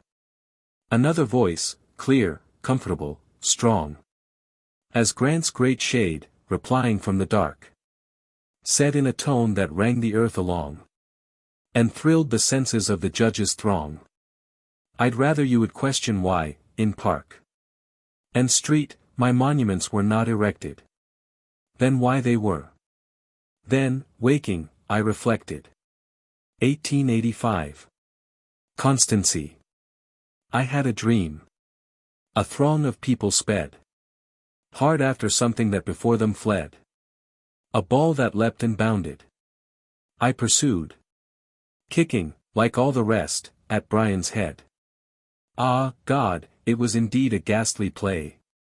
That noble head, its locks in disarray, streaming like feathers of a shuttlecock, urged with resounding buffets on its way, ever the foremost in the chase accursed, ran to who in his life, too, had been first among his followers. Behold, I cried, those twins of constancy, the devil and Hurst, smitten in spirit with a sudden shame, and from intemperate exertion lame, I sprang, and skyward with a parting kick, hoisted that mellow bulb, and left the game. The new Enoch Arden. Enoch Arden was an able seaman, hear of his mishap, not in wild mendacious fable, as 'twas told by t'other chap.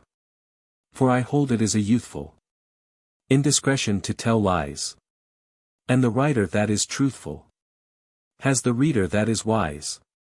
Enoch Arden, able seaman, on an isle was cast away, and before he was a free man, time had touched him up with grey.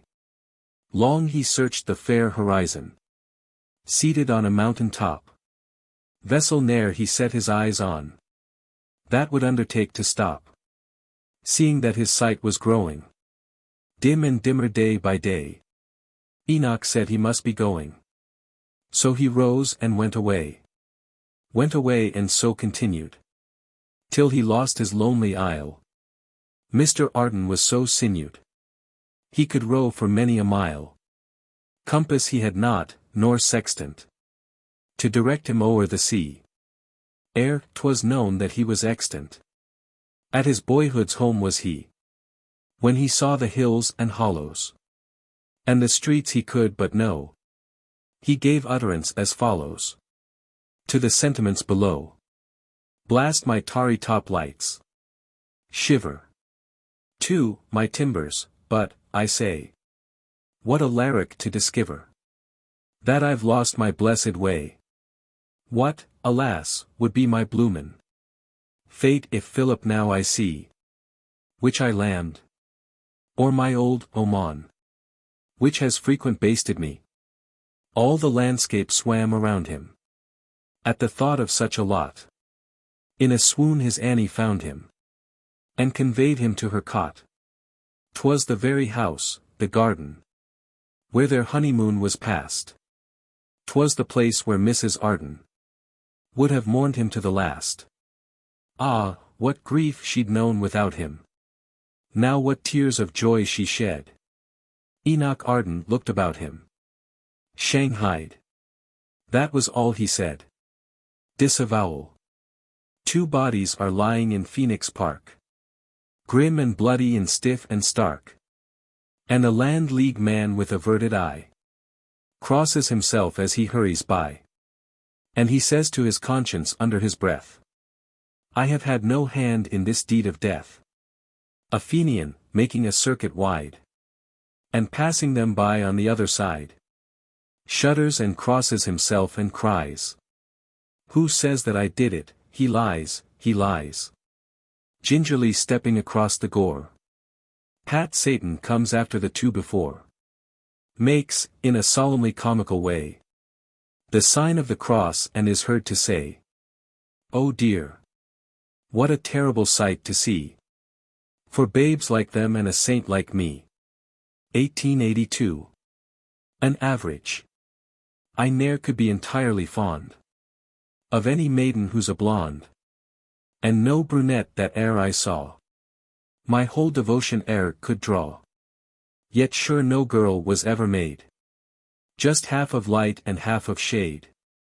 And so, this happy mean to get, I love a blonde and a brunette, incurable, from pride, joy, hate, greed, melancholy, from any kind of vice, or folly, bias, propensity, or passion, that is in prevalence and fashion, save one, the sufferer or lover, may, by the grace of God, recover alone that spiritual tedder, the zeal to make creation better, glows still immedicably warmer.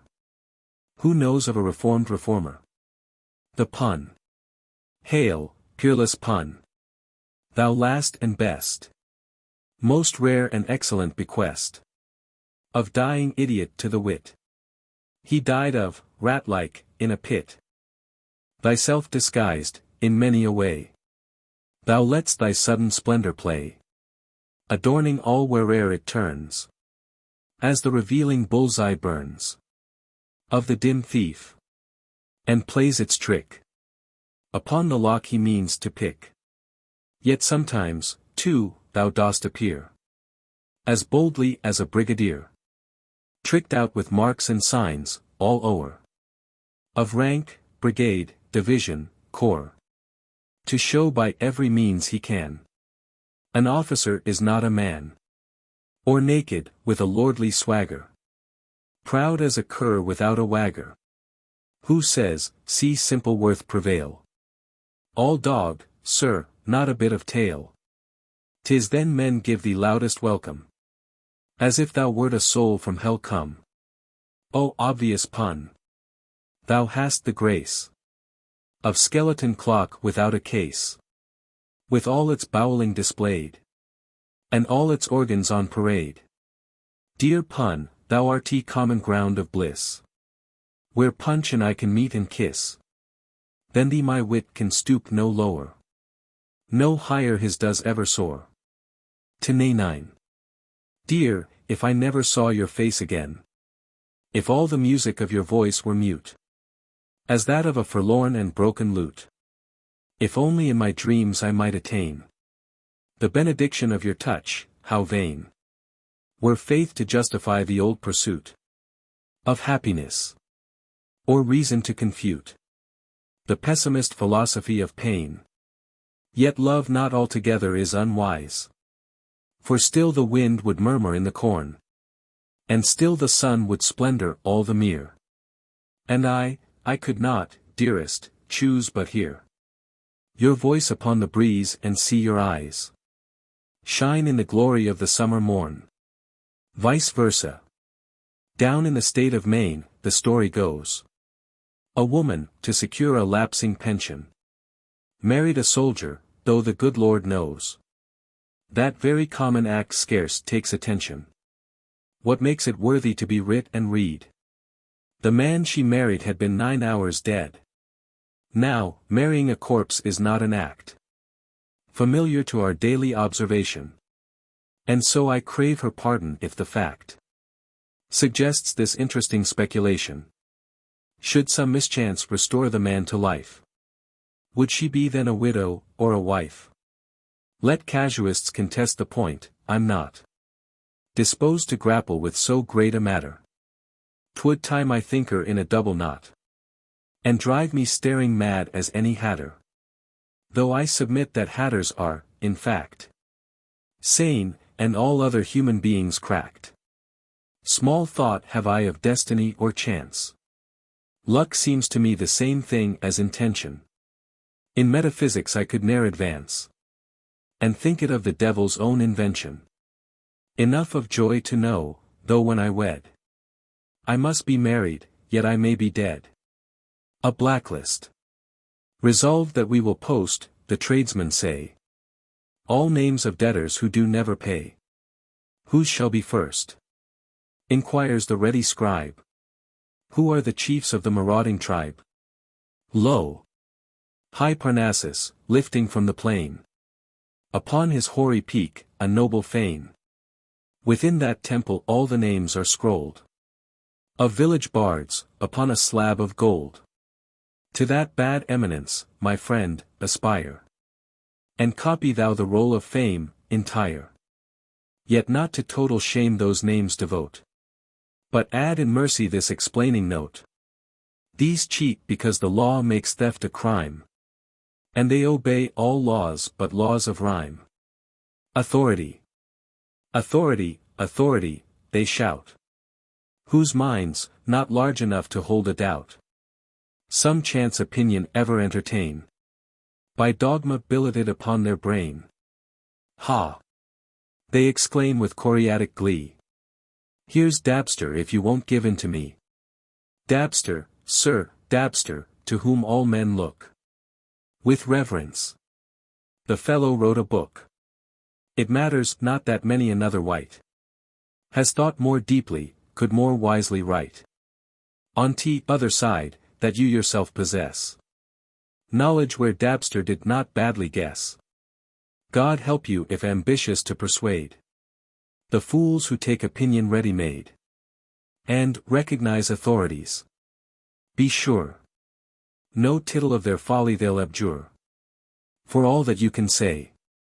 But write it down. Publish and die and get a great renown.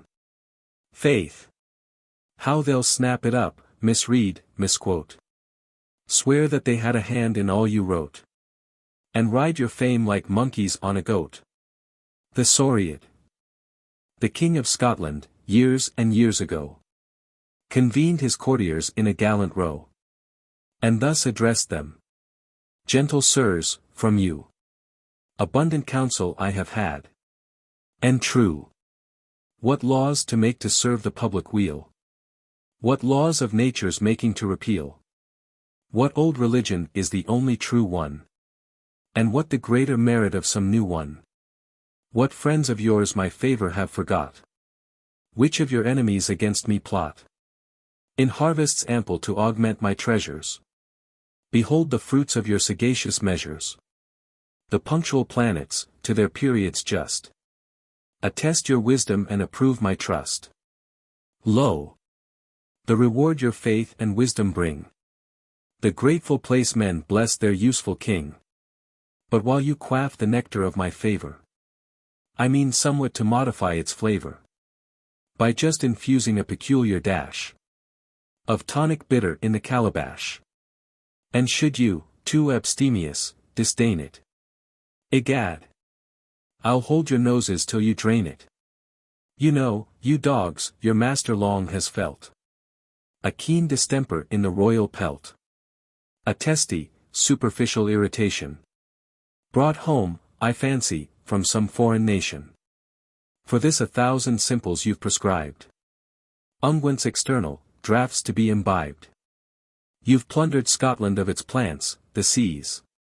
You've ravished, and despoiled the Hebrides, to brew me remedies which, in probation, were sovereign only in their application. In vain, and eke in pain, have I applied your flattering unctions to my soul and hide. Physic and hope have been my daily food. I've swallowed treacle by the holy rood. Your wisdom which sufficed to guide the year, and tame the seasons in their mad career, when set to higher purposes has failed me, and added anguish to the ills that ailed me. Nor that alone, but each ambitious leech his rival's skill has labored to impeach, by hints equivocal in secret speech. For years, to conquer our respective broils, we've plied each other with Pacific oils. In vain, your turbulence is unallayed, my flame unquenched, your rioting unstayed. My life so wretched from your strife to save it, that death were welcome did I dare to brave it. With zeal inspired by your intemperate pranks, my subjects muster in contending ranks. Those fling their banners to the startled breeze, to champion some royal ointment, these the standard of some royal purge display, and 'neath that ensign wage a wasteful fray. Brave tongues are thundering from sea to sea, torrents of sweat roll reeking o'er the Lea. My people perish in their martial fear, and rival bagpipes cleave the royal ear. Now, caitiffs, tremble, for this very hour. Your injured sovereign shall assert his power. Behold this lotion, carefully compound, of all the poisons you for me have found, of biting washes such as tan the skin, and drastic drinks to vex the parts within. What aggravates an ailment will produce. I mean to rub you with this dreadful juice.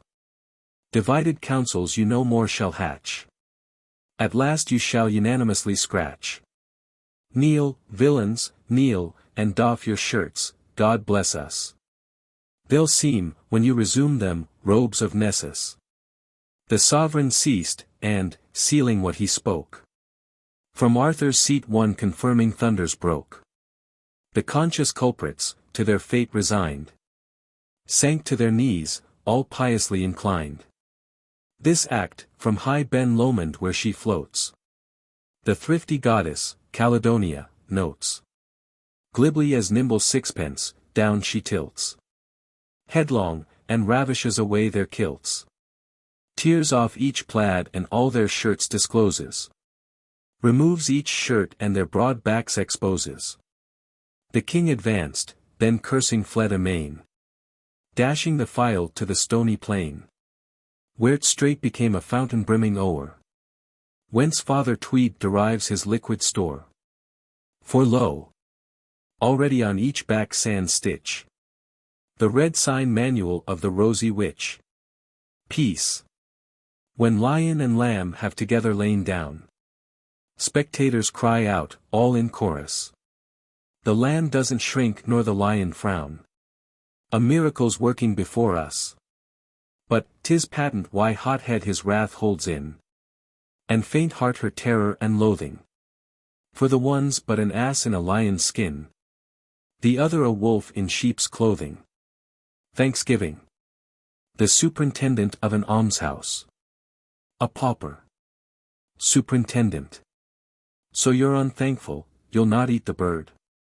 You sit about the place all day and gird.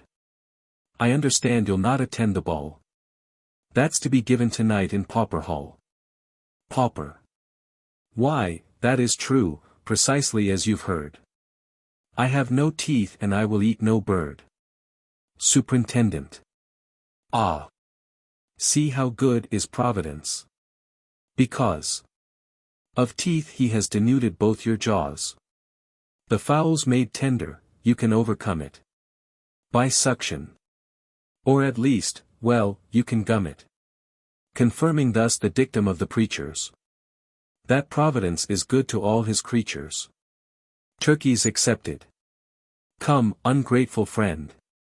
If our Thanksgiving dinner you'll attend, you shall say grace, ask God to bless at least the soft and liquid portions of the feast. Pauper. Without those teeth my speech is rather thick. He'll hardly understand gum Arabic. No, I'll not dine today. As to the ball, 'tis known to you that I've no legs at all. I had the gout, hereditary.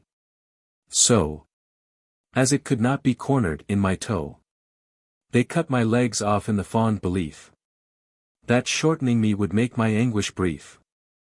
Lacking my legs I could not prosecute with any good advantage a pursuit. And so, because my father chose to court heaven's favor with his ortolans and port, Thanksgiving every day the Lord supplied saws for my legs, an almshouse for my pride, and, once a year, a bird for my inside. No, I'll not dance, my light fantastic toe took to its heels some 20 years ago. Some small repairs would be required for putting my body on a saltatory footing. Sings. Oh, the legless man's an unhappy chap. Tum hi, tum he oh hattie. The favors, oh, fortune fall not in his lap. Tum hi, tum he'll do hum. The plums of office avoid his plate, no matter how much he may stump the state. Tum hi, ho he. The grass grows never beneath his feet, but he cannot hope to make both ends meet. Tum hi. With a gleeless eye and a somber heart, he plays the role of his mortal part. Holy himself he can never be. Oh, a soulless corporation is he. Tum. Superintendent. The chapel bell is calling, thankless friend. Balls you may not, but church you shall, attend. Some recognition cannot be denied to the great mercy that has turned aside the sword of death from us and let it fall upon the people's necks in Montreal, that spared our city, steeple, roof and dome, and drowned the Texans out of house and home. Blessed all our continent with peace, to flood the Balkan with a cataclysm of blood. Compared with blessings of so high degree, your private woes look mighty small, to me. Laudis. Daughter of God. Audacity divine. Of clowns the terror and of brains the sign. Not thou the inspirer of the rushing fool. Not thine of idiots the vocal drool. Thy bastard sister of the brow of brass. Presumption, actuates the charging ass. Sky-born audacity. Of thee who sings. Should strike with freer hand than mine the strings. The notes should mount on pinions true and strong. For thou, the subject shouldst sustain the song. Till angels lean from heaven, a breathless throng. Alas! With reeling heads and wavering tails. They, notes, not angels, drop and the hymn fails. The minstrel's tender fingers and his thumbs are torn to rags upon the lyre he strums. Have done. The lofty thesis makes demand for stronger voices and a harder hand. Night-howling apes to make the notes aspire. And poet Riley's fist to slug the rebel wire. The God's viewpoint. Chitta-Ribama Chunder Sen. The wisest and the best of men. Betook him to the place where sat. With folded feet upon a mat. Of precious stones beneath a palm. In sweet and everlasting calm. That ancient and immortal gent. The God of rational content. As tranquil and unmoved as fate. The deity reposed in state. With palm to palm and soul to soul. And beaded breast and beetling jowl. And belly spread upon his thighs. And costly diamonds for eyes. As Chunder Sen approached and knelt. To show the reverence he felt. Then beat his head upon the sod. To prove his fealty to the God. And then by gestures signified. The other sentiments inside. The God's right eye, as Chunder Sen. The wisest and the best of men. Half fancied, grew by just a thought. More narrow than it truly ought. Yet still that prince of devotees. Persistent upon bended knees. And elbows bored into the earth. Declared the God's exceeding worth. And begged his favor. Then at last. Within that cavernous and vast. Thoracic space was heard a sound. Like that of water underground. A gurgling note that found a vent. At mouth of that immortal gent. In such a chuckle as no ear. Had e'er been privileged to hear. Chitta-Ribama Chunder Sen. The wisest, greatest, best of men. Heard with a natural surprise. That mighty midriff improvise. And greater yet the marvel was. When from between those massive jaws. Fell words to make the views more plain. The God was pleased to entertain. Chitta-Ribama Chunder Sen. So ran the reed in speech of men. Foremost of mortals in assent. To creed of rational content. Why come you here to impetrate? A blessing on your scurvy pate? Can you not rationally be content without disturbing me? Can you not take a hint, a wink? Of what of all this rot I think? Is laughter lost upon you quite? To check you in your pious right? What? Know you not we gods protest? That all religion is a jest. You take me seriously. You. About me make a great ado. When I but wish to be alone. With attitude supine and prone. With genuflections and with prayers. And putting on of solemn airs. To draw my mind from the survey. Of rational content away. Learn once for all, if learn you can. This truth, significant to man. A pious person is by odds. The one most hateful to the gods. Then stretching forth his great right hand. Which shadowed all that sunny land. That deity bestowed a touch. Which Chunder Sen not overmuch. Enjoyed, a touch divine that made. The sufferer hear stars. They played. And sang as on creation's morn. When spheric harmony was born. Chitta-Ribama Chunder Sen. The most astonished man of men.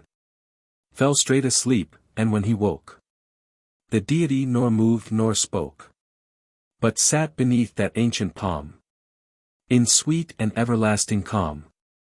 The aesthetes, the lily cranks, the lily cranks, the loppy, loony lasses, they multiply in rising ranks, to execute their solemn pranks. They moon along in masses.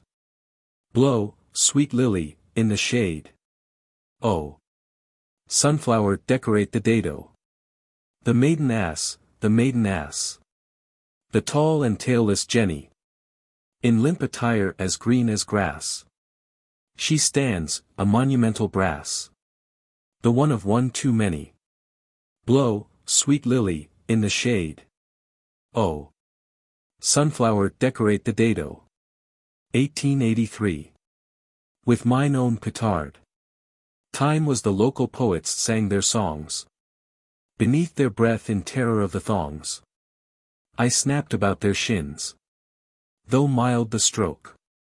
Bards, like the conies, are a feeble folk, fearing all noises but the one they make themselves, at which all other mortals quake. Now from their cracked and disobedient throats, like rats from sewers scampering, their notes pour forth to move, where'er the season serves. If not our legs to dance, at least our nerves.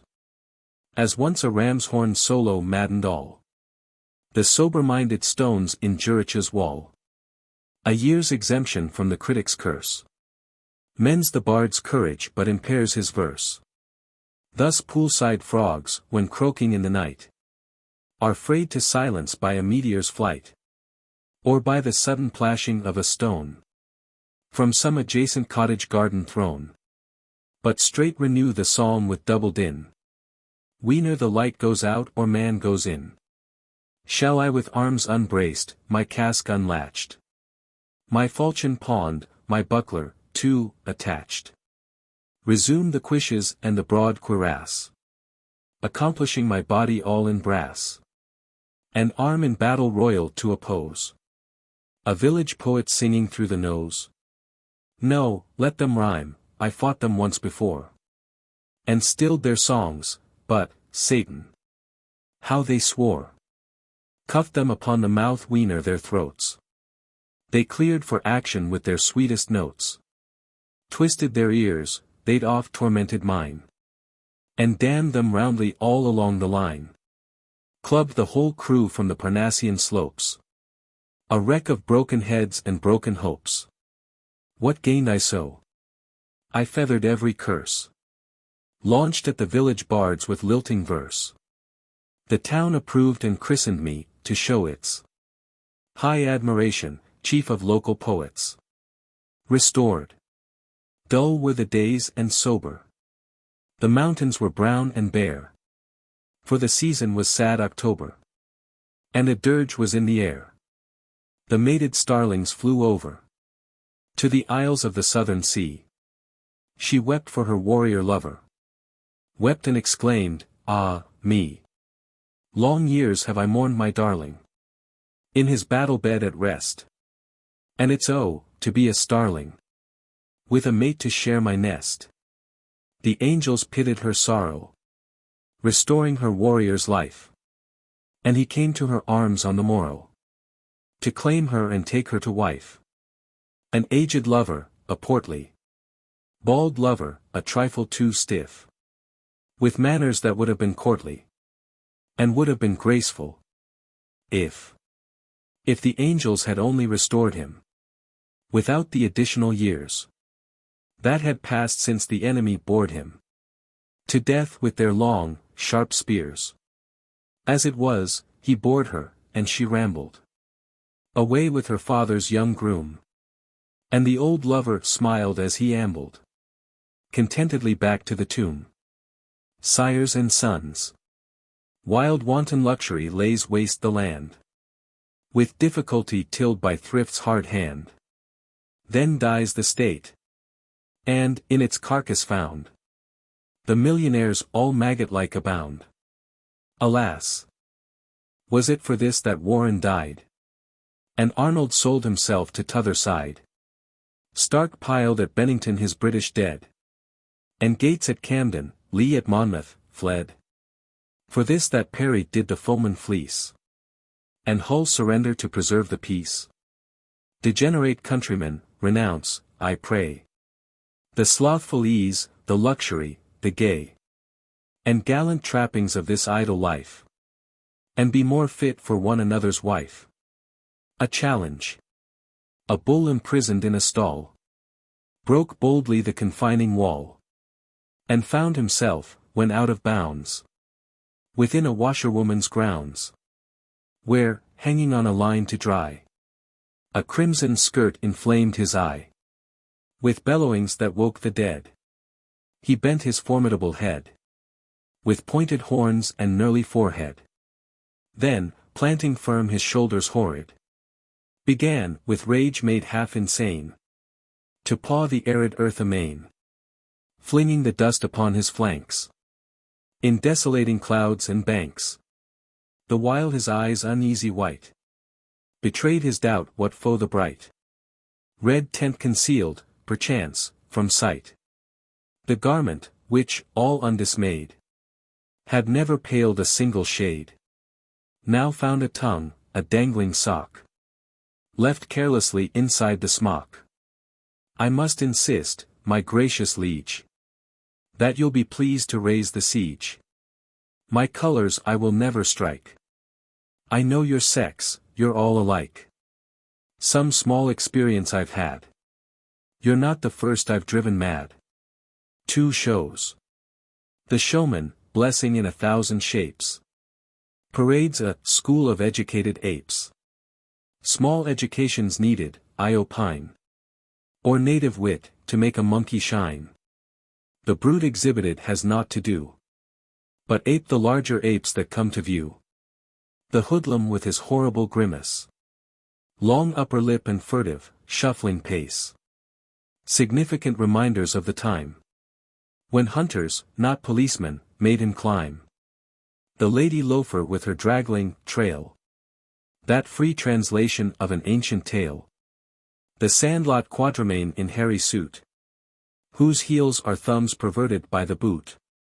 The painted actress throwing down the gauge to elder artists of the sylvan stage, proving that in the time of Noah's flood 2 ape skins held her whole profession's blood. The critic waiting, like a hungry pup, to write the school, perhaps to eat it up, as chance or luck occasion may reveal, to earn $1 or maraud a meal. To view the school of apes these creatures go, unconscious that themselves are half the show. These, if the simian his course but trim, to copy them as they have copied him, will call him educated. Of a verity, there's much to learn by studying posterity. A poet's hope. 'Twas a weary-looking mortal, and he wandered near the portal of the melancholy city of the discontented dead. He was pale and worn exceeding, and his manner was unheeding, as if it could not matter what he did nor what he said. Sacred stranger, I addressed him with a reverence befitting the austere, unintermitting, dread solemnity he wore. 'Tis the custom, too, prevailing in that vicinage when hailing one who possibly may be a person lately gone before. Sacred stranger, much I ponder on your evident dejection, but my carefulest reflection leaves the riddle still unread. How do you yourself explain your dismal tendency to wander by the melancholy city of the discontented dead? Then that solemn person, pausing in the march that he was making, roused himself as if awaking, fixed his dull and stony eye on my countenance and, slowly, like a priest devout and holy, chanted in a mournful monotone the following reply. Oh my brother, do not fear it. I'm no disembodied spirit. I am Lambton, the slang poet, with a price upon my head.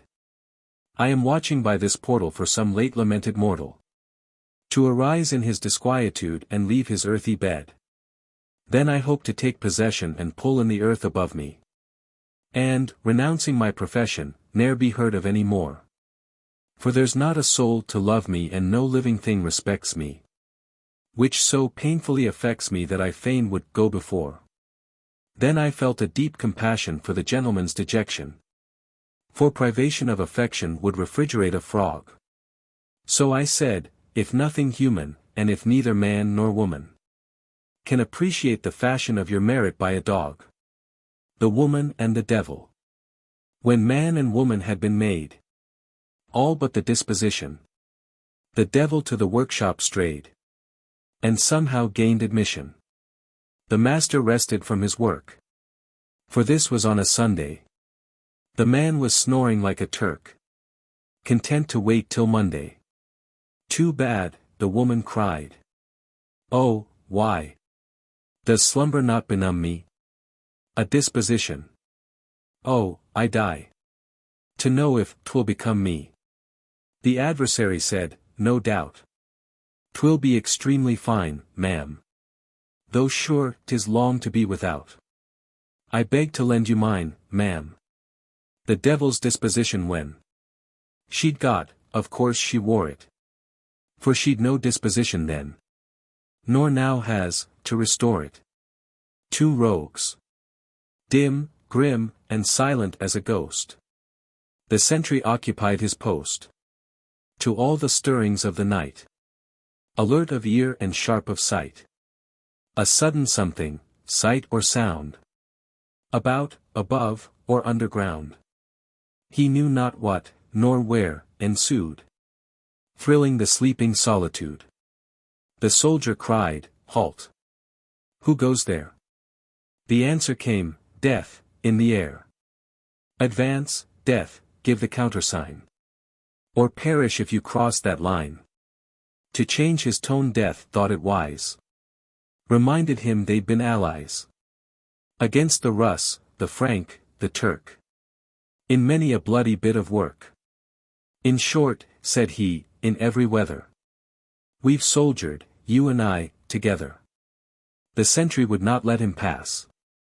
Go back, he growled, you tiresome ass. Go back and rest till the next war.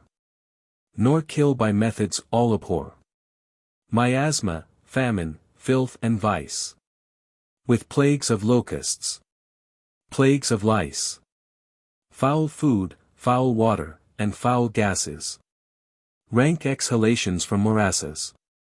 If you employ such low allies, this business you will vulgarize. Renouncing then the field of fame, to wallow in a waste of shame. I'll prostitute my strength and lurk about the country doing work. These hands to labor I'll devote, nor cut, by heaven, another throat. The Pied Piper of Brooklyn. So, Beecher's dead. His was a great soul, too. Great as a giant organ is, whose reeds hold in them all the souls of all the creeds that man has ever taught and never knew. When on this mighty instrument was laid his hand who fashioned it, our common moan was suppliant in its thundering. The tone grew more vivacious when the devil played. No more those luring harmonies we hear. And lo! Already men forget the sound. They turn, retracing all the dubious ground o'er which he'd led them stoutly by the ear. Not guilty. I saw your charms in another's arms, said a Grecian swain with his blood aboil. And he kissed you fair as he held you there, a willing bird in a serpent's coil. The maid looked up from the cinctured cup, wherein she was crushing the berries red. Pain and surprise in her honest eyes. It was only one those gods, she said. Presentiment. With saintly grace and reverent tread, she walked among the graves with me. Her every footfall seemed to be a benediction on the dead, the guardian spirit of the place. She seemed, and I some ghost forlorn, surprised in the untimely morn. She made with her resplendent face, moved by some waywardness of will, 3 paces from the path apart. She stepped and stood, my prescient heart was stricken with a passing chill. The folklore of the years agone. Remembering, I smiled and thought.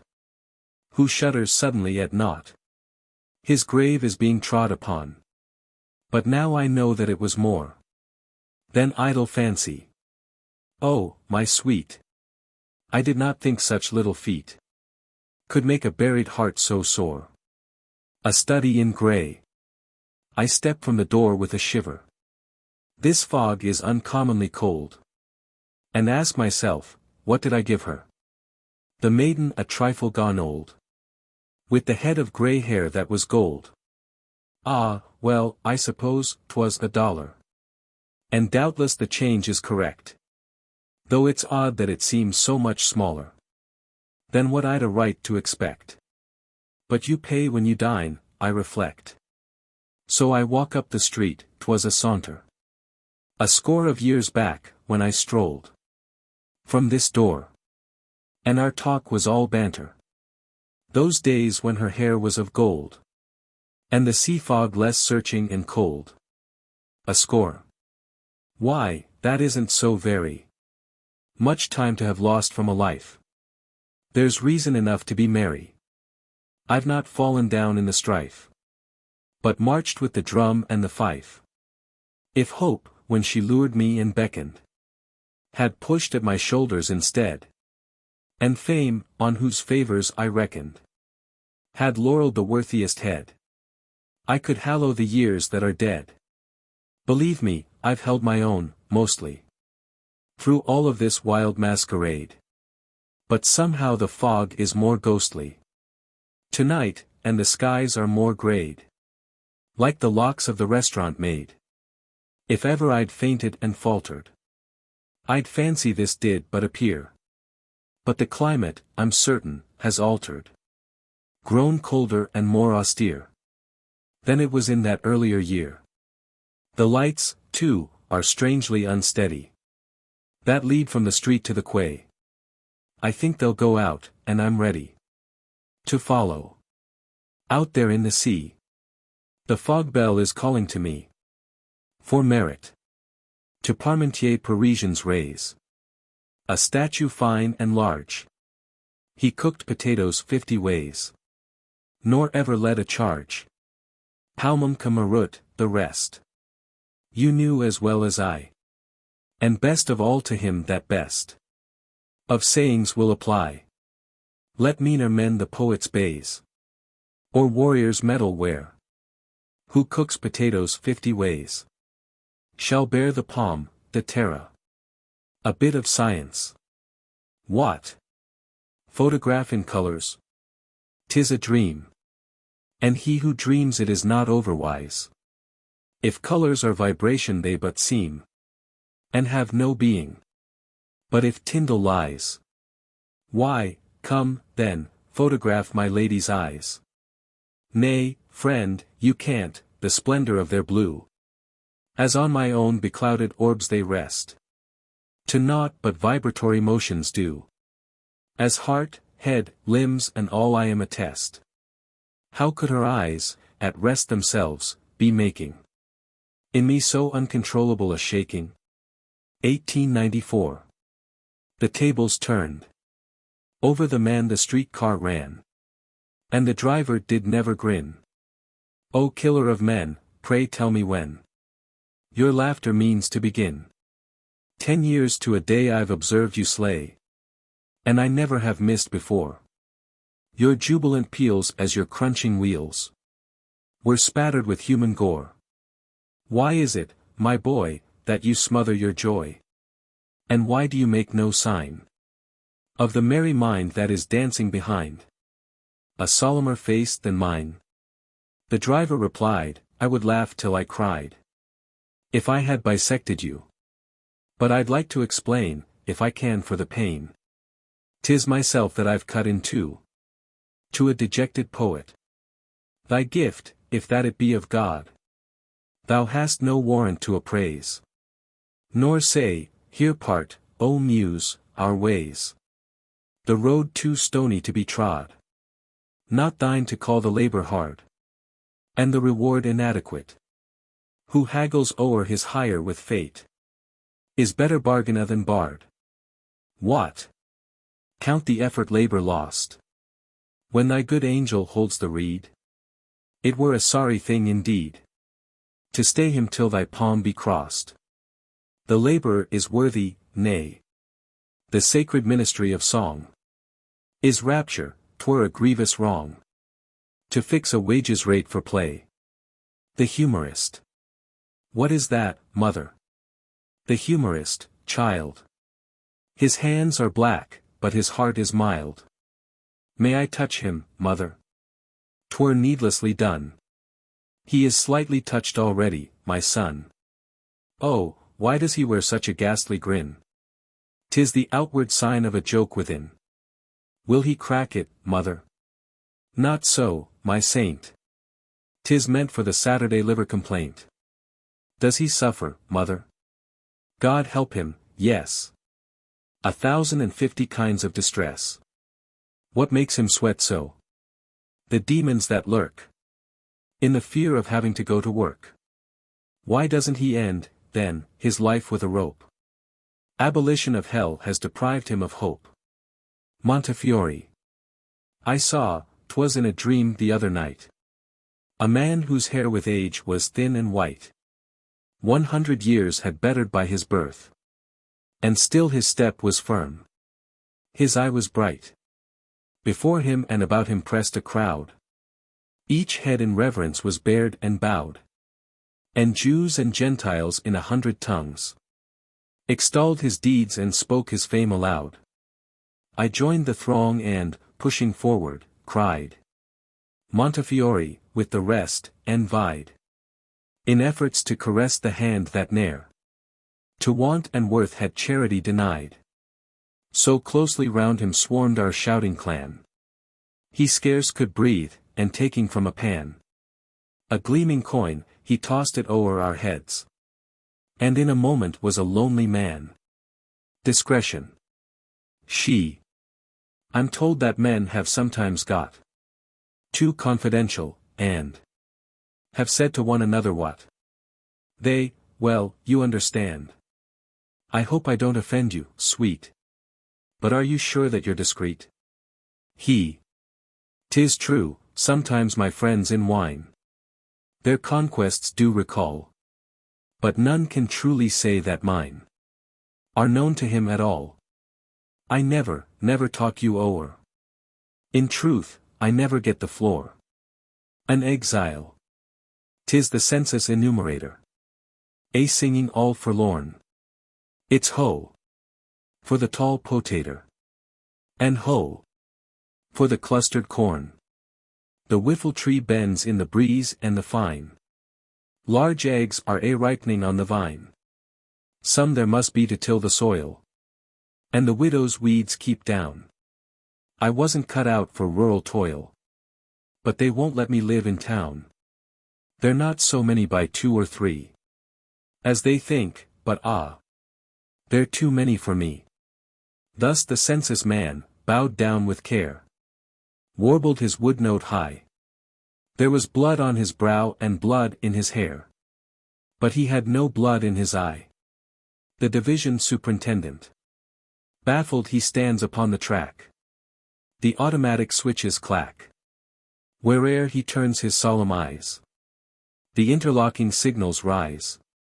The trains, before his visage pale, glide smoothly by, nor leave the rail. No splinter-spitted victim he hears uttering the note high C. In sorrow deep he hangs his head. Weary, would that he were dead. Now suddenly his spirits rise. A great thought kindles in his eyes. Hope, like a headlight's vivid glare, splendors the path of his despair. His genius shines, the clouds roll back.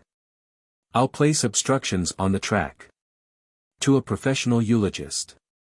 Newman, in you 2 parasites combine. As tapeworm and as graveworm too you shine. When on the virtues of the quick you've dwelt, the pride of residence was all you felt. What vain vulgarian the wish ne'er knew? To paint his lodging a flamboyant hue? And when the praises of the dead you've sung, 'Twas appetite, not truth, inspired your tongue. As ill-bred men when warming to their wine boast of its merit though it be but brine. Nor gratitude incites your song, nor should even charity would shun you if she could. You share, 'tis true, the rich man's daily dole. But what you get you take by way of toll. Vain to resist you, vermifuge alone has power to push you from your robber throne. When to escape you he's compelled to die. Hey! Presto! In the twinkling of an eye, you vanish as a tapeworm, reappear as graveworm and resume your cursed career. As host no more, to satisfy your need. He serves as dinner your unaltered greed. O thrifty sycophant of wealth and fame! Son of servility and priest of shame! While not your mad ambition can abate to lick the spittle of the rich and great. While still like smoke your eulogies arise to soot your heroes and inflame our eyes. While still with holy oil, like that which ran down Aaron's beard, you smear each famous man. I cannot choose but think it very odd. It ne'er occurs to you to fawn on God. Election day. Despots have feet upon tottering thrones, unsteadily poised upon dead men's bones. Walk up. Walk up. The circus is free. And this wonderful spectacle you shall see. Millions of voters who mostly are fools. Demagogues' dupes and candidates' tools.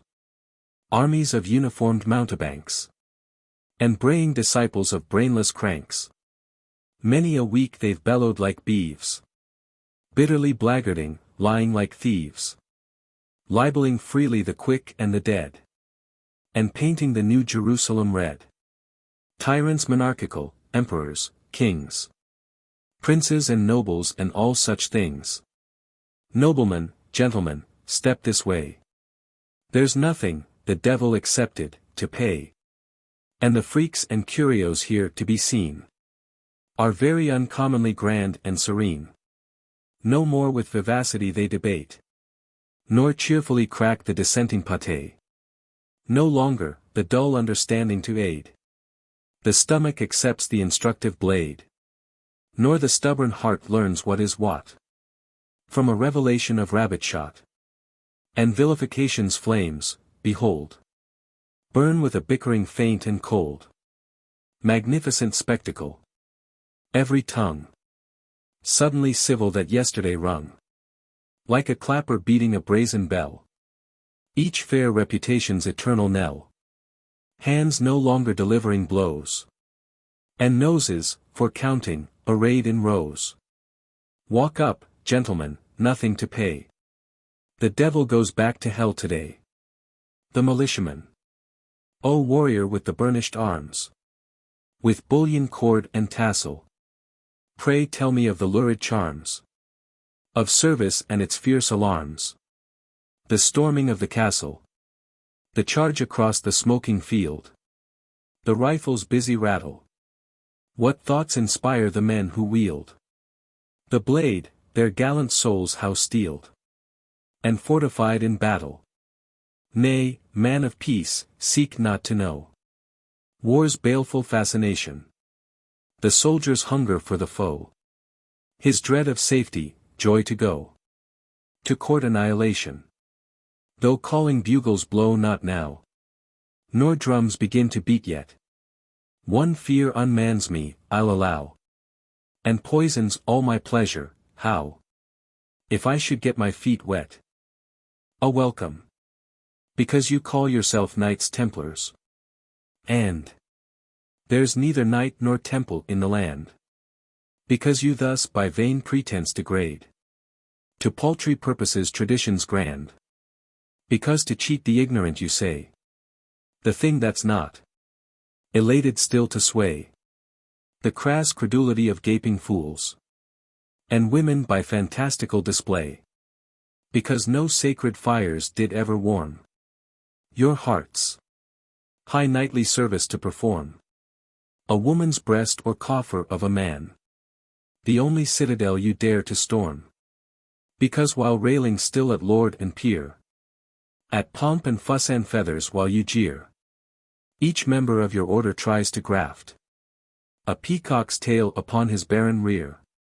Because that all these things are thus and so, I bid you welcome to our city. Lo! You're free to come, and free to stay, and free, as soon as it shall please you, sirs, to go. A serenade. Sigma Gamma Alpha Pi, Sigma Gamma Alpha Pi. He sang beneath her lattice. Sas agapo, she murmured, oh. I wonder, now, what that is. Was she less fair that she did bear so light a load of knowledge? Our tender looks got out of books, or kisses taught in college. Of woman's lore give me no more than how to love, in many a tongue men brawl. She speaks them all. Who says, I love, in any the wise and good?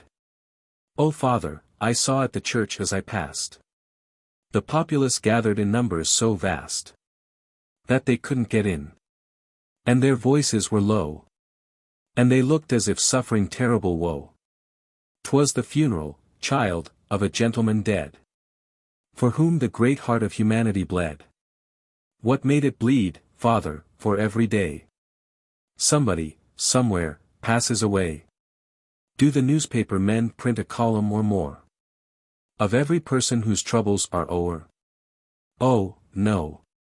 They could never do that, and indeed, though printers might print it, no reader would read. To the sepulchre all, soon or late, must be borne. But 'tis only the wise and the good that we mourn. That's right, Father dear, but how can our eyes distinguish in dead men the good and the wise? That's easy enough to the stupidest mind. They're poor, and in dying leave nothing behind. Sayest thou in mine eye, Father, anything green? And takest thy son for a gaping marine? Go tell thy fine tale of the wise and the good, who are poor, yet lamented, to babes in the wood. And that horrible youth as I hastened away was building a wink that affronted the day. The lost colonel. 'Tis a woeful yarn, said the sailorman bold, who had sailed the northern lakes. No woefuler one has ever been told, except in them called fakes. Go on, thou son of the wind and fog, for I burn to know the worst. But his silent lip in a glass of grog was dreamily immersed. Then he wiped it upon his sleeve and said, It's never like that I drinks. But what of a gallant gent that's dead? I truly mournful thinks. He was a soldier chap, leastways. As colonel, he was new. And he hailed from somewheres where they raise a grass that's heavenly blue. He sailed as a passenger aboard the schooner Henry Joe. Oh, wild the waves and gales as roared, like tigers in a show. But he sat at table that calm and mild, as if he never had let his spirit know that the waves was wild and everlastin' wet. Just set with a bottle afore his nose, as was labeled, total eclipse. The bottle was, and he frequent rose. A glass, oh, the same to his lips. And, he says to me, for the steward slick of the Henry Joe was I. This sailor life's the very old Nick. On the lakes it's powerful dry. I says, I, sir, it beats the Dutch. I hopes you'll outlast the trip. But if I'd been him, and I said as much, I'd, took a faster ship. His laughter, loud and long and free, rang out o'er the tempest's roar. You're an elegant reasoner, says he, but it's powerful dry ashore. O mariner man, why pause and don a look of so deep concern? Have another glass, go on, for to know the worst I burn. One day he was leanin' over the rail, when his footing some way slipped. And this is the woefulest part o' my tale. He was accidental unshipped. The empty boats was overboard hove. as he swum in the Henry's wake. But, for we had, 'bout ship he had drove from sight on the raging lake. And so the poor gentleman was drowned. And now I'm apprised of the worst. What? Him. 'Twas an hour afore he was found in the yawl, stone dead o' thirst. For tat. Oh, heavenly powers! Will wonders never cease? Hair upon dogs and feathers upon geese. The boys in mischief and the pigs in mire. The drinking water wet. The coal on fire. In meadows, rivulets surpassing fair. Forever running, yet forever there. A tail appended to the grey baboon. A person coming out of a saloon. Last, and of all most marvellous to see. A female Yahoo flinging filth at me. If 'twould but stick I'd bear upon my coat. May little's proof that she is fit to vote. A dilemma. Filled with a zeal to serve my fellow men. For years I criticized their prose and verses. Pointed out all their blunders of the pen. Their shallowness of thought and feeling. Then damned them up hill and down with hearty curses. They said, that's all that he can do, just sneer. And pull to pieces and be analytic. Why doesn't he himself, eschewing fear, publish a book or two, and so appear as one who has the right to be a critic? Let him who knows it all forbear to tell how little others know, but show his learning. And then they added, who has written well may censure freely, quoting Pope. I fell into the trap and books began outturning. Books by the score, fine prose and poems fair. And not a book of them but was a terror. They were so great and perfect. Though I swear, I tried right hard to work in, here and there. My nature still forbade, a fault or error. 'Tis true, some wretches, whom I'd scratched, no doubt, professed to find, but that's a trifling matter. Now, when the flood of noble books was out, I raised o'er all that land a joyous shout. Till I was thought as mad as any hatter. Why hatters all are mad, I cannot say. 'Twere wrong in their affliction to revile 'em. But truly, you'll confess, 'tis very sad. We wear the ugly things they make. Begad, they'd be less mischievous in an asylum. Consistency, thou art a, well, you're paste. When next I felt my demon in possession, and made the field of authorship a waste. All said of me, what execrable taste, to rail at others of his own profession. Good Lord! Where do the critic's rights begin? Who has of literature some clear-cut notion? And hears a voice from heaven say, pitch in. He finds himself, alas, poor son of sin, between the devil and the deep blue ocean. Metempsychosis. Once with Christ he entered Salem. Once in Moab bullied Balaam. Once by Apuleius staged. He the pious much enraged. And, again, his head, as beaver, topped the neck of Nick the Weaver. Omar saw him, minus tether, free and wanton as the weather, knowing naught of bit or spur, stamping over Barumgur. Now, as Altgeld, see him joy, as governor of Illinois. The saint and the monk, Saint Peter at the gate of heaven displayed, the tools and terrors of his awful trade. The key, the frown as pitiless as night, that slays intending trespassers at sight. And, at his side in easy reach, the curled interrogation points all ready to be hurled. Straight up the shining cloudway, it so chanced. No others were about, a soul advanced. A fat, orbicular and jolly soul, with laughter lines upon each rosy jowl. A monk so prepossessing that the saint admired him, breathless until weak and faint. Forgot his frown and all his questions too, foregoing even the customary, who threw wide the gate and with a friendly grin Said, "'Tis a very humble home, but pray walk in." The soul smiled pleasantly. "Excuse me, please. Who's in there?" By insensible degrees. The impudence dispelled the saint's esteem, as dawning consciousness dispels a dream. The frown began to blacken on his brow, his hand to reach for whence, and why, and how. "Oh, no offense, I hope," the soul explained. "I'm rather, well, particular. I've strained a point in coming here at all." "'Tis said that Susan Anthony, I hear she's dead at last, and all her followers are here. As company, they'd be, confess it, rather queer." The saint replied, his rising anger past. "What can I do? The law is hard and fast, albeit unwritten and on earth unknown. An oral order issued from the throne. By but one sin has woman error incurred God's wrath. To accuse them loud of that would be absurd." That friar sighed, but, calling up a smile, said, slowly turning on his heel the while, "Farewell, my friend. Put up the chain and bar.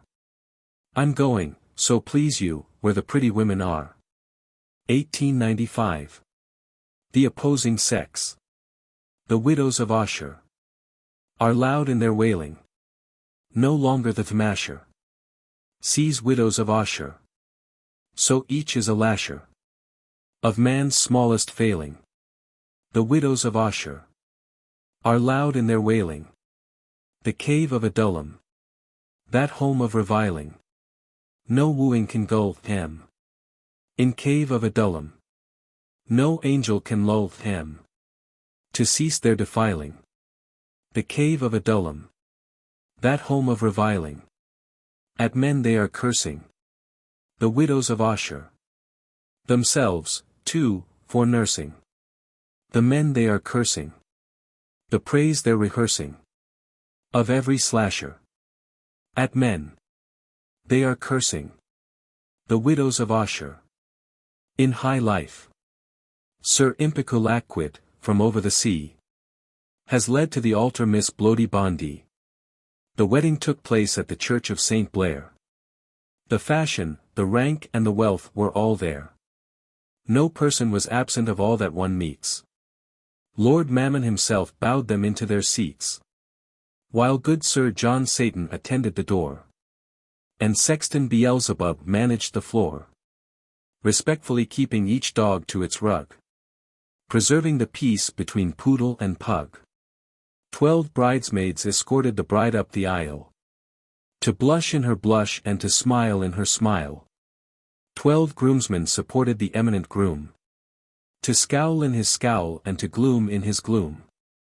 The rites were performed by the hand and the lip of His Grace the Diocesan, Osculo Grip, assisted by 3 able-bodied divines. He prayed and they grunted, he read, they made signs. Such fashion, such beauty, such dressing, such grace, were ne'er before seen in that heavenly place. That night, full of gin and patrician pride, Sir Impicu blackened the eyes of his bride.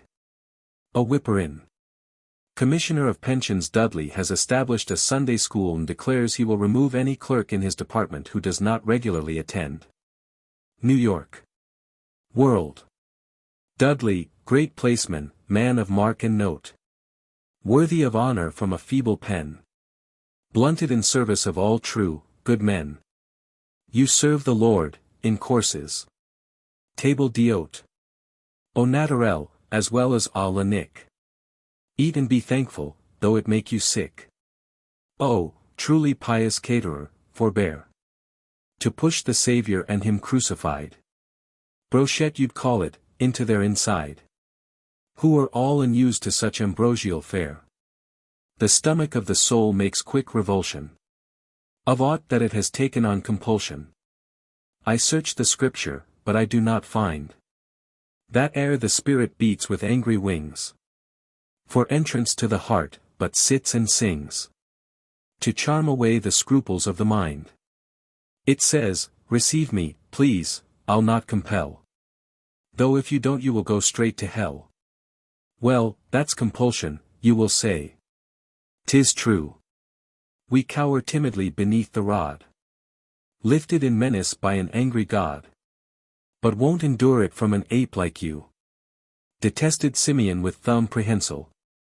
Switch me and I would brain you with my pencil. Face you the throne, nor dare to turn your back on its transplendency to flog some wight who gropes and stumbles in the infernal night. Your ugly shadow lays along his track.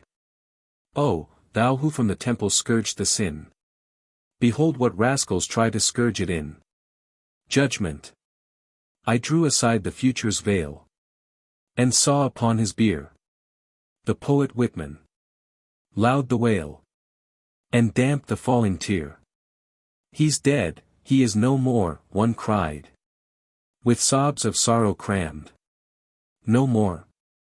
He's this much more, replied another, he is damned. 1885. A bubble. Mrs. Mehitable Marcia Moore was a dame of superior mind, with a gown which, modestly fitting before, was greatly puffed up behind. The bustle she wore was ingeniously planned, with an inspiration bright. It magnified 7 diameters and was remarkably nice and light.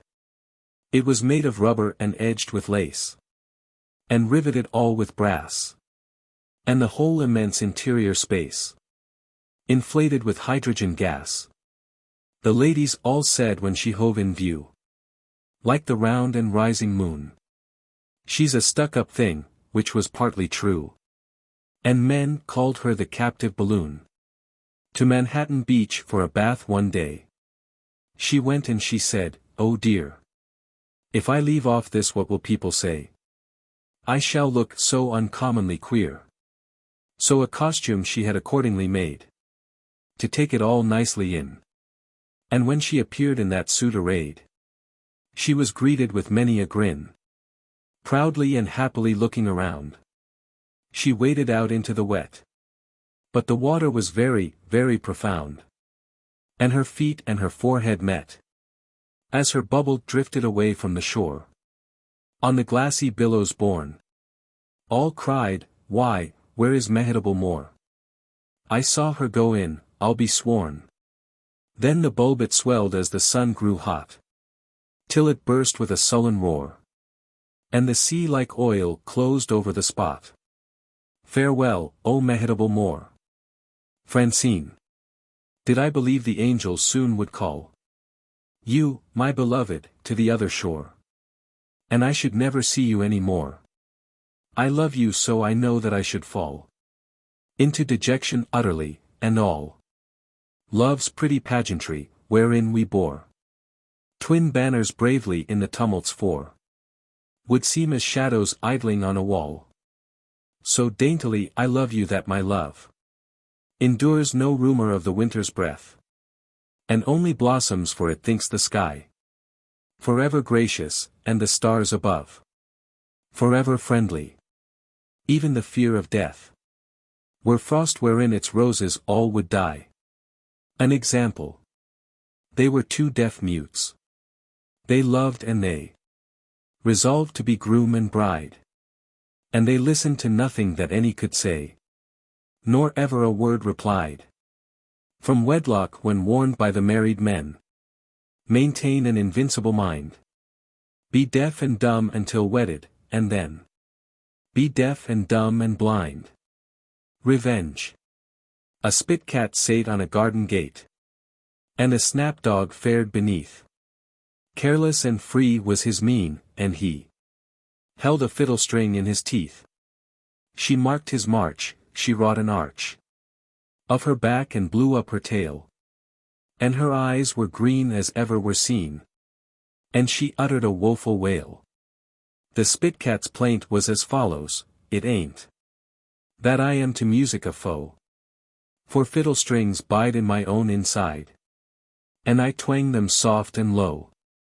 But that dog has trifled with art and rifled a kitten of mine, ah me. That catgut slim was marauded from him. 'Tis the string that men call E. Then she sounded high, in the key of Y. A note that cracked the tombs. And the missiles through the firmament flew. From adjacent sleeping rooms. As her gruesome yell from the gatepost fell. She followed it down to earth. And that snapdog wears a placard that bears the inscription, blind from birth. The genesis of embarrassment. When Adam first saw Eve he said, "O lovely creature, share my bed." Before consenting, she her gaze fixed on the greensward to appraise, as well as vision could avouch, the value of the proffered couch. And seeing that the grass was green, and soft and scrupulously clean, observing that the flowers were rare varieties, and some were fair, the posts of precious woods, and each bore luscious fruit in easy reach, and all things suited well her worth, she raised her angel eyes from earth to his, and, blushing to confess, murmured, "I love you, Adam, yes." Since then her daughters, it is said, look always down when asked to wed. In contumaciam. Och! Father McGlynn. Ye appear to be in fair a bit of a bout with the Pope. And, there's devil a doubt. But he's knockin' ye out. While ye're hangin' onto the rope. And, soon ye'll lave home. To thravel to Rome. For it's bound to Canassa ye are. Persistin' to stay. When ye're ordered away. Bedad. That is goin' too far.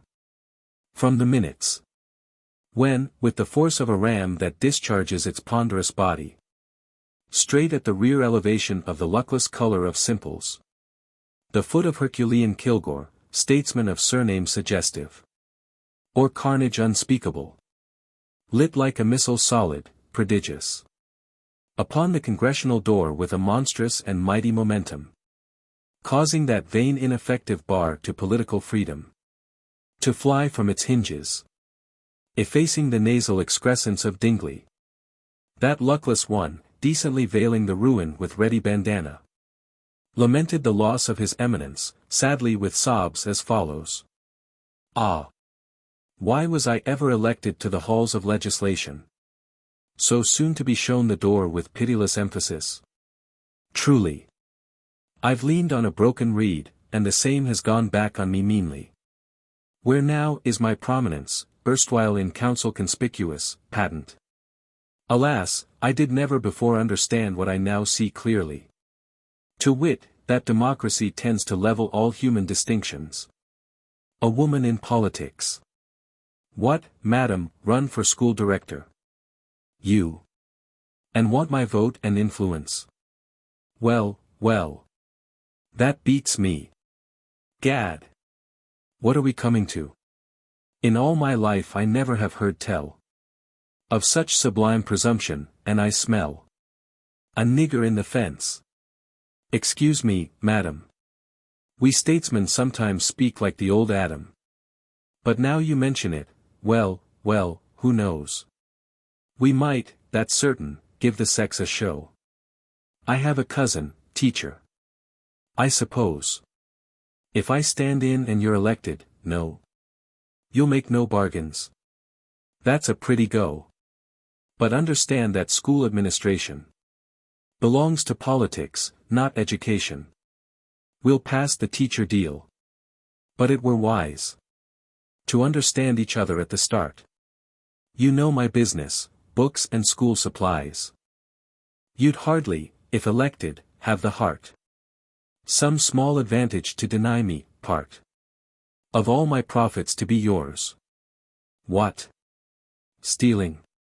Please don't express yourself with so much feeling. You pain me, truly. Now one question more. Suppose a fair young man should ask a place as teacher, would you, pardon, shut the door of the department in his handsome face? Until, I know not how to put the case. Would you extort a kiss to pay your favor? Good Lord! You laugh. I thought the matter graver. Well, we can't do business, I suspect. A woman has no head for politics. My profitable offers you reject. And will not promise anything to fix things right that civic saints and angels mix.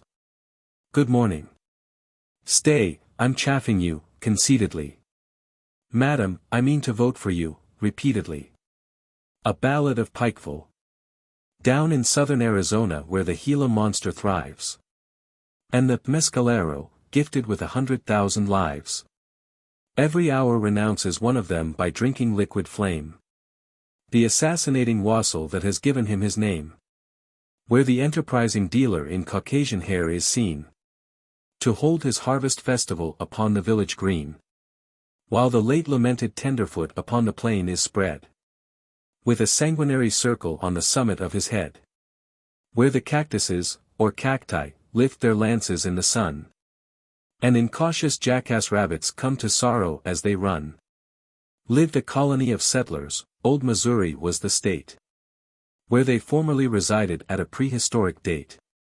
Now, the spot that had been chosen for this colonizing scheme. Was as waterless, believe me, as an Arizona stream. The soil was naught but ashes, by the breezes driven free.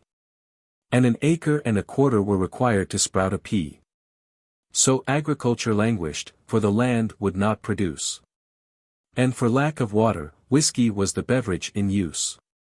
Costly whiskey, hauled in wagons many a weary day. Mostly needed by the drivers to sustain them on their way. Wicked whiskey. King of evils. Why, oh, why did God create such a curse and thrust it on us in our inoffensive state? Once a parson came among them, and a holy man was he. With his ailing stomach whiskey wouldn't anywise agree. So he knelt upon the mesa and he prayed with all his chin. That the Lord would send them water or incline their hearts to gin. Scarcely was the prayer concluded ere an earthquake shook the land. And with copious effusion springs burst out on every hand. Merrily the waters gurgled, and the shock which gave them birth. Fitly was by some declared a temperance movement of the earth. Astounded by the miracle, the people met that night. To celebrate it properly by some religious rite. And 'tis truthfully recorded that before the moon had sunk, every man and every woman was devotionally drunk. A standard gallon, says history, per head. Of the best Kentucky prime was at that ceremony shed. Oh, the glory of that country! Oh, the happy folk! By the might of prayer delivered from nature's iron yoke. Lo! The plains to the horizon all are yellowing with rye. And the corn upon the hilltop lifts its banners to the sky. Gone the wagons, gone the drivers, and the road is grown to grass. Over which the incalescent Bourbon did aforetime pass. Pikeville, that's the name they've given, in their wild, romantic way. To that irrigation district, now distills, statistics say. Something like 100 gallons. Out of each recurrent crop. To the head of population, and consumes it, every drop. An augury. Upon my desk a single spray. With starry blossoms fraught. I write in many an idle way. Thinking one serious thought. O flowers, a fine Greek name ye bear. And with a fine Greek grace. Be still, O heart, that turns to share the sunshine of a face. Have ye no messages, no brief? Still sign, despair, or hope? A sudden stir of stem and leaf. A breath of heliotrope. Lusus politicus. Come in, old gentleman. How do you do? Delighted, I'm sure, that you've called. I'm a sociable sort of a chap and you are a pleasant-appearing person, too. With a head agreeably bald. That's right, sit down in the scuttle of coal. And put up your feet in a chair. It is better to have them there. And I've always said that a hat of lead, such as I see you wear, was a better hat than a hat of glass. And your boots of brass are a natural kind of boots, I swear. May you wipe your nose on a paper of pins? Why, certainly, man, why not? I rather expected you'd do so before. When I saw you poking it in at the door. It's devilish hot. The weather, I mean. You are twins. Why, that was evident at the start. From the way that you paint your head. In stripes of purple and red. With dots of yellow. That proves you a fellow. With a love of legitimate art. You've bitten a snake and are feeling bad. That's very sad. But Longfellow's words I beg to recall. Your lot is the common lot of all. Horses are trees and the moon is a sneeze. That, I fancy, is just as you please. Some think that way, and others hold the contrary view. I never quite knew. For the matter that. When everything has been said. May I offer this mat? If you will stand on your head. I suppose I look to be upside down. From your present point of view. It's a giddy old world, from king to clown. And a topsy-turvy, too. But, worthy and now uninverted old man. You're built, at least, on a normal plan. If ever a truth I spoke. Smoke. Your air and conversation.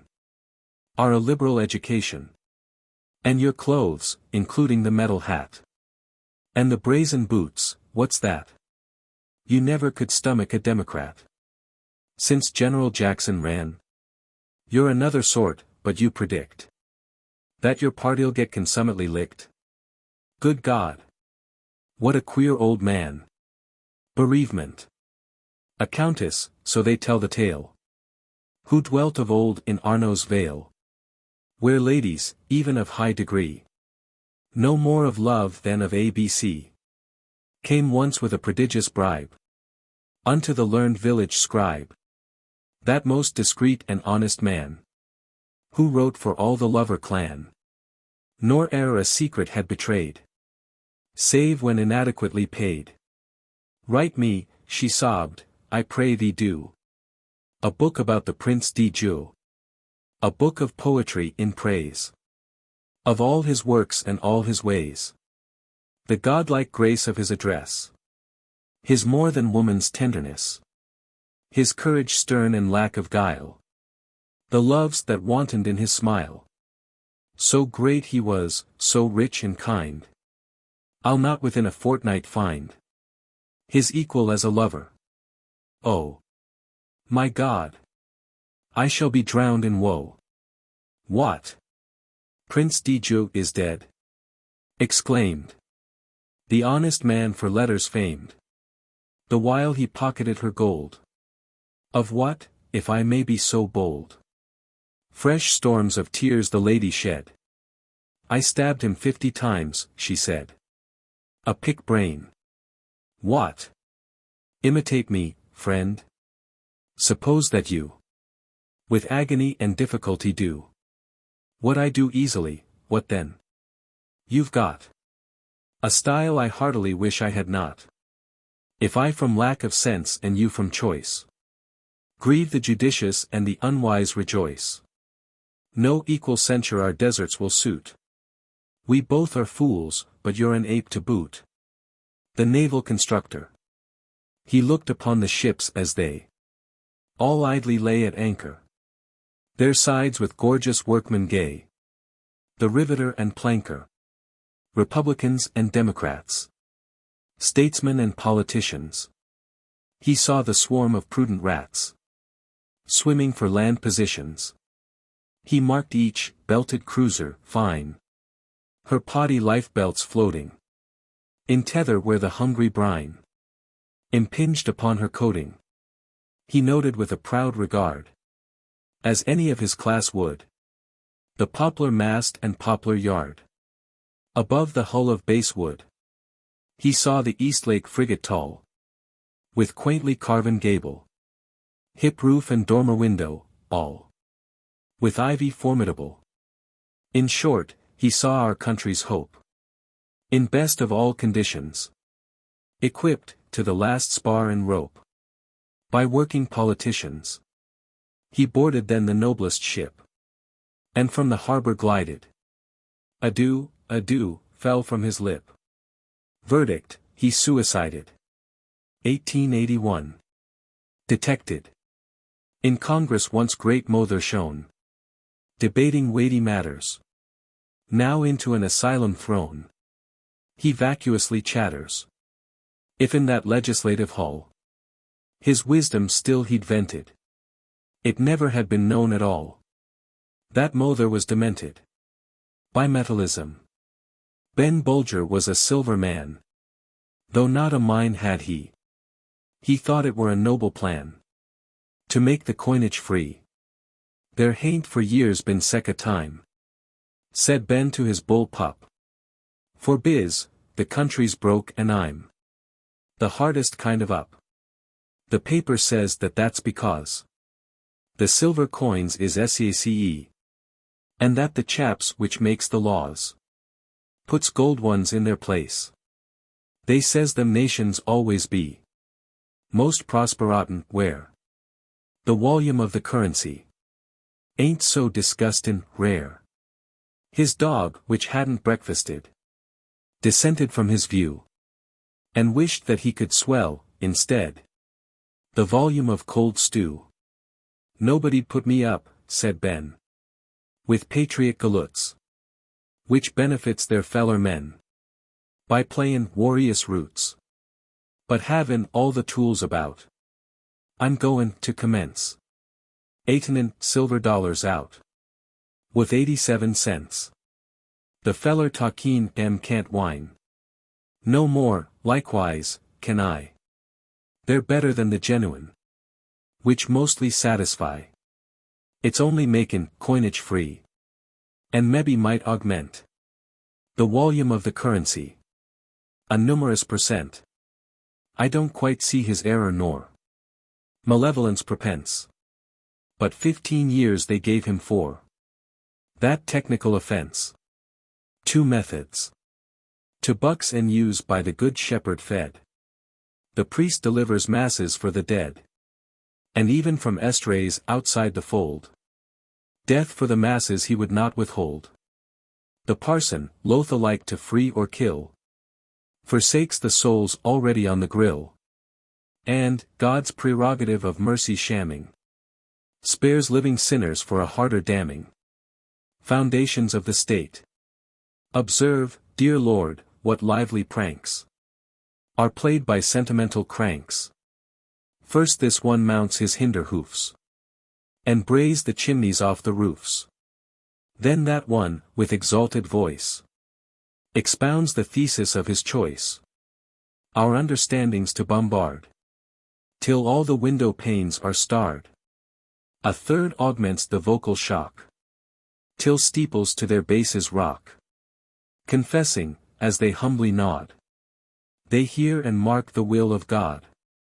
A fourth in oral thunder vents his pinching penury of sense, till dogs with sympathetic howls, and lowing cows, and cackling fowls, hens, geese, and all domestic birds, attest the terror of his words. Cranks thus their intellects deflate of theories about the state. This one avers 'tis built on truth, and that on temperance. This youth declares that science bears the pile. That graybeard, with a holy smile, says faith is the supporting stone, while women swear that love alone could so unflinchingly endure the heavy load. And some are sure the solemn state of Christian wedlock is the indubitable bedrock. Physicians once about the bed of one whose life was nearly sped blew up a disputatious breeze about the cause of his disease. This, that and t'other thing they blamed. Tut, tut, the dying man exclaimed. What made me ill I do not care. You've not an ounce of it, I'll swear. And if you had the skill to make it, I'd see you hanged before I'd take it. An impostor. Must you, Carnegie, evermore explain Your worth, and all the reasons give again. Why black and red are similarly white. And you and God identically right. Still must our ears without redress submit to hear you play the solemn hypocrite. Walking in spirit some high moral level. Raising at once his eyeballs and the devil. Great king of cant. If nature had but made your mouth without a tongue, I ne'er had prayed to have an earless head. Since she did not bear me, ye whirlwinds, to some favorite spot. Some mountain pinnacle that sleeps in air. So delicately, mercifully rare. That when the fellow climbs that giddy hill, as, for my sins, I know at last he will to utter twaddle in that void inane. His soundless organ he will play in vain. France. Unhappy state. With horrors still to strive. Thy Hugo dead, thy Boulanger alive. A prince who'd govern where he dares not dwell. And who for power would his birthright sell. Who, eager o'er his enemies to reign, grabs at the scepter and conceals the chain. While pugnant factions mutually strive by cutting throats to keep the land alive. Perverse in passion, as in pride perverse. To all a mistress, to thyself a curse. Sweetheart of Europe. Every sun's embrace matures the charm and poison of thy grace. Yet time to thee nor peace nor wisdom brings. In blood of citizens and blood of kings. The stones of thy stability are set. And the fair fabric trembles at a threat. A guest. Death, are you well? I trust you have no cough. That's painful or in any way annoying. No kidney trouble that may carry you off. Nor heart disease to keep you from enjoying your meals, and ours. 'Twere very sad indeed to have to quit the busy life you lead. You've been quite active lately for so old a person, and not very strong appearing. I'm apprehensive, somehow, that my bold bad brother gave you trouble in the spearing. And my two friends, I fear, sir, that you ran quite hard for them, especially the man. I crave your pardon, 'twas no fault of mine. If you are overworked I'm sorry, very. Come in, old man, and have a glass of wine. What shall it be, Madeira, port or sherry? What? Just a mug of blood? That's funny grog. To ask a friend for, eh? Well, take it, hog. A false prophecy. Dom Pedro, Emperor of far Brazil. Whence coffee comes, and the three-cornered nut. They say that you're imperially ill. And threatened with paralysis. Tut tut. Though emperors are mortal, nothing but a nimble thunderbolt could catch and kill a man predestined to depart this life by the assassin's bullet, bomb or knife. Sir, once there was a president who freed 4,000,000 slaves, and once there was a czar who freed 10 times as many serfs. Sins breed the means of punishment, and tyrants are hurled headlong out of the triumphal car. If faster than the law allows they speed. Lincoln and Alexander struck a rut. You freed slaves too. Paralysis, tut tut. 1885. A Song of the Many. God's people sorely were oppressed. I heard their lamentations long. I hear their singing, clear and strong. I see their banners in the west. The captains shout the battle cry. The legions muster in their might. They turn their faces to the light. They lift their arms, they testify. We sank beneath the master's thong. Our chafing chains were ne'er undone. Now clash your lances in the sun. And bless your banners with a song. God bides his time with patient eyes. While tyrants build upon the land. He lifts his face, he lifts his hand. And from the stones his temples rise. Now freedom waves her joyous wing. Beyond the foeman's shields of gold. March forward, singing, for, behold, the right shall rule while God is king. One morning, because that I am weak, my love, and ill, I cannot follow the impatient feet of my desire, but sit and watch the beat of the unpitying pendulum fulfill the hour appointed for the air to thrill, and brighten at your coming. O my sweet, the tale of moments is at last complete. The tryst is broken on the gusty hill. O lady, faithful-footed, loyal-eyed, the long leagues silence me. Yet doubt me not. Think rather that the clock and sun have lied, and all too early you have sought the spot. For lo, despair has darkened all the light, and till I see your face it still is night. The king of bores. Abundant bores afflict this world, and some are bores of magnitude that come and, no, they're always coming, but they never go. Like funeral pageants, as they drone and hum their lurid nonsense like a muffled drum, or bagpipes' dread, unnecessary flow. But one superb tormentor I can show. Prince Fiddlefaddle, Duc de Feefaughum. He the John Donkey is who, when I pen amorous verses in an idle mood, to nobody, or of her, reads them through, and, smirking, says he knows the lady, then calls me sly dog. I wish he understood this tender sonnet's application to history. What wrecked the Roman power? One says vice, another indolence, another dice. Imassel says polygamy. Not so, says Impicu, 'twas luxury and show. The parson, lifting up a brow of brass, swears superstition gave the coup de grace. Great Alison, the statesman chap affirms, 'twas lack of coin, croaks Medico, 'twas worms. And John P. Jones the swift suggestion collars, averring that no coins were silver dollars. Thus, through the ages, each presuming quack turns the poor corpse upon its rotten back, holds a new autopsy, and finds that death resulted partly from the want of breath, but chiefly from some visitation sad that points his argument or serves his fad. They're all in error, never human mind the cause of the disaster has divined. What slew the Roman power? Well, provided you'll keep the secret, I will tell you. I did.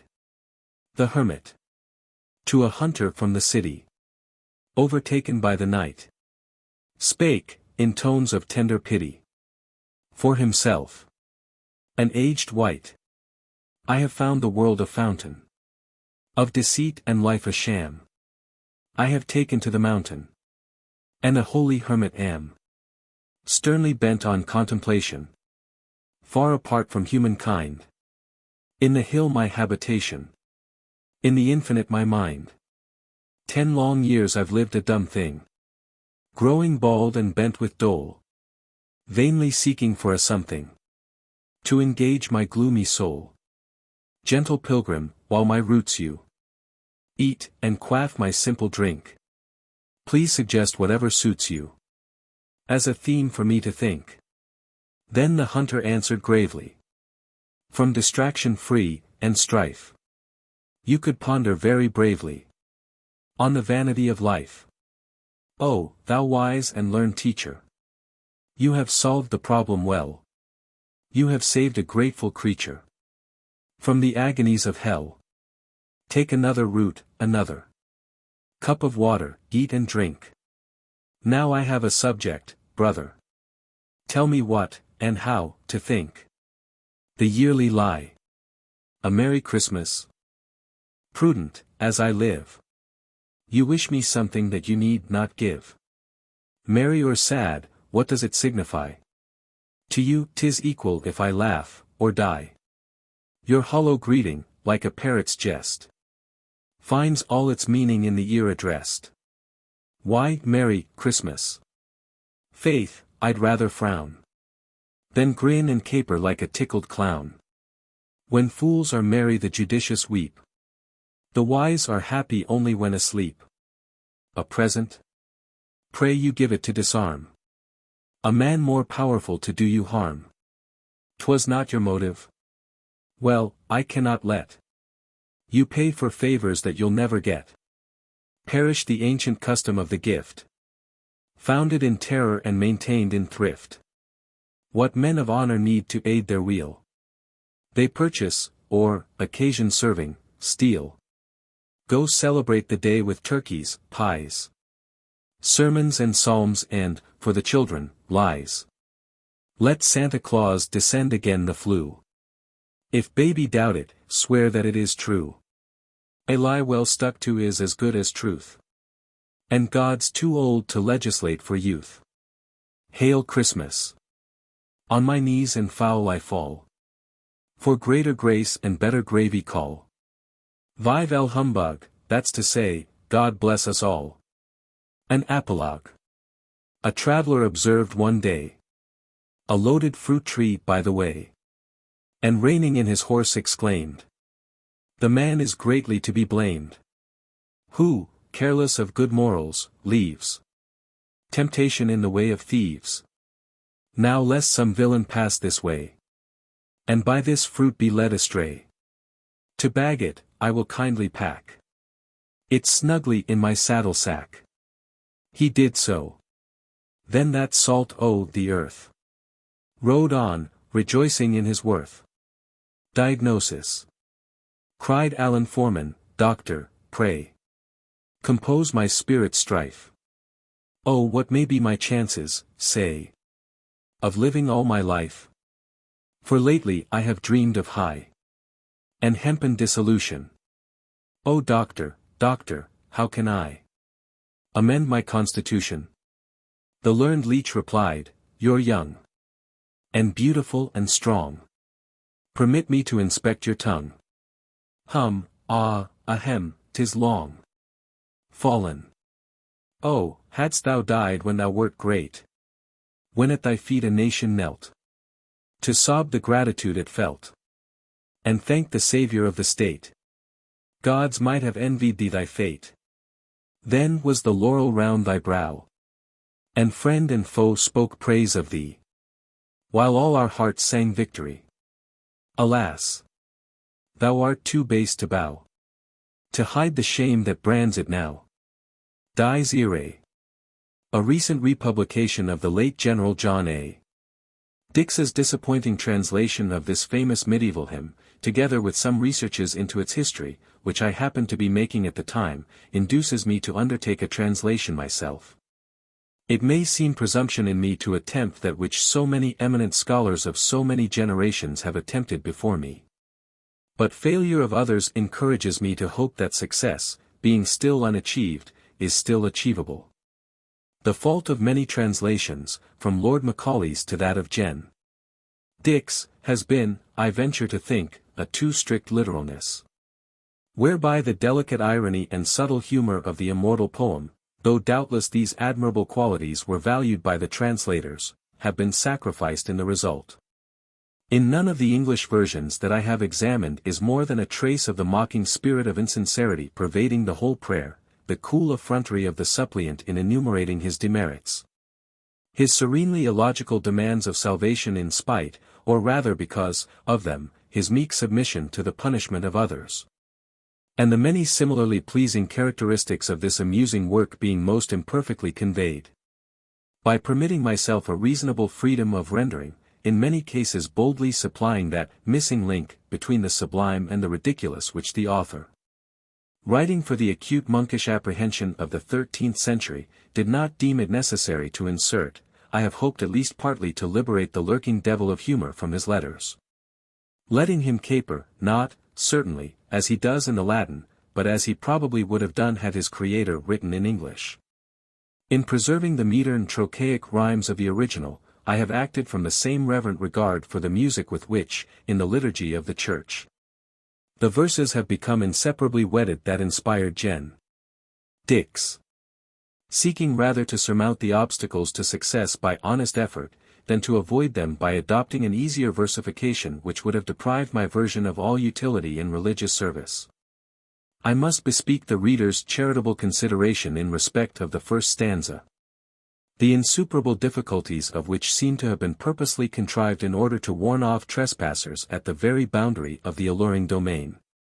I have got over the inhibition, somehow, but David and the Sibyl must try to forgive me if they find themselves represented merely by the names of those conspicuous personal qualities to which they probably owed their powers of prophecy. As Samson's strength lay in his hair. The day of wrath. Day of Satan's painful duty. Earth shall vanish, hot and sooty. So says virtue, so says beauty. Ah! What terror shall be shaping, when the judge the truth's undraping. Cats from every bag escaping. Now the trumpet's invocation calls the dead to condemnation. All receive an invitation. Death and nature now are quaking, and the late lamented, waking, in their breezy shrouds are shaking. Lo! The ledger's leaves are stirring, and the clerk, to them referring, makes it awkward for the erring. When the judge appears in session, we shall all attend confession, loudly preaching non-suppression. How shall I then make romances, mitigating circumstances? Even the just must take their chances. King whose majesty amazes, save thou him who sings thy praises. Fountain, quench my private blazes. Pray remember, sacred Saviour, mine the playful hand that gave your death blow. Pardon such behavior. Seeking me, fatigue assailed thee. Calvary's outlook not availed thee. Now 'twere cruel if I failed thee. Righteous judge and learned brother, pray thy prejudices smother, ere we meet to try each other. Sighs of guilt my conscience gushes, and my face vermilion flushes. Spare me for my pretty blushes. Thief and harlot, when repenting, thou forgavest, complimenting me with sign of like relenting. If too bold is my petition, I'll receive with due submission my dismissal from perdition. When thy sheep thou hast selected from the goats, may I, respected, stand amongst them undetected. When offenders are indicted, and with trial flames ignited, elsewhere I'll attend if cited. Ashen-hearted, prone, and prayerful, when of death I see the air full, lest I perish too, be careful.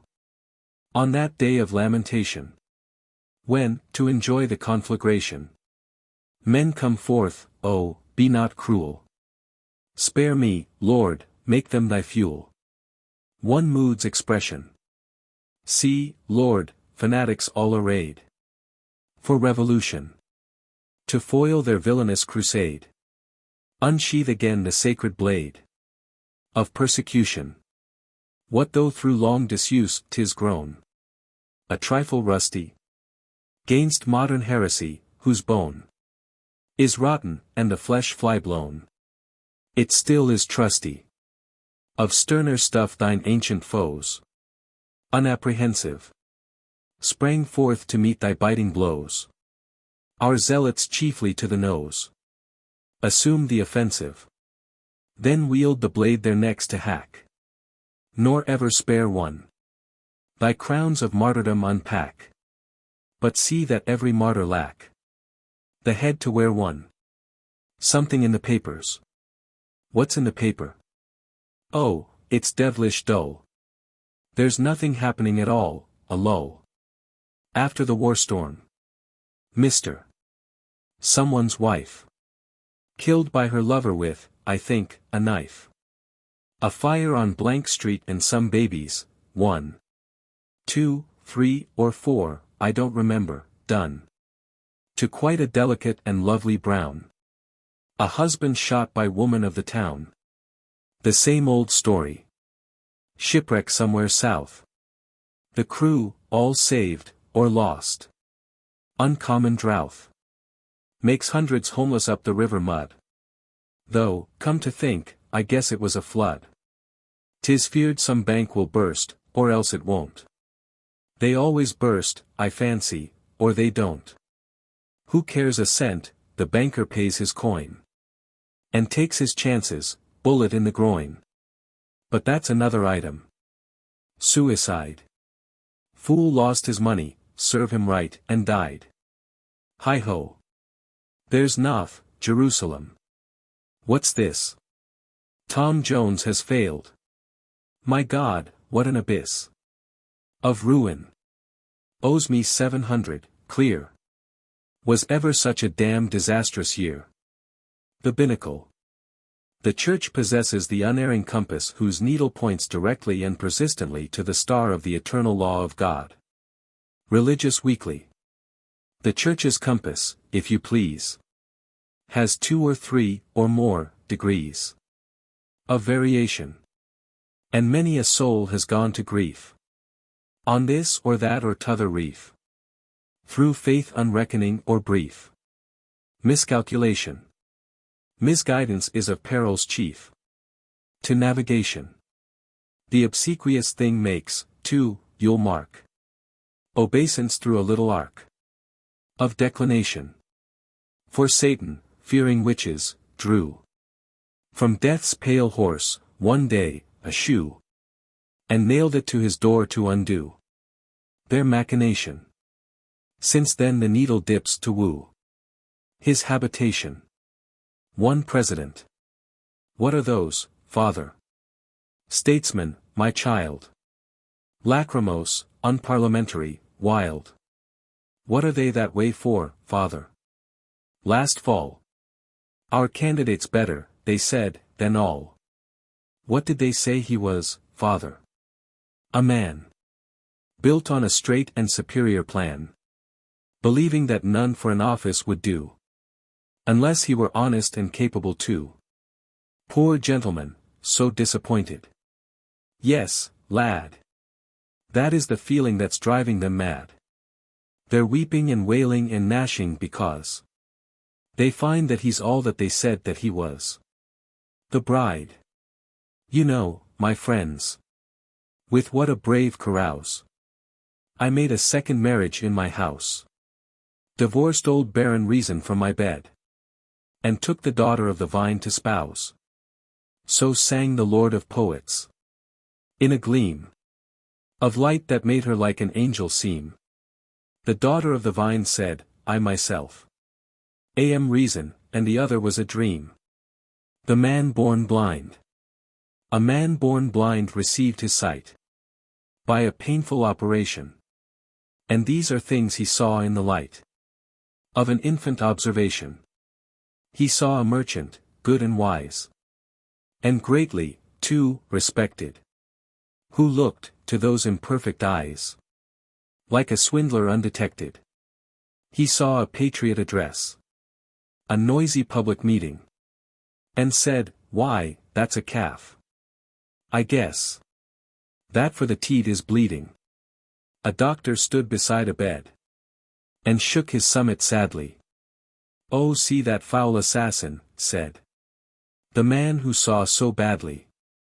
He saw a lawyer pleading for a thief whom they'd been jailing, and said, that's an accomplice or my sight again is failing.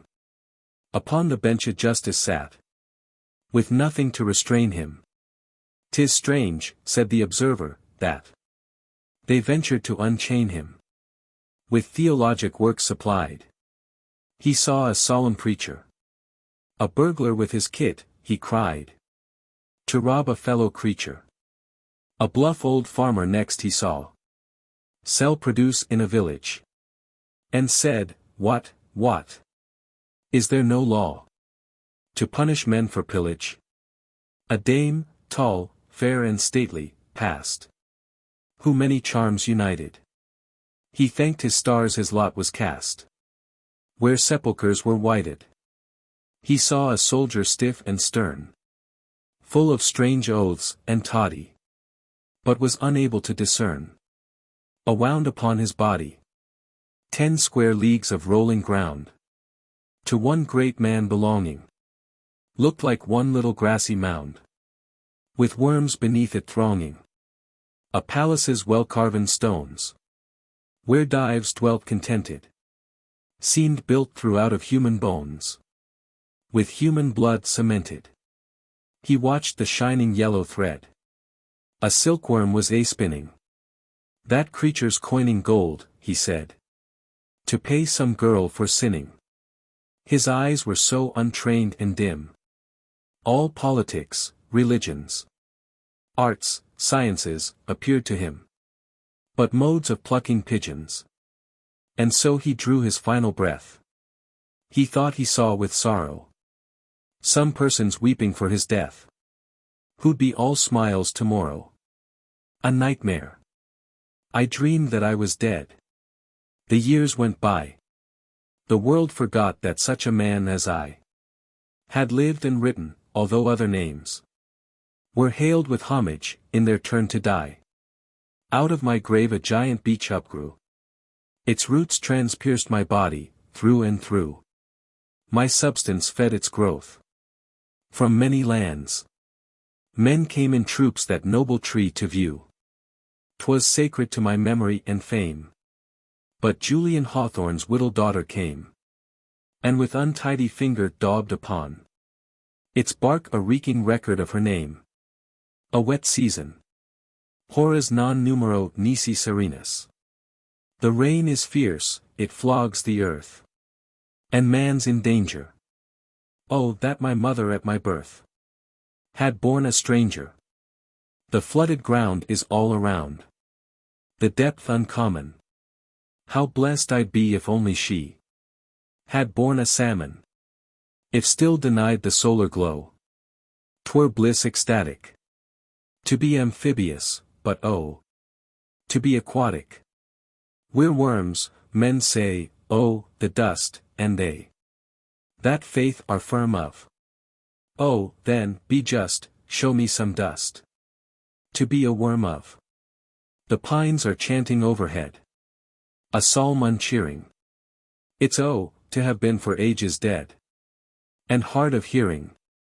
Restore, ye powers, the last bright hours. The dial reckoned. 'Twas in the time of Egypt's prime. Ramesses II. The Confederate flags. Tut tut. Give back the flags, how can you care? You veterans and heroes. Why should you at a kind intention swear? Like 20 Neros? Suppose the act was not so overwise. Suppose it was illegal. Is't well on such a question to arise and pinch the eagle?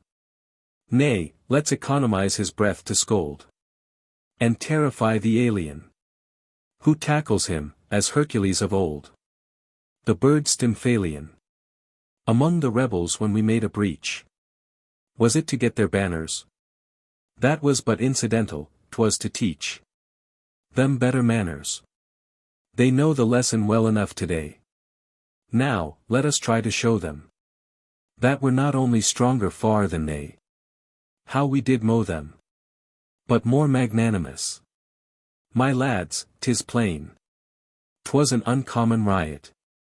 The warlike tribes of Europe fight for gain. We fought for quiet.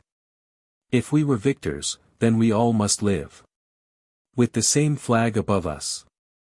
'Twas all in vain unless we now forgive and make them love us. Let kings keep trophies to display above their doors like any savage. The freeman's trophy is the foeman's love. Despite war's ravage, make treason odious. My friends, you'll find you can't, in right and reason, while Washington and treason are combined. Hugo and treason.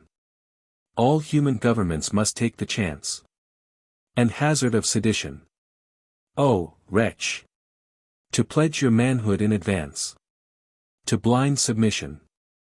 It may be wrong, it may be right, to rise in warlike insurrection. The loyalty that fools so dearly prize may mean subjection. Be loyal to your country, yes, but how?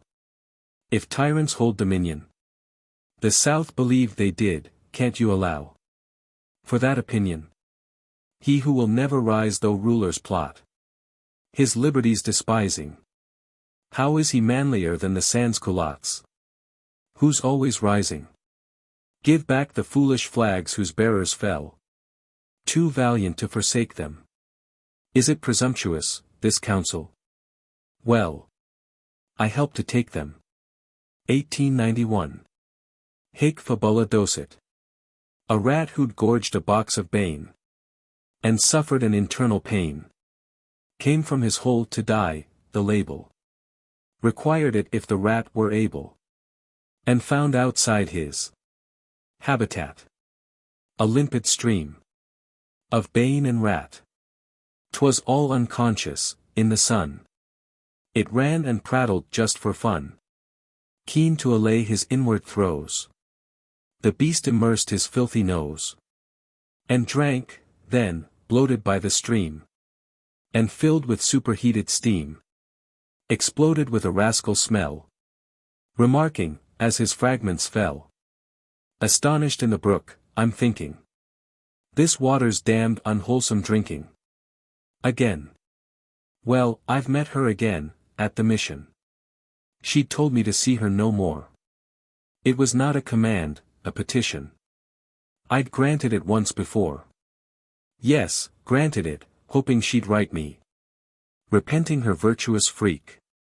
Subdued myself daily and nightly. For the better part of a week. And then, 'twas my duty to spare her. The shame of recalling me, I just sought her again to prepare her for an everlasting goodbye. Oh, that evening of bliss, shall I ever cease living it over, although she said, when 'twas ended, you're never to see me again. And now go. As we parted with kisses, 'twas human and natural for me to smile, as I thought, she's in love, and a woman. She'll send for me after a while. But she didn't. And so, well, the old mission is fine, picturesque and grey. 'Tis an excellent place for contrition. And sometimes she passes that way. That's how it occurred that I met her. And that's all there is to tell. Except that I'd like to forget her calm way of remarking, I'm well. It was hardly worth while, all this keying my soul to such tensions and stirs, to learn that her food was agreeing with that little stomach of hers. Homo paduncensis. As the poor ass that from his paddock strays might sound abroad his field companions' praise, recounting volubly their well-bred leer, their port impressive and their wealth of ear, mistaking for the world's assent the clang of echoes mocking his accursed harangue. So the dull clown, untravelled though at large, visits the city on the ocean's marge, expands his eyes and marvels to remark each coastwise schooner and each alien bark, prates of all nations, wonders as he stares that native merchants sell imported wares, nor comprehends how in his very view a foreign vessel has a foreign crew, yet, faithful to the hamlet of his birth, swears it superior to aught on earth, sighs for the temples locally renowned, the village schoolhouse and the village pound, and chalks upon the palaces of Rome the peasant sentiments of home, sweet home, a social call. Well, well, old Father Christmas, is it you? With your thick neck and thin pretense of virtue? Less redness in the nose, nay, even some blue, would not, I think, particularly hurt you. When seen close to, not mounted in your car, you look the drunkard and the pig you are. No matter, sit you down, for I am not in a grey study, as you sometimes find me. Merry? Oh, no, nor wish to be, God wot. But there's another year of pain behind me. That's something to be thankful for, the more there are behind, the fewer are before. I know you, Father Christmas, for a scamp. But heaven endowed me at my soul's creation with an affinity to every tramp that walks the world and steals its admiration. For admiration is, like linen left upon the line, got easiest by theft. Good God! Old man, just think of it. I've stood with brains and honesty, some 25 long years as champion of all that's good, and taken on the mazard thwacks a plenty. Yet now whose praises do the people bawl? Those of the fellows whom I live to maul. Why, this is odd. The more I try to talk of you, the more my tongue grows egotistic. To prattle of myself, I'll try to balk its waywardness and be more altruistic. So let us speak of others, how they sin, and what a devil of a state they're in. That's all I have to say. Goodbye, old man. Next year you possibly may find me scolding, or miss me altogether. Nature's plan includes, as I suppose, a final folding of these poor empty hands. Then drop a tear to think they'll never box another ear. My day of life, I know not how it is, it seems fantastic and surprising, that after all these dreams and dreams, here in the sun's first level beams, the sun is still just rising. When first he showed his sovereign face, and bade the night folk scuttle back to their holes, I took my place here on the hill, and God his grace sent slumber soft and subtle among the poppies red and white. I've lain and drowsed, for all it appears a sluggardly delight. I must have had a wakeful night, though, faith, I don't recall it. And, oh, I've dreamed so many things, one hardly can unravel the tangled web of visionings that slumber of the morning brings. Play, study, work and travel. The love of women, mostly those were fairest that were newest. Hard knocks from friends and other foes. Compacts with men, my memory shows. The deadest are the truest. War, what a hero I became by merely dreaming battle. Athwart the field of letters, fame blared through the brass my weary name, with an ominous death rattle. Such an eternity of thought, within a minute's fraction. Such phantoms out of nothing wrought, and fading suddenly to naught. As I awake to action, they scamper each into its hole. These dreams of my begetting, they've had their moment. Take, my soul, thy day of life. Gods! This is droll. That thieving sun is setting. How do you find this book? Any thoughts about the book or the author? Any suggestion for improvement? Please take a moment to share your thoughts in a comment. If you like it, share it with your friends who might enjoy it as well. Subscribe to keep in touch. Visit CompleteAudiobooks.com for more quality content. The Scrap Heap. Poesy. Successive bards pursue ambition's fire that shines, oblivion, above thy mire. The latest mounts his predecessor's trunk, and sinks his brother ere himself is sunk. So die ingloriously fame's elite. But dams of dunces keep the line complete. Hospitality. Why ask me, gastrogogue, to dine, unless to praise your rascal wine? Yet never ask some luckless sinner, who needs, as I do not, a dinner. Magnanimity. To the will of the people we loyally bow. That's the minority shibboleth now. O noble antagonists, answer me flat. What would you do if you didn't do that? Understated. I'm sorry I married, says Upton Sinclair. The conjugal status is awful. The devil's device, a delusion and snare. Worse, far worse than that, it is lawful. An attorney general. Philander Knox, I know him by the sound. His sleep, unlike his learning, is profound. No dreams of duty mar his loud repose. Nor strain the cobwebs tethering his nose, which, roaring ever like the solemn sea, proclaims to all the world that this is he. In thought a tortoise but in act a hare, slow to decide and impotent to dare. Yet no important crisis he ignores, but sleeps upon it, and for action, snores. Financial news. Says Rockefeller, money is not tight. And, faith, I'm thinking that the man is right.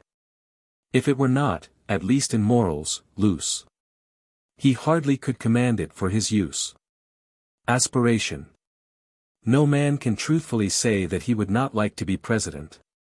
William C. Whitney. Lo! The wild rabbit, happy in the pride of qualities to meaner beasts denied, surveys the ass with reverence and fear, adoring his superior length of ear, and says, no living creature, lean or fat, but wishes in his heart to be like that. Democracy. Let slaves and subjects with extolling psalms before their sovereign execute salams. The freeman scorns one idol to adore. Tom, Dick, and Harry in himself are four. An enemy to law and order.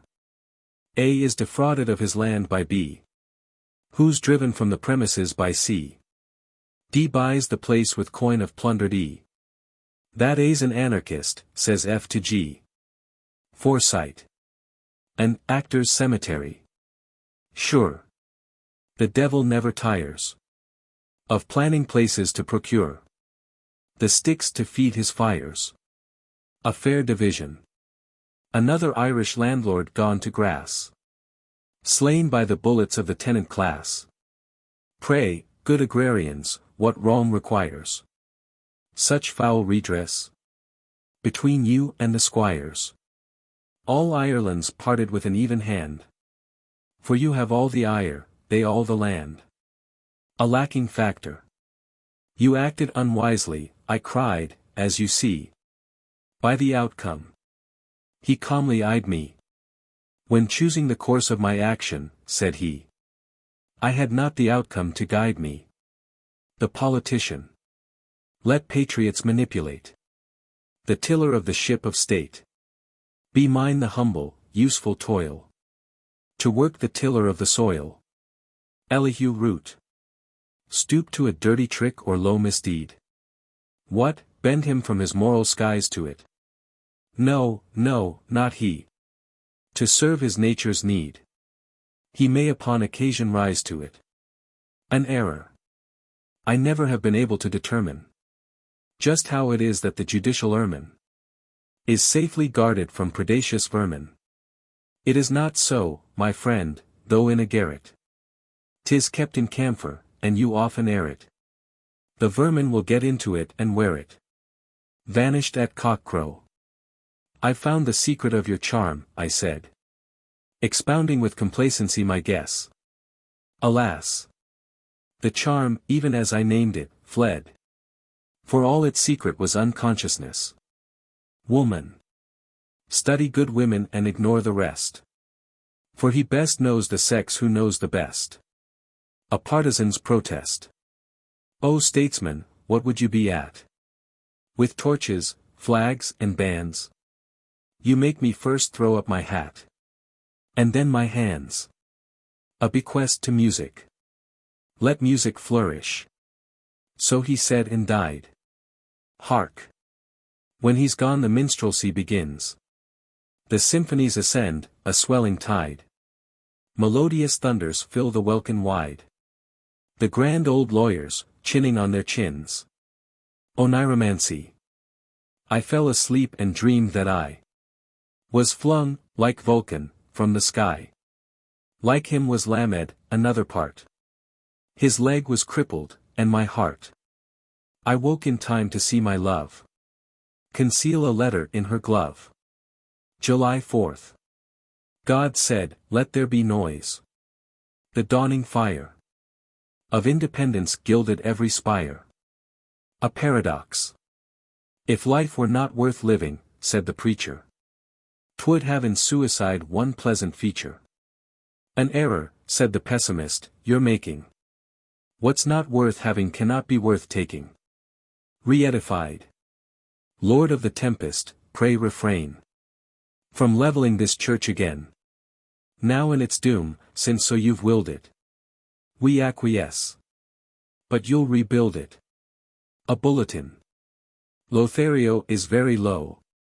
So all the doctors tell. Nay, nay, not so, he will be, though. If ever he get well. An inscription. For a statue of Napoleon. A conqueror as provident as brave. He robbed the cradle to supply the grave. His reign laid quantities of human dust. He fell upon the just and the unjust. An erroneous assumption. Good for he's old. Ah, youth, you do not dream. How sweet the roses in the autumn seem. A constructor. I saw the devil. He was working free. A customs house he builded by the sea. Why do you this? The devil raised his head. Of churches I have built enough, he said. God complies. By prayer see megapomp restored. Shouts Martext, pious creature. Yes, God by supplication bored. From every droning preacher. Exclaimed, so be it, tiresome crew. But I've a crow to pick with you. In articulo mortis. The paper presented he solemnly signed. Gasping, perhaps 'twas a jest he meant. This of a sound and disposing mind. Is the last ill will and contestament. The discoverers. My. How my fame rings out in Everzone. 1,000 critics shouting, he's unknown. Unexpounded. On evidence, on deeds, on bills. On copyhold, on loans, on wills. Lawyers great books indite. The creaking of their busy quills. I never heard on right. The Eastern question. Looking across the line, the Grecian said. This border I will stain a turkey red. The Moslem smiled securely and replied. No Greek has ever for his country died. While thus each patriot guarded his frontier. The powers stole all the country in his rear. Two types. Courageous fool, the peril's strength unknown. Courageous man, so conscious of your own. To a critic of Tennyson. Affronting fool, subdue your transient light. When wisdom's dull dares folly to be bright. If genius stumble in the path to fame. 'Tis decency in dunces to go lame. Cooperation. No more the swindler singly seeks his prey. To hunt in couples is the modern way. A rascal, from the public to purloin. An honest man to hide away the coin. Humility. Great poets fire the world with faggots big. That make a crackling racket. But I'm content with but a whispering twig. To warm some single jacket. Strained relations. Says England to Germany, Africa's ours. Says Germany, ours, I opine. Says Africa, tell me, delectable powers. What is it that ought to be mine? Exoneration. When men at candidacy don't connive. From that suspicion if their friends would free them. The teeth and nails with which they do not strive. Should be exhibited in a museum. After Portsmouth. Begirt with bombs that fall and flames that rise. The Tsar, bewildered, stares. Alas, he cries. Life withholds joy and death denies release. And Roosevelt would have me think this piece. A voice from Peking. Empress of China. I nor rule nor reign. I wear the purple but to hide the chain. Free only to hold back the open door.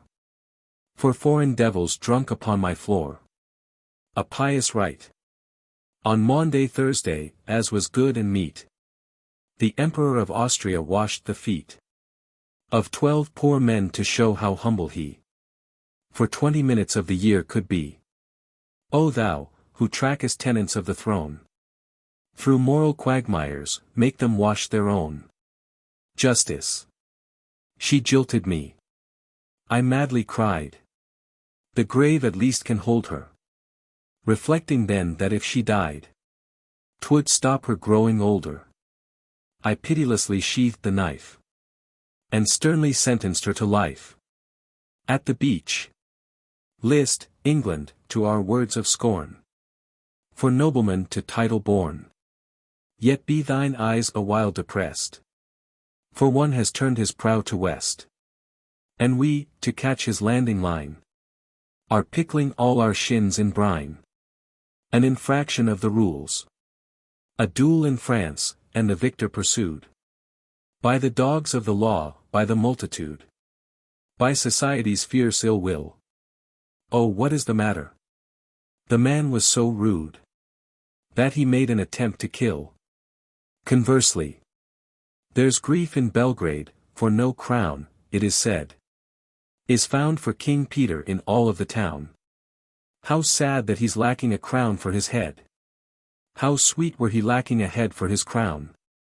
A warning. Cried age to youth, abate your speed. The distance hither's brief indeed. But youth pressed on without delay.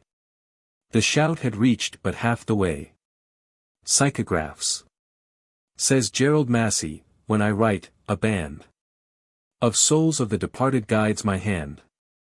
How strange that poems cumbering our shelves, penned by immortal parts, have none themselves. For wounds.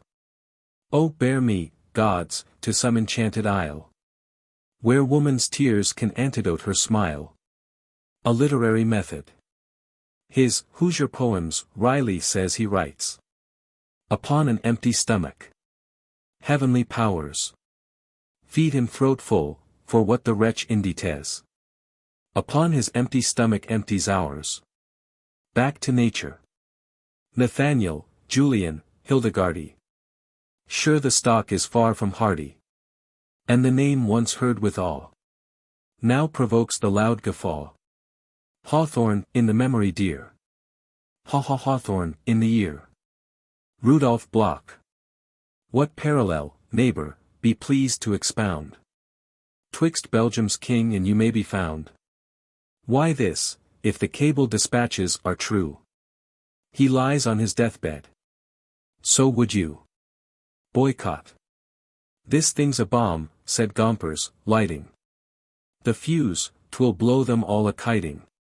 Well, now 'tis shattered all to pieces. And Gompers but a spot of grease is to her. Oh, sinner to me unknown. Be such a conscience as your own. To ease it, you to sinner be. Confess the sins of sinner see. Creation. God dreamed, the sun sprang flaming into place. And sailing worlds with many a venturous race. He woke, his smile alone illumined space. Rebuke. When admonitions hand essays our greed to curse, its lifted finger oft displays our missing purse. Prayer. Fear not in any tongue to call upon the Lord, he's skilled in all. But if he answereth my plea, he speaketh one unknown to me. The long fear. Noting the hangman's frown and the law's righteous rage. Our murderers live in terror till they die of age. An inspired performance. The devil troubled a pool of mud. And Vyrick from out the smother arose and to prove his royal blood defamed his peasant mother. Dear devil, his poems will suffer all those. But do not again provoke him to prose. Sepulture. Let's bury the hatchet, said Miller to Platt. And Platt said to Miller, I'll gladly do that. On its grave, Warner Miller, the grasses grow not. But the wind in your hair whistles over the spot.